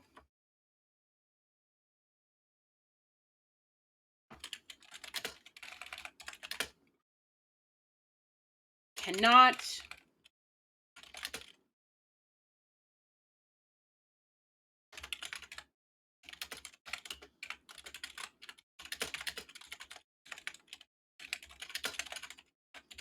and in fact, we may never see the revolution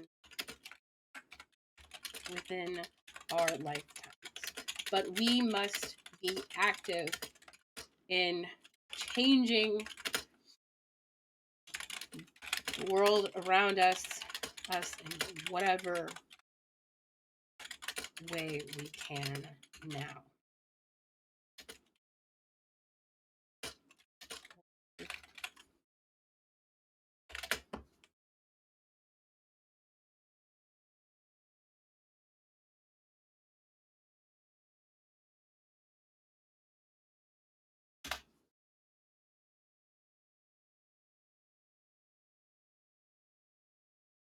These seeds require water of seeds require we're expanding this metaphor. We're building on the metaphor. They require water. What is the water? The water is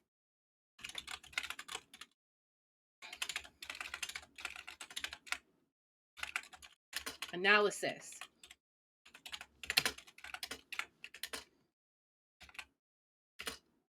Intersectional analysis.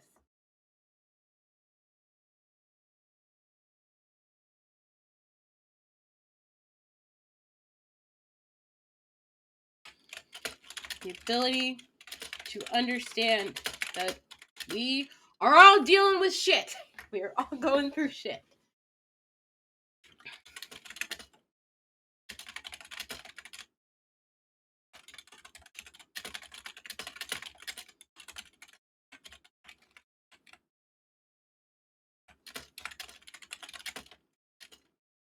Because of the structure of our society, all going through terrible things because of the all going through, how about this, oppression. You know, we pretty it up. We make it pretty.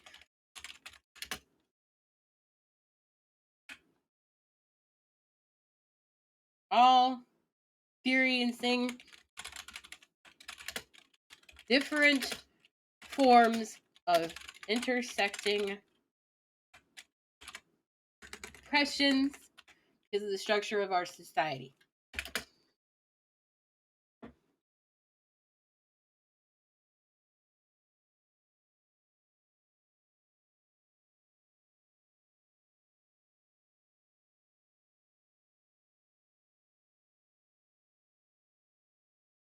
Let's get rid of the water. Another intersectional analysis.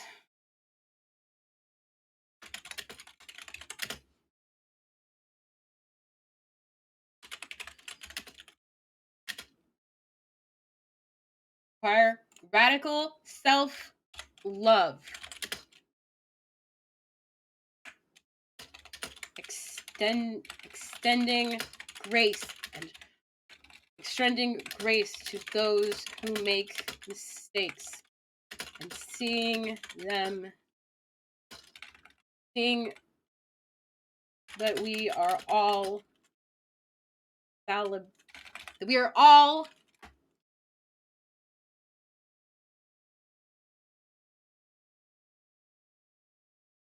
radical self-love, extending grace to those who make mistakes and seeing that we are all on a journey of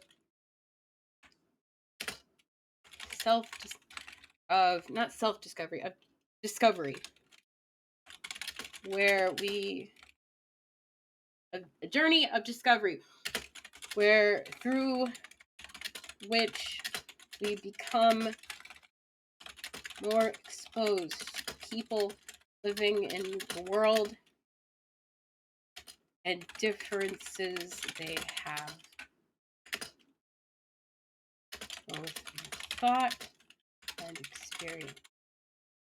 You know what? Fuck it. Mind and body.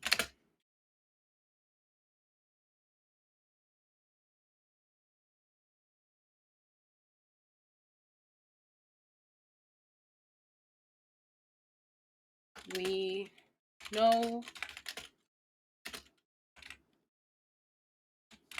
we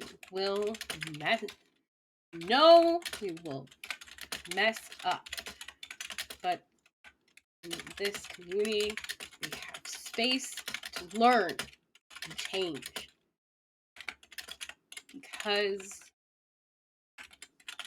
we accept that we are all fundamentally changeable. Malleable.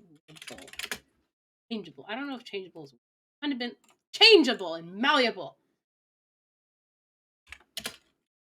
are allowed.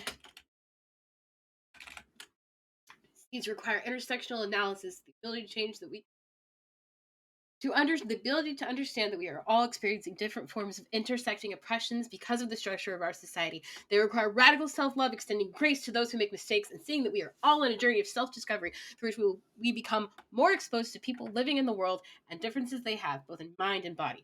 We know we will mess up, but in this community we have space to learn and change because we accept that we are all fundamentally changeable and malleable.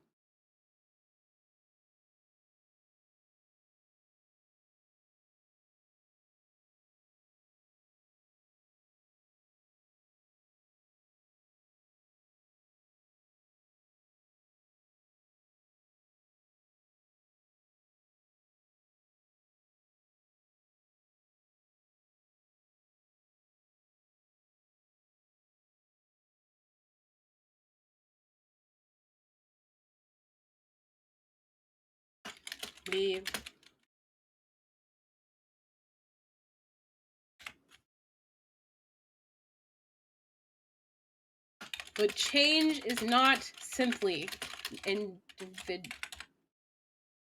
individual thing. Change is about community. It is about our collective. About transitioning from a state of radical individualism to a state of radical collectivism.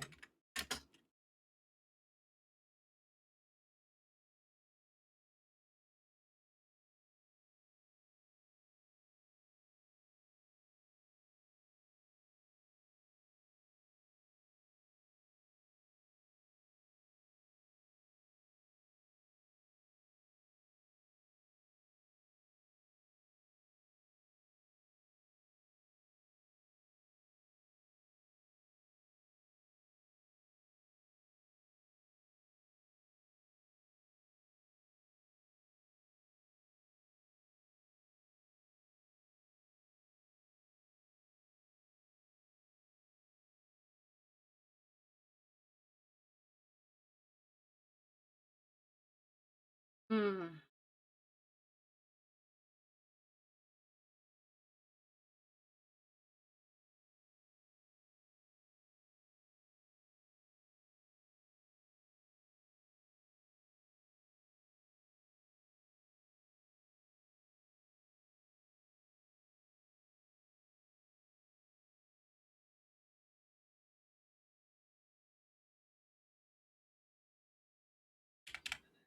I think that can be the same thing. Oh God, now it's a nightmare bastard. You know what? It's my baby. It is my child and I love it and it's wonderful. Okay. In conclusion,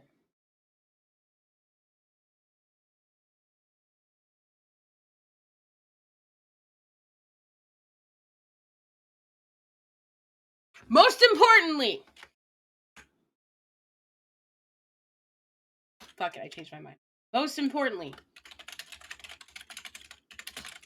they require that we do not relinquish our joy and our they require that we do not relinquish our creativity.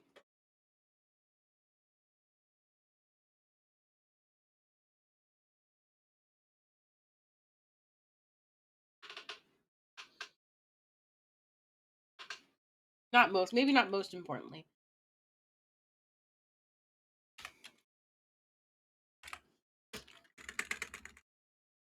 How about this? They also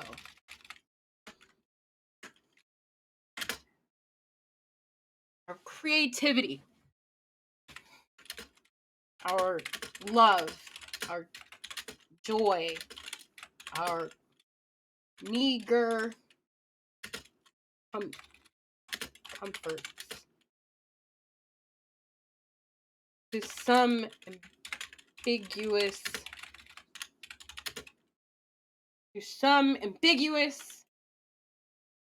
imagination of what the revolution should be, but rather imagine it, to envision it, envision what it could be. Radical potentialities.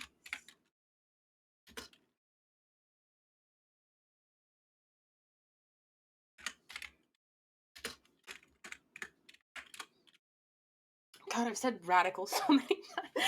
I mean, look, this is about radical. This is about being fucking radical, okay, and not like Herder Radfan. No, this is about being fucking radical. Radical potentiality.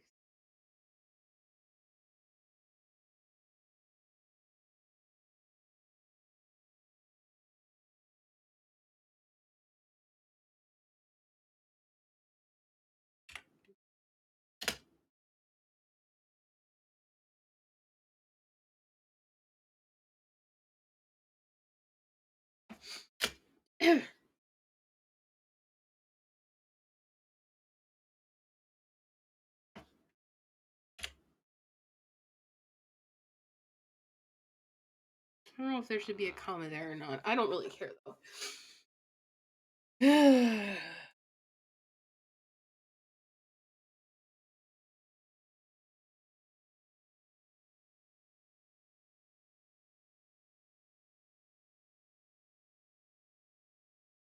I should have. God, you know one book that I missed out on? I totally missed out on it.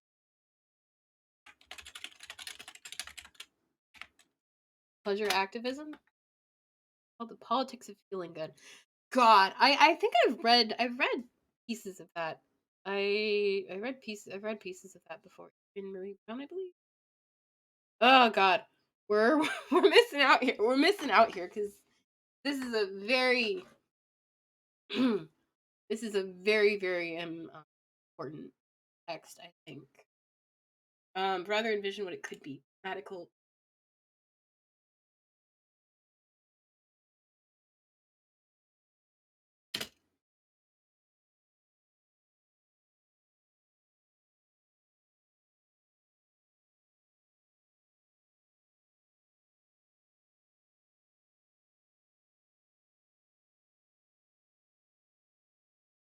Radical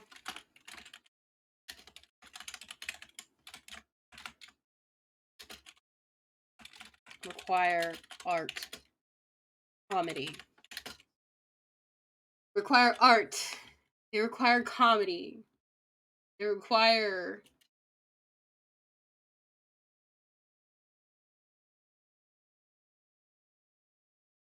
joy and pleasure.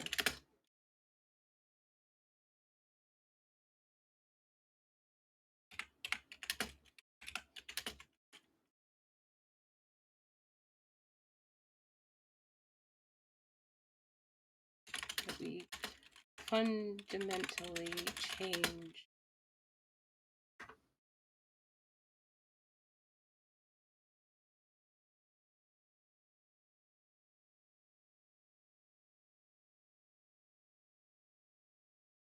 what we expect to contribute to society and get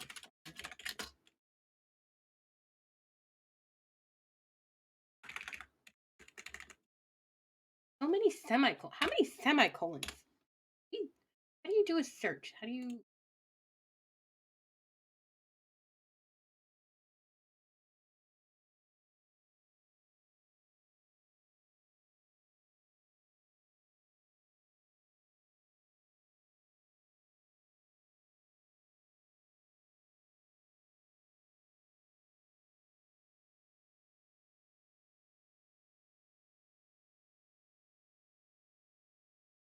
find it? No. Oh, only 7.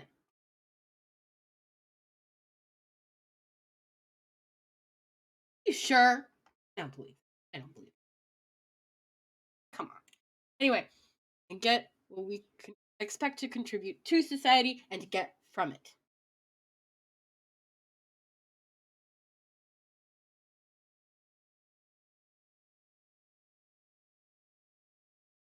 Words is like 400. Oh. Oh boy.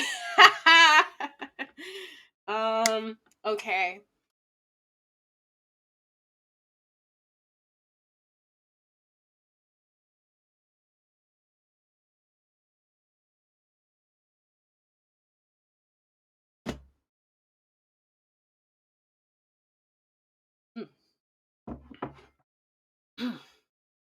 Finish my coffee. I'm gonna go up in this.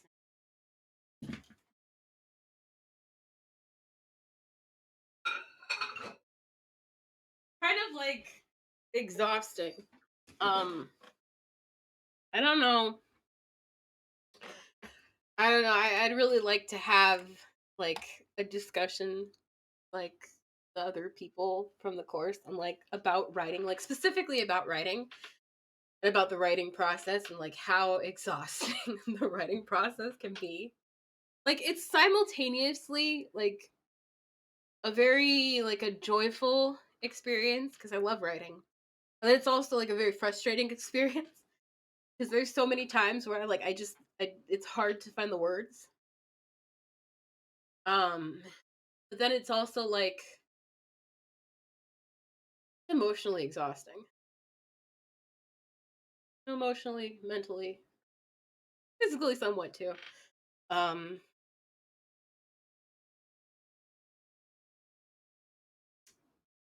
Not sure how I feel about this one, but I mean, like in terms of structure, I'm not sure how to feel, but in terms of substance, I think I'm communicating I think that I'm tying the even if I'm not using quotes, I'm tying the language, the vibes. I'm tying the vibes of these pieces to this project, which is what I'm trying to do here. This is the point of the annotated bibliography, the radical bibliography.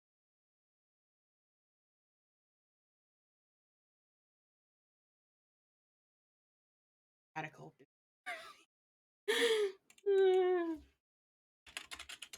Changing the title. Radical bibliography. Anyway, radical potentialities require art, comedy, joy. We fundamentally change what we expect to contribute to society and get from it.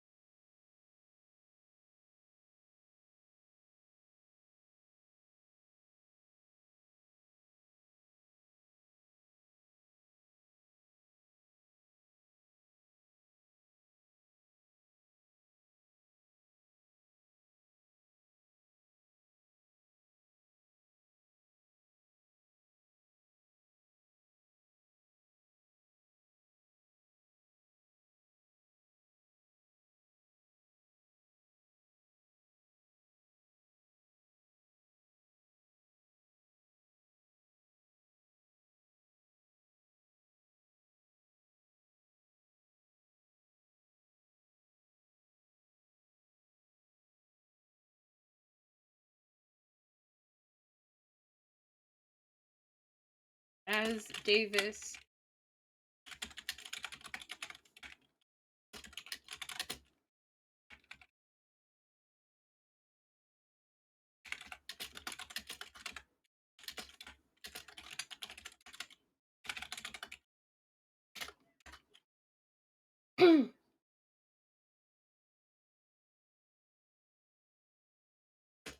abolition does not start and end with prisons themselves. Abolition starts and ends with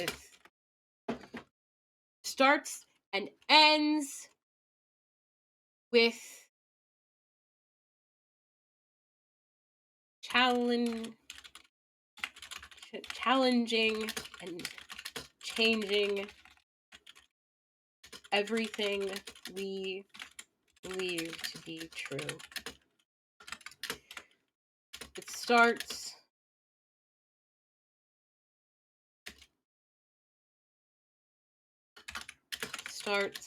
with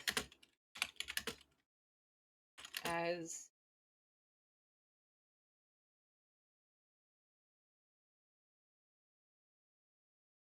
Taylor would say,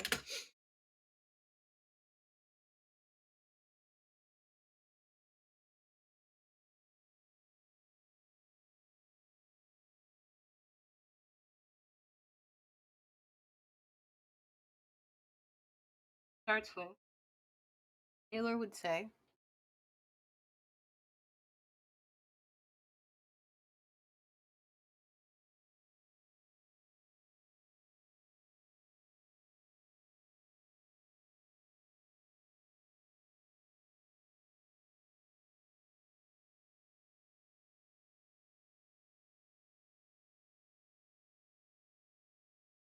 something deeper, quote, deeper, wider, and more expansive.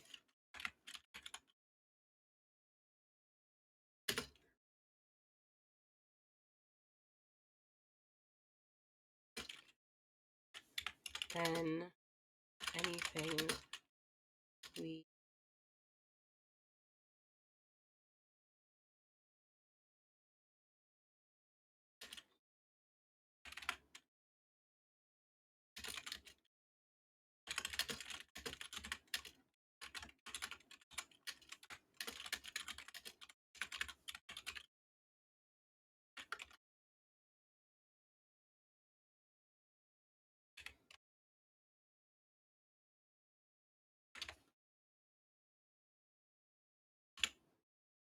or even locate entirely or solely in one person's self.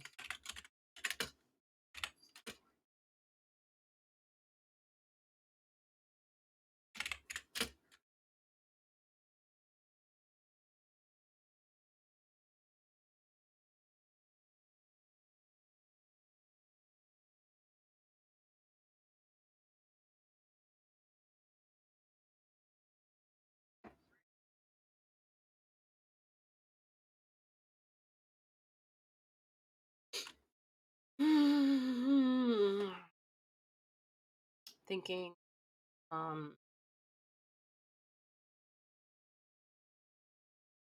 Audre Lorde. That's the poetry is not a luxury. That's gonna be in Outsider. Oh, wow, my leg hurt. I've been having like really bad sciatic nerve. Not really bad, but like annoying sciatic nerve pain. Poetry is not a luxury. That's page 36.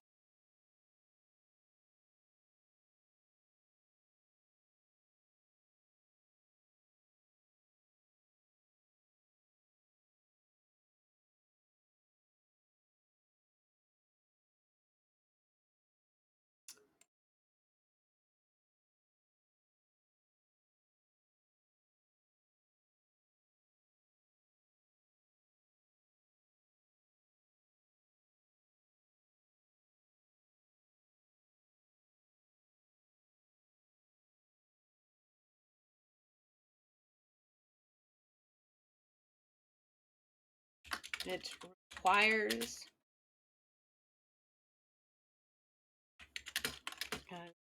Lord says. Ah, fuck. That is page 19. 19.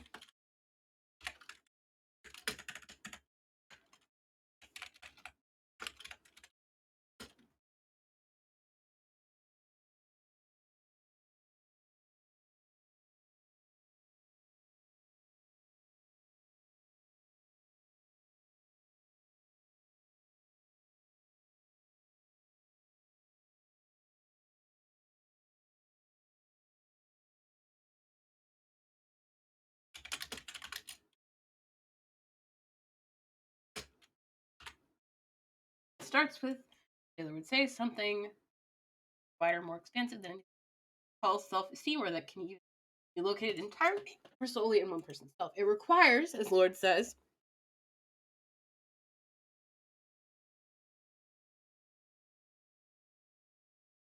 a a disciplined attention to the true meaning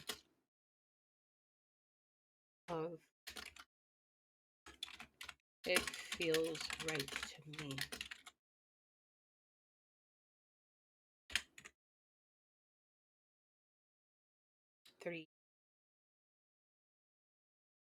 Lord 37 30. Me way too long to figure out the number before 38. Ooh, okay.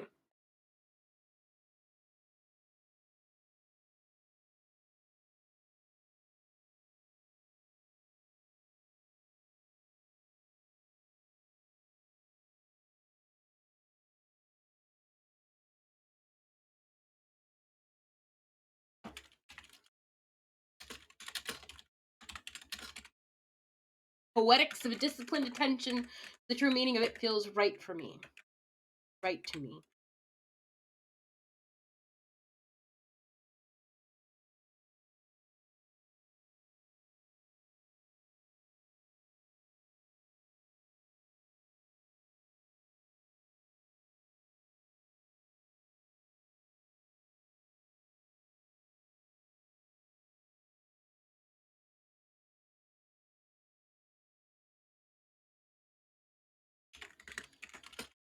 Because, as we know,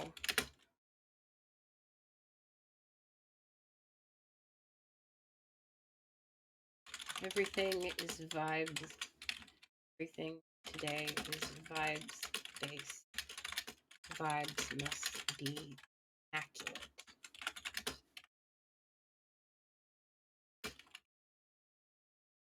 It requires, as Lord says, the poetics of a disciplined attention to the true meaning of it feels right to me because, as we know, everything today is vibes based, and the vibes must be immaculate. That's rather spicy, though.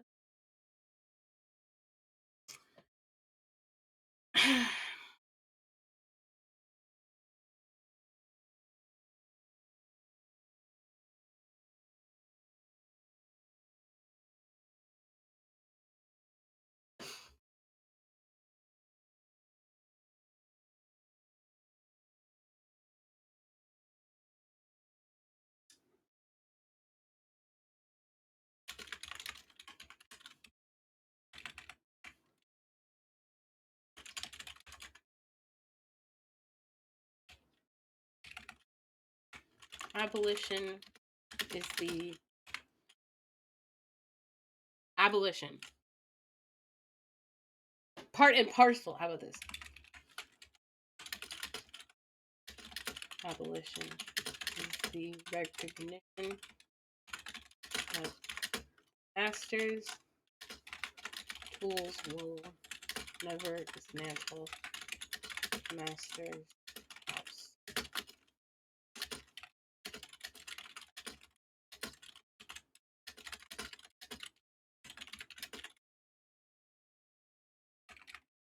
Capitalism with more capitalism cannot solve feminism.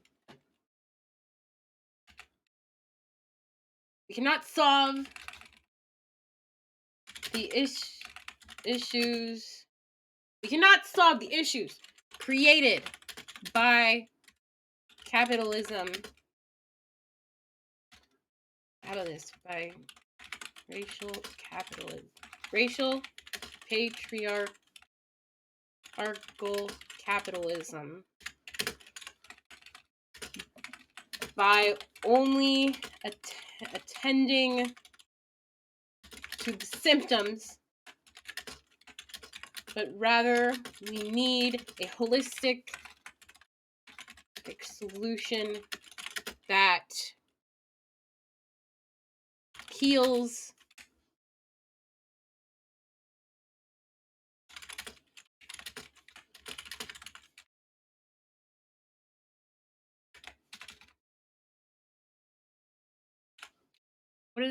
what did she say? It's like body / mind / something.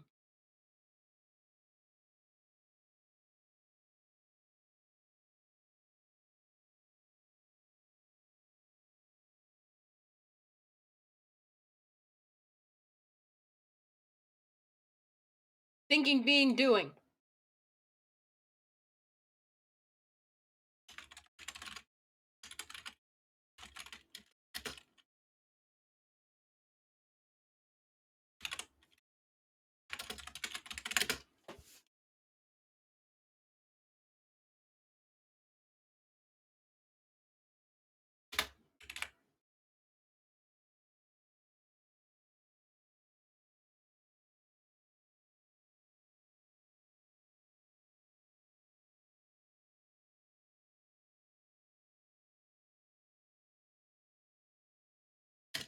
No one person within our society is free till we all are.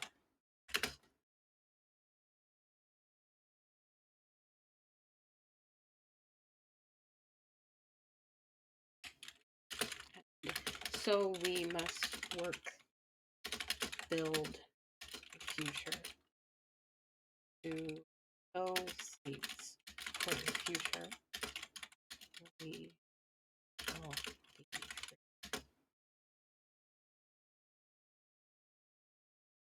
Okay.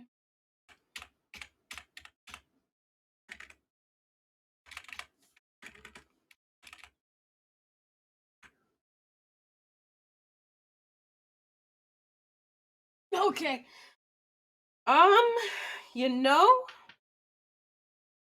I think I'm gonna call it here. I might go back to this and make alterations later, but I think it's pretty much ready to go. Let's see. 4 hours for oh god, 3,000 words. 4 hours for about um 5 pages, so like 6 pages. Not too bad. So I'm gonna take a break. And when I get back, we're gonna play some Subnautica.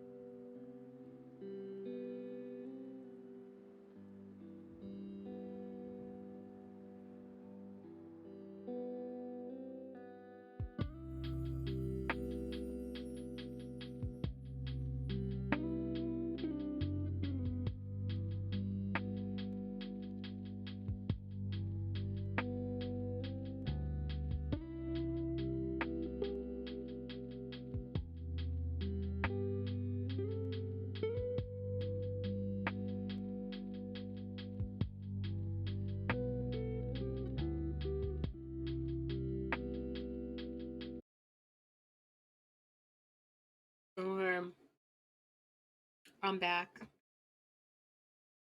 Gaming. Oh wait, my hot water's done. Ah. Now I can play without having pressure to write the paper on my head, which is nice. It's nice. It's nice. Let's make that thing. And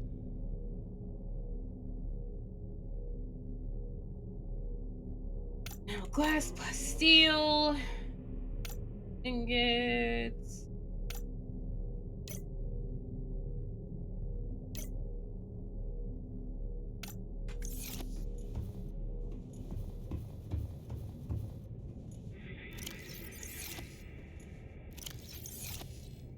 We don't have titanium. We're gonna need titanium.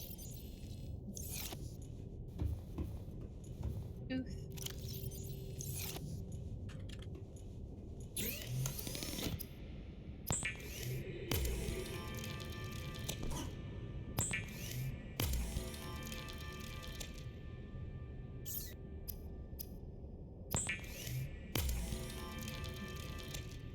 Tasty.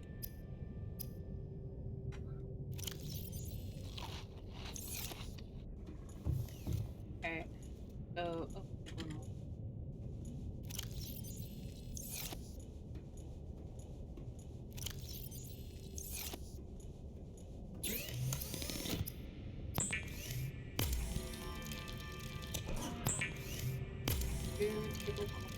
Old copper wires. Heat copper.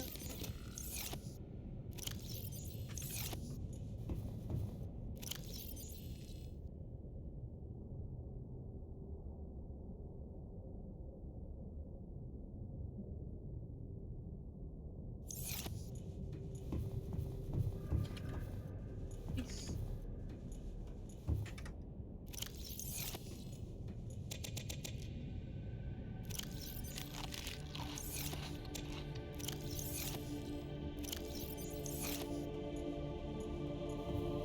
Oh Jesus. I'm gonna mute and take this call.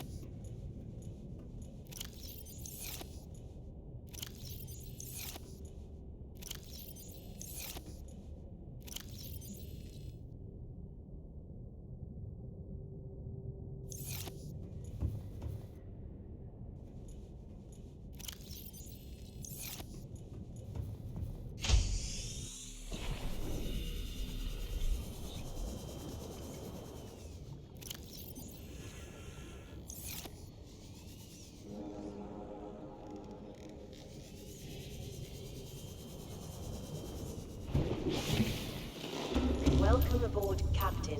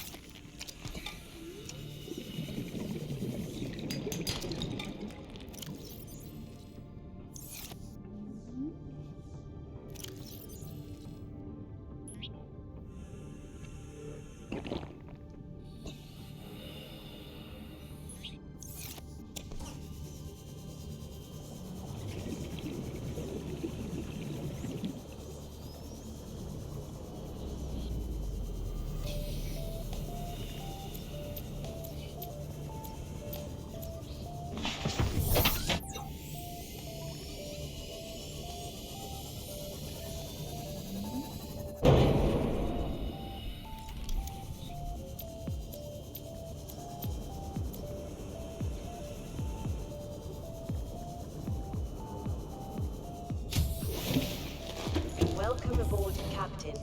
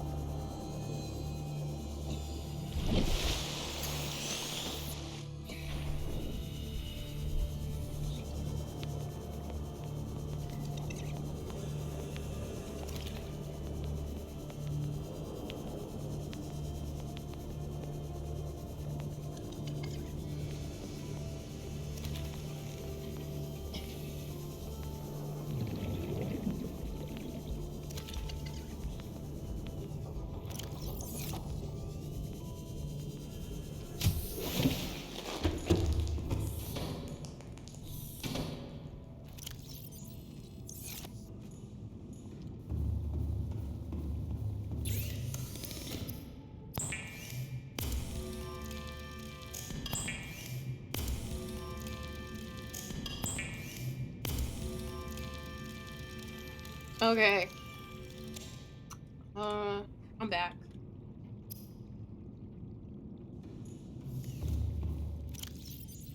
Four, five, six. Oh.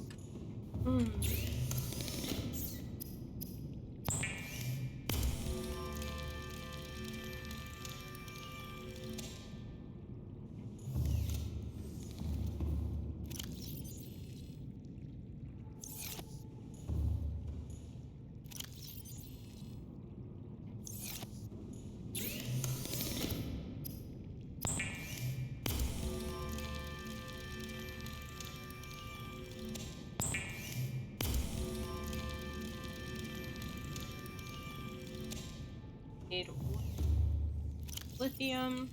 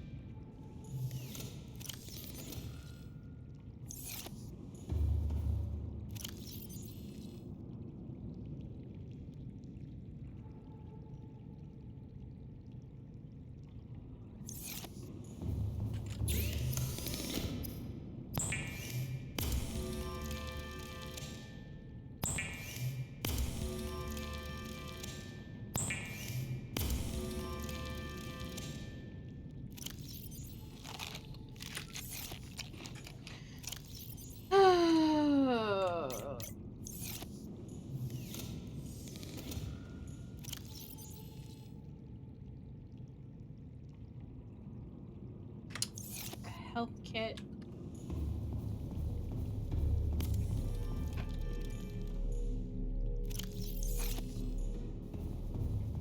What the hell? Here.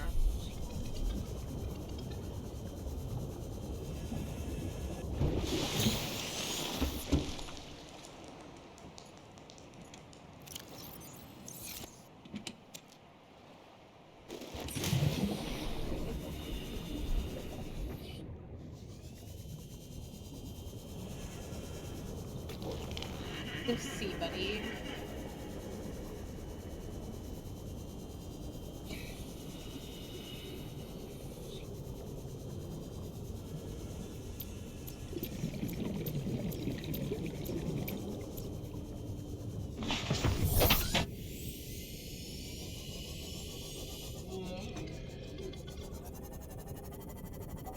That way.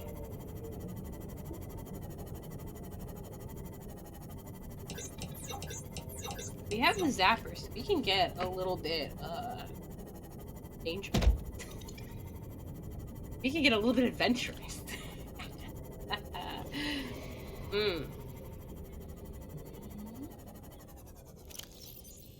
Yeah. Drop off stuff. I don't know, we don't have a storage.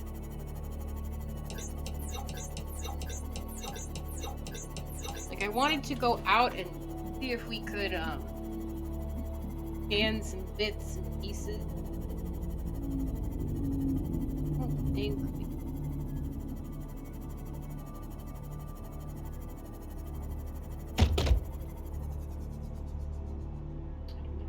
Share my feedback on it.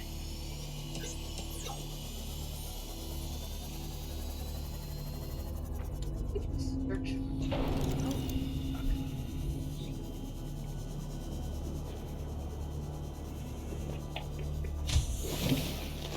Welcome aboard, Captain. Hello.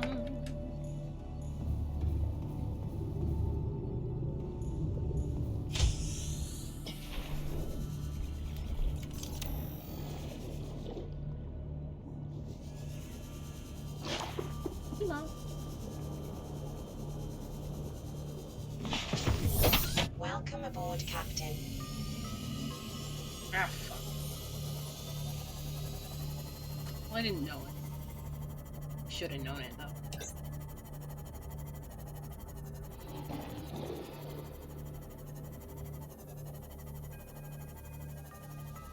Kind of.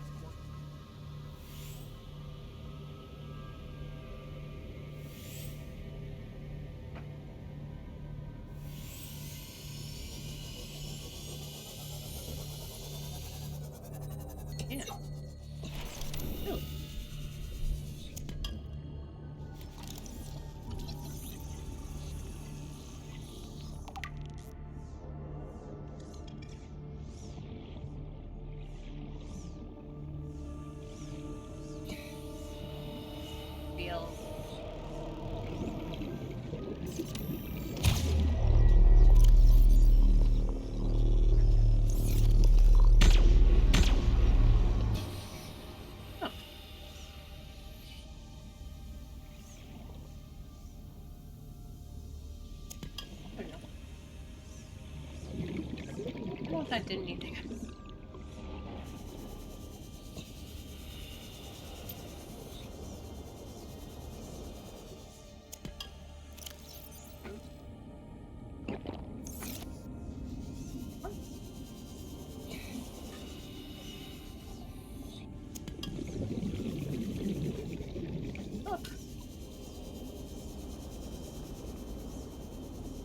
To the sea, buddy.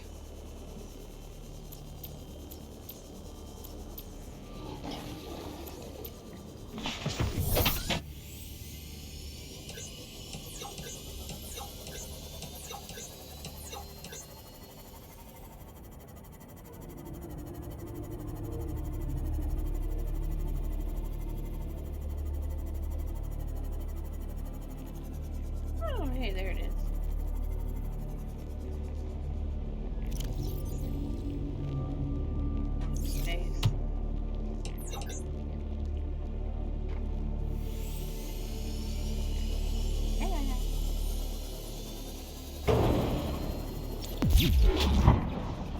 Yeah.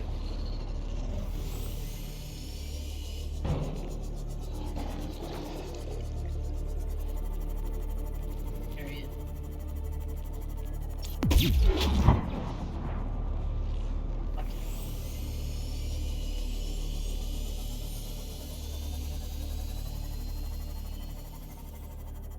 Okay, we have to find the vehicle maker of fire.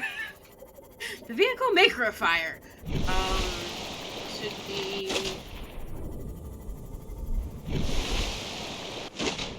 Okay.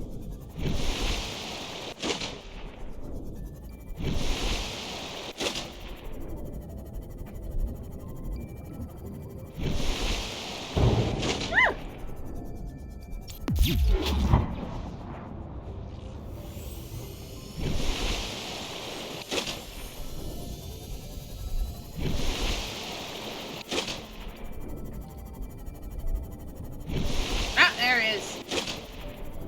I have to take it in. Water.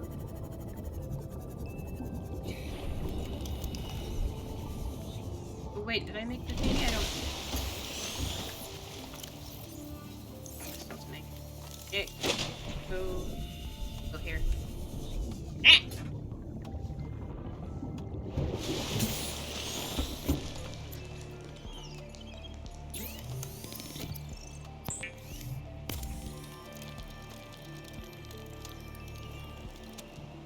It's time.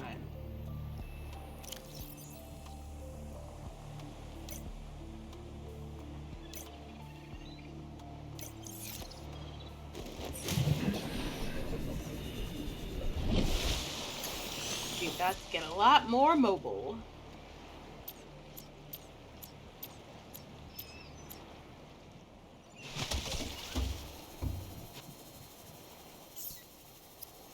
Cannot build here. Must be constructed into the water. Damn it!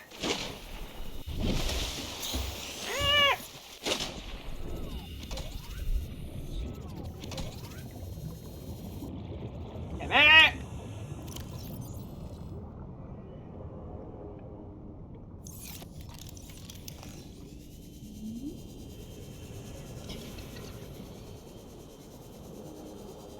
In turn, limestone. Welcome aboard, Captain.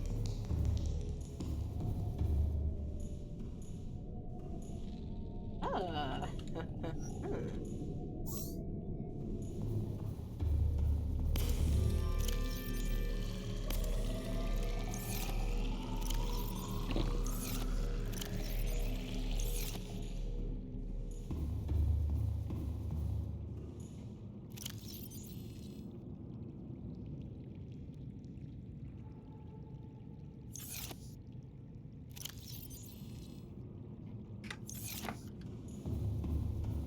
Thanks now.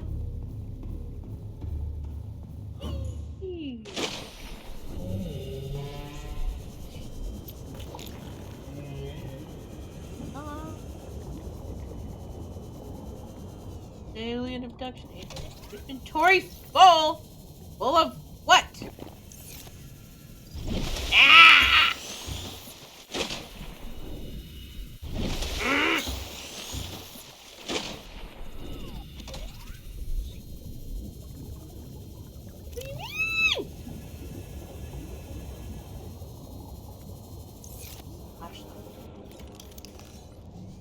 But also, how could this possibly take more than 6 slots in the inventory?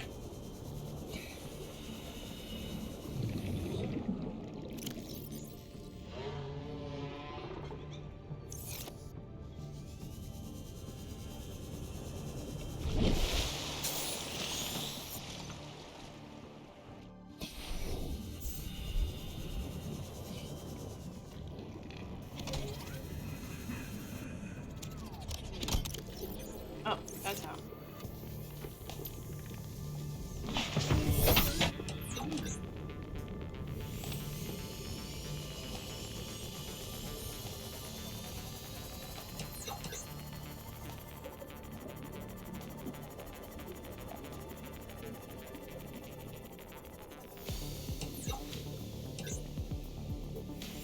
Oh, door!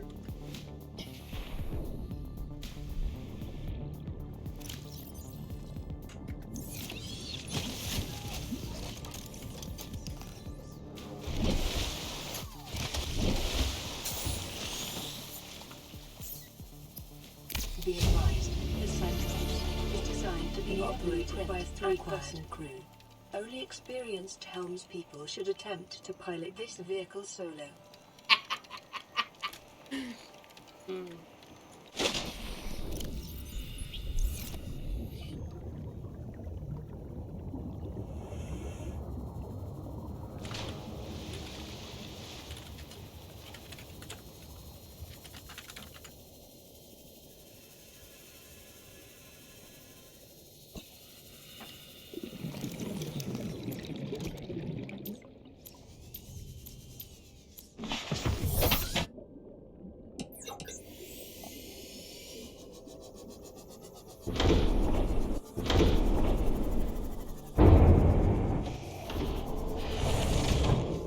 Captain, systems online. All systems. Engine powering up. Ahead slow.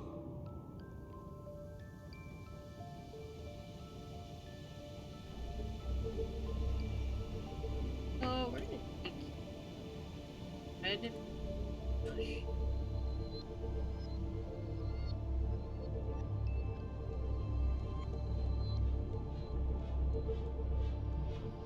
Can't see for shit. Can't see for shit. This is the I can't see for shit. Oh, probably gonna run into something. But that's not the problem. I can't see where to stand. And I can't see what's in front of my face. No, I can't see things. I can't see well enough to know it. Fuck you.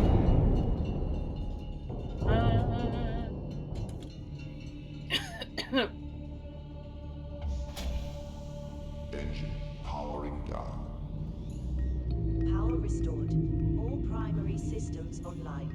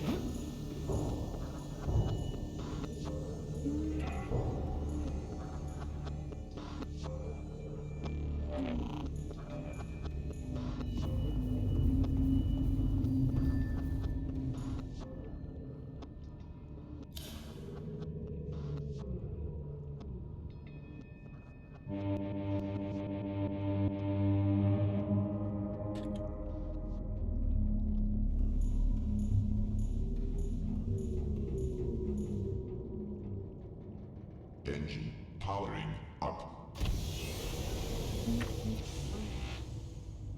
Ahead standard.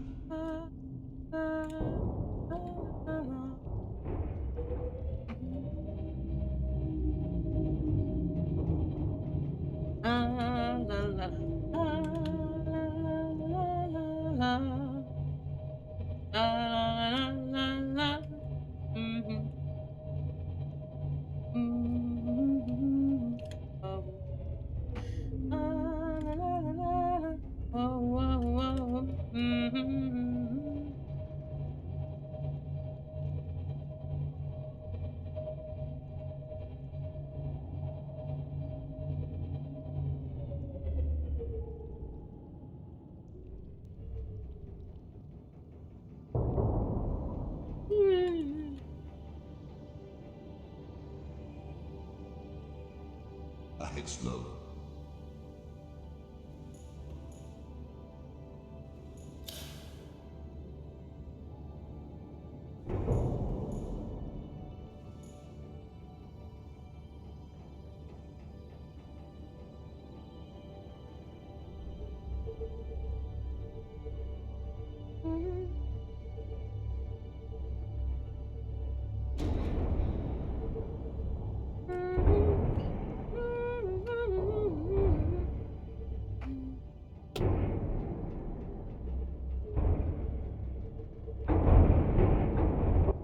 It is running into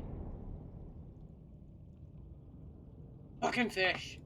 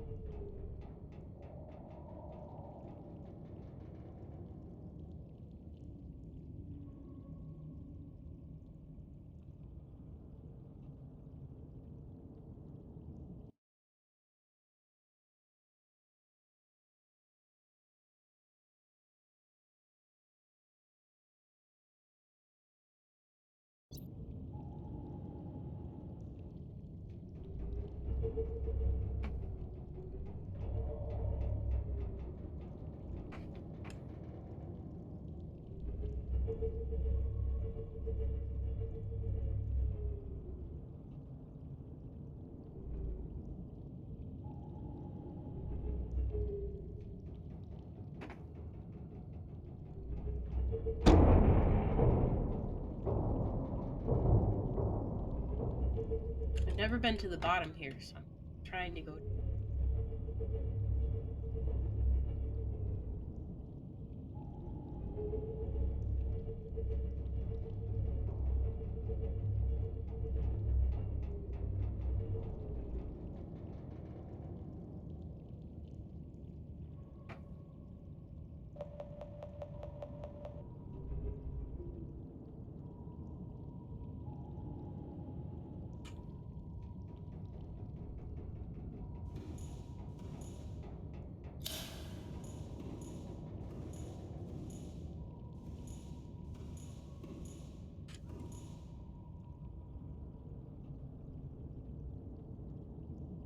Rig for silent running.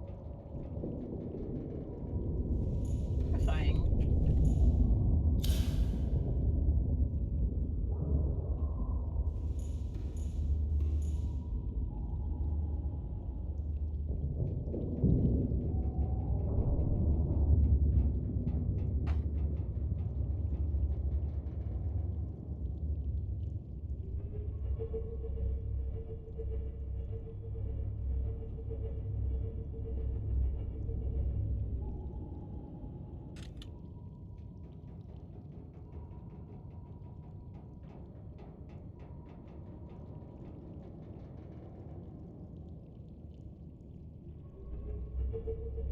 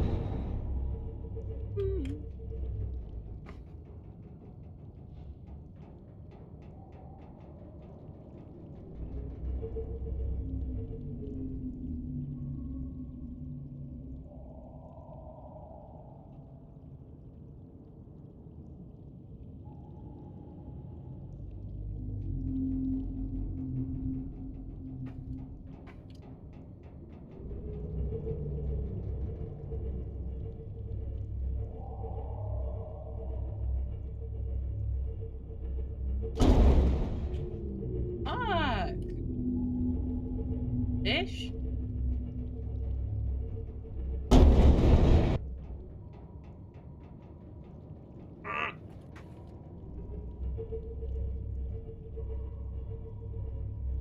Hateful fish.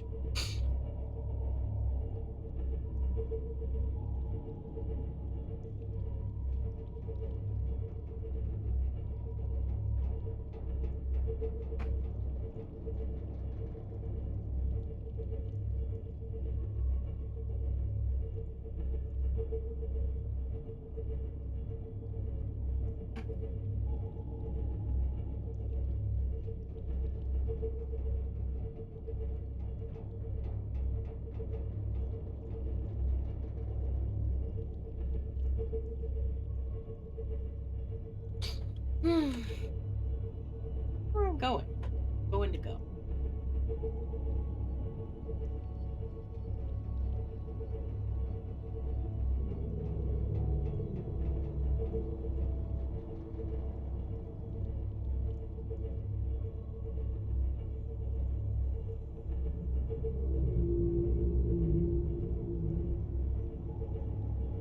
Nope.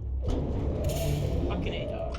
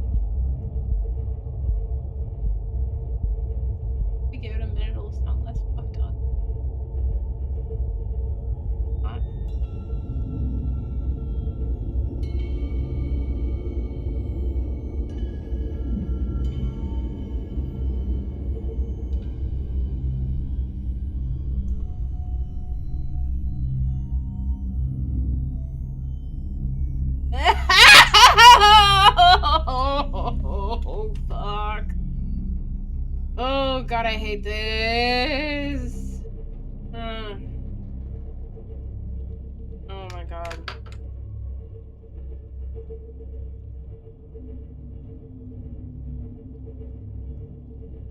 Like,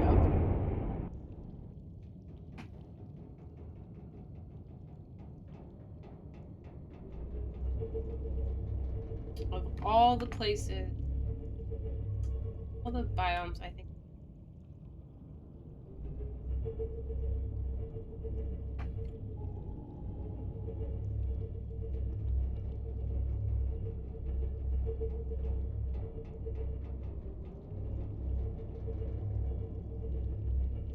Of course, there's a coastal.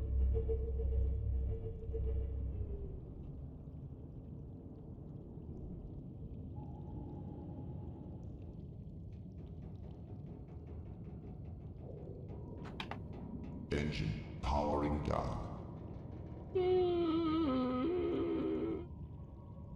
Engine powering up. Rig for silent running.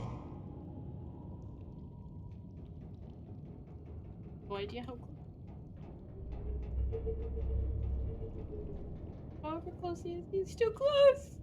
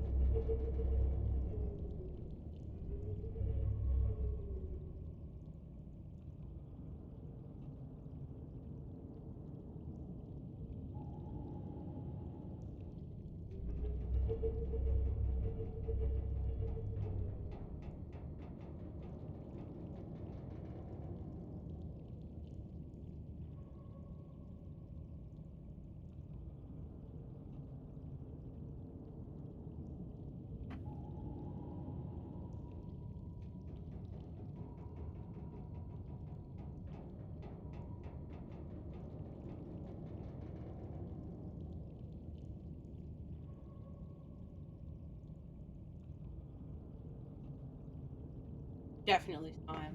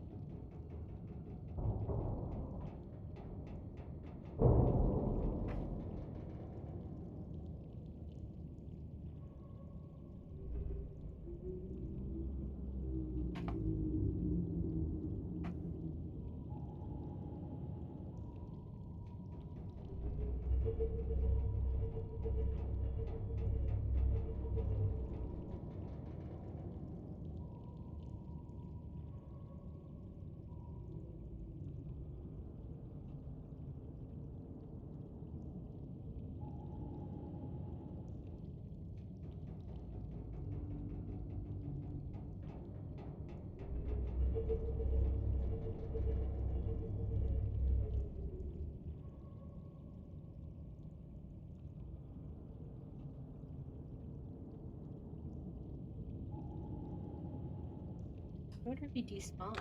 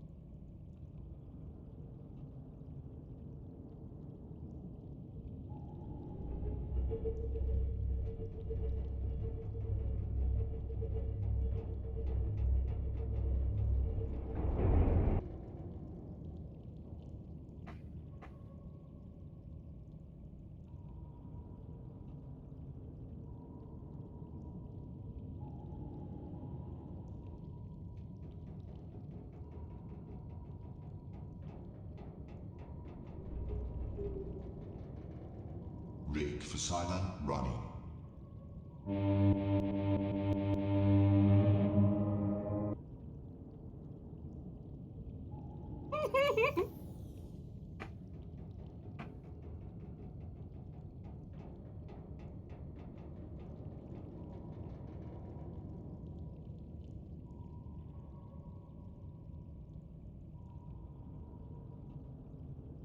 Nothing.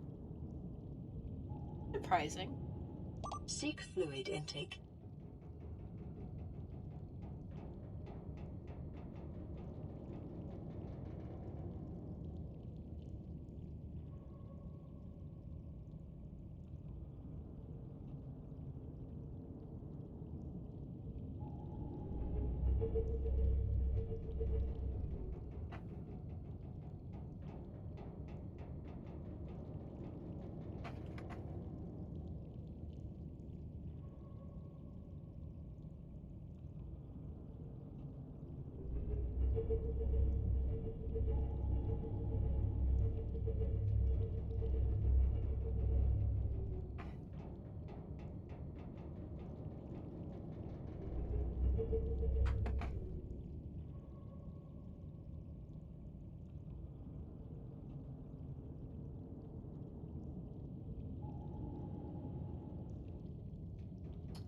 Yeah.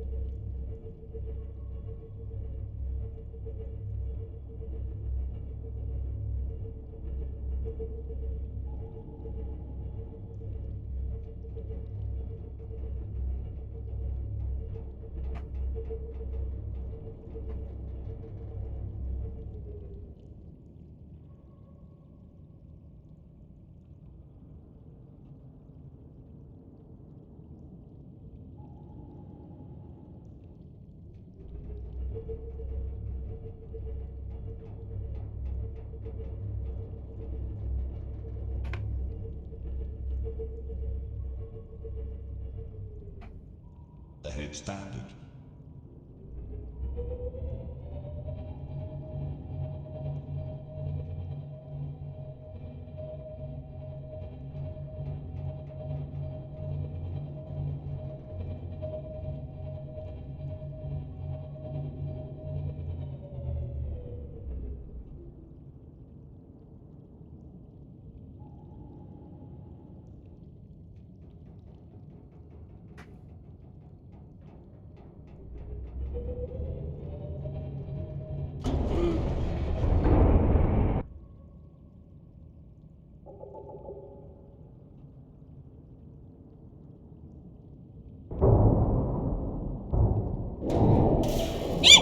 Creature attacked.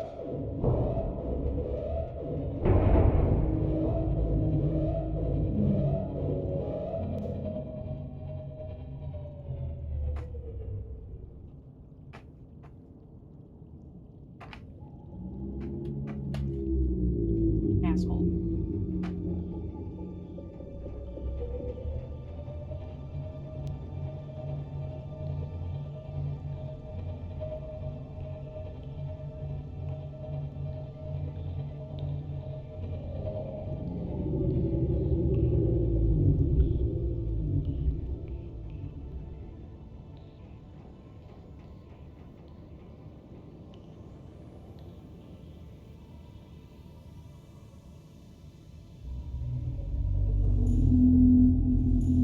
Okay.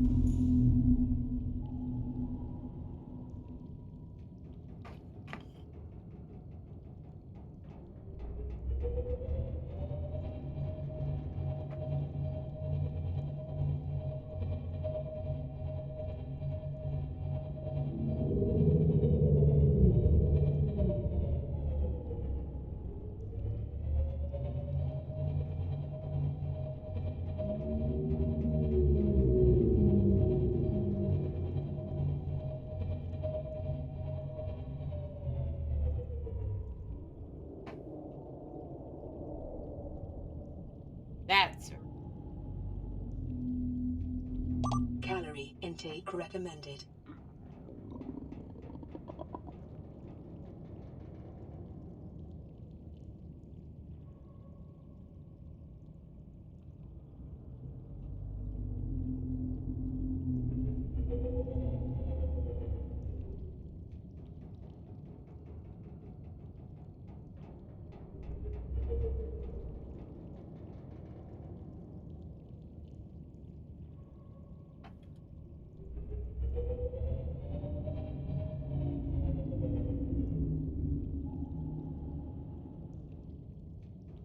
Seek fluid intake.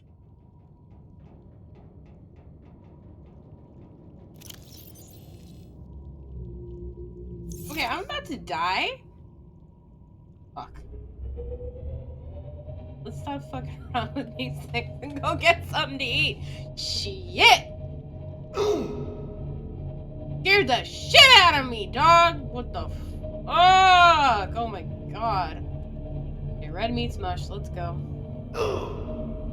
Ahead flanked. Emergency speed. Warning. Vessel counterfeit. Excessive noise.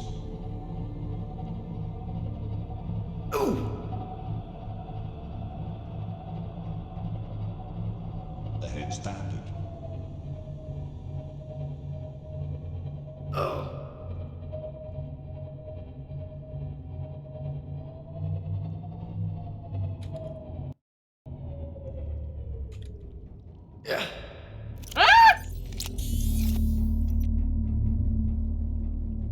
Ahead flanked. Emergency speed.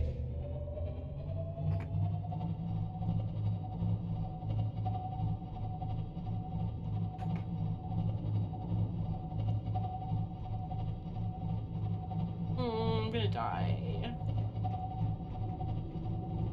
Warning. Engine overheat. Ahead standard.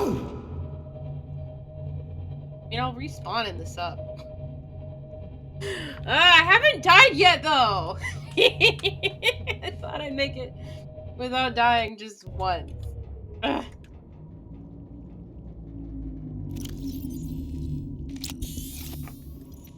All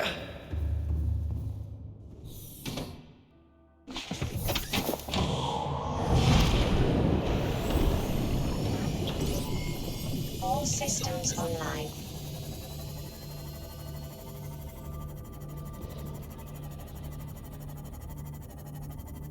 No!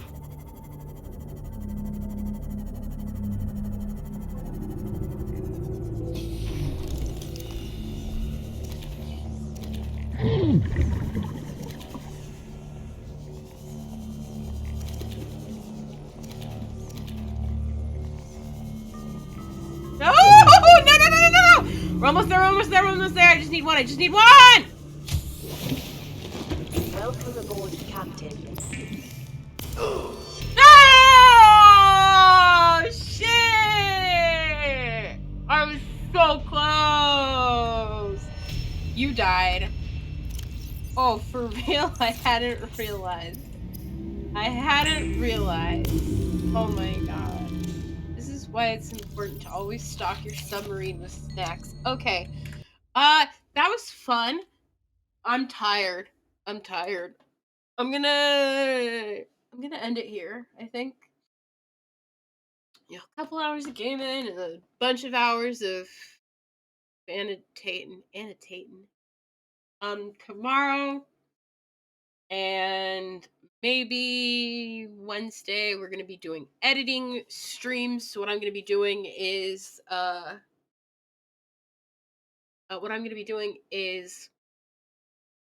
taking all of the footage. I'm not sure if I'm gonna stream it, but I might.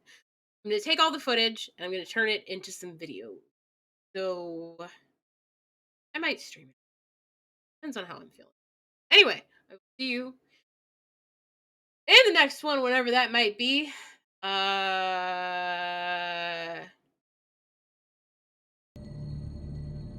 see you in the next one.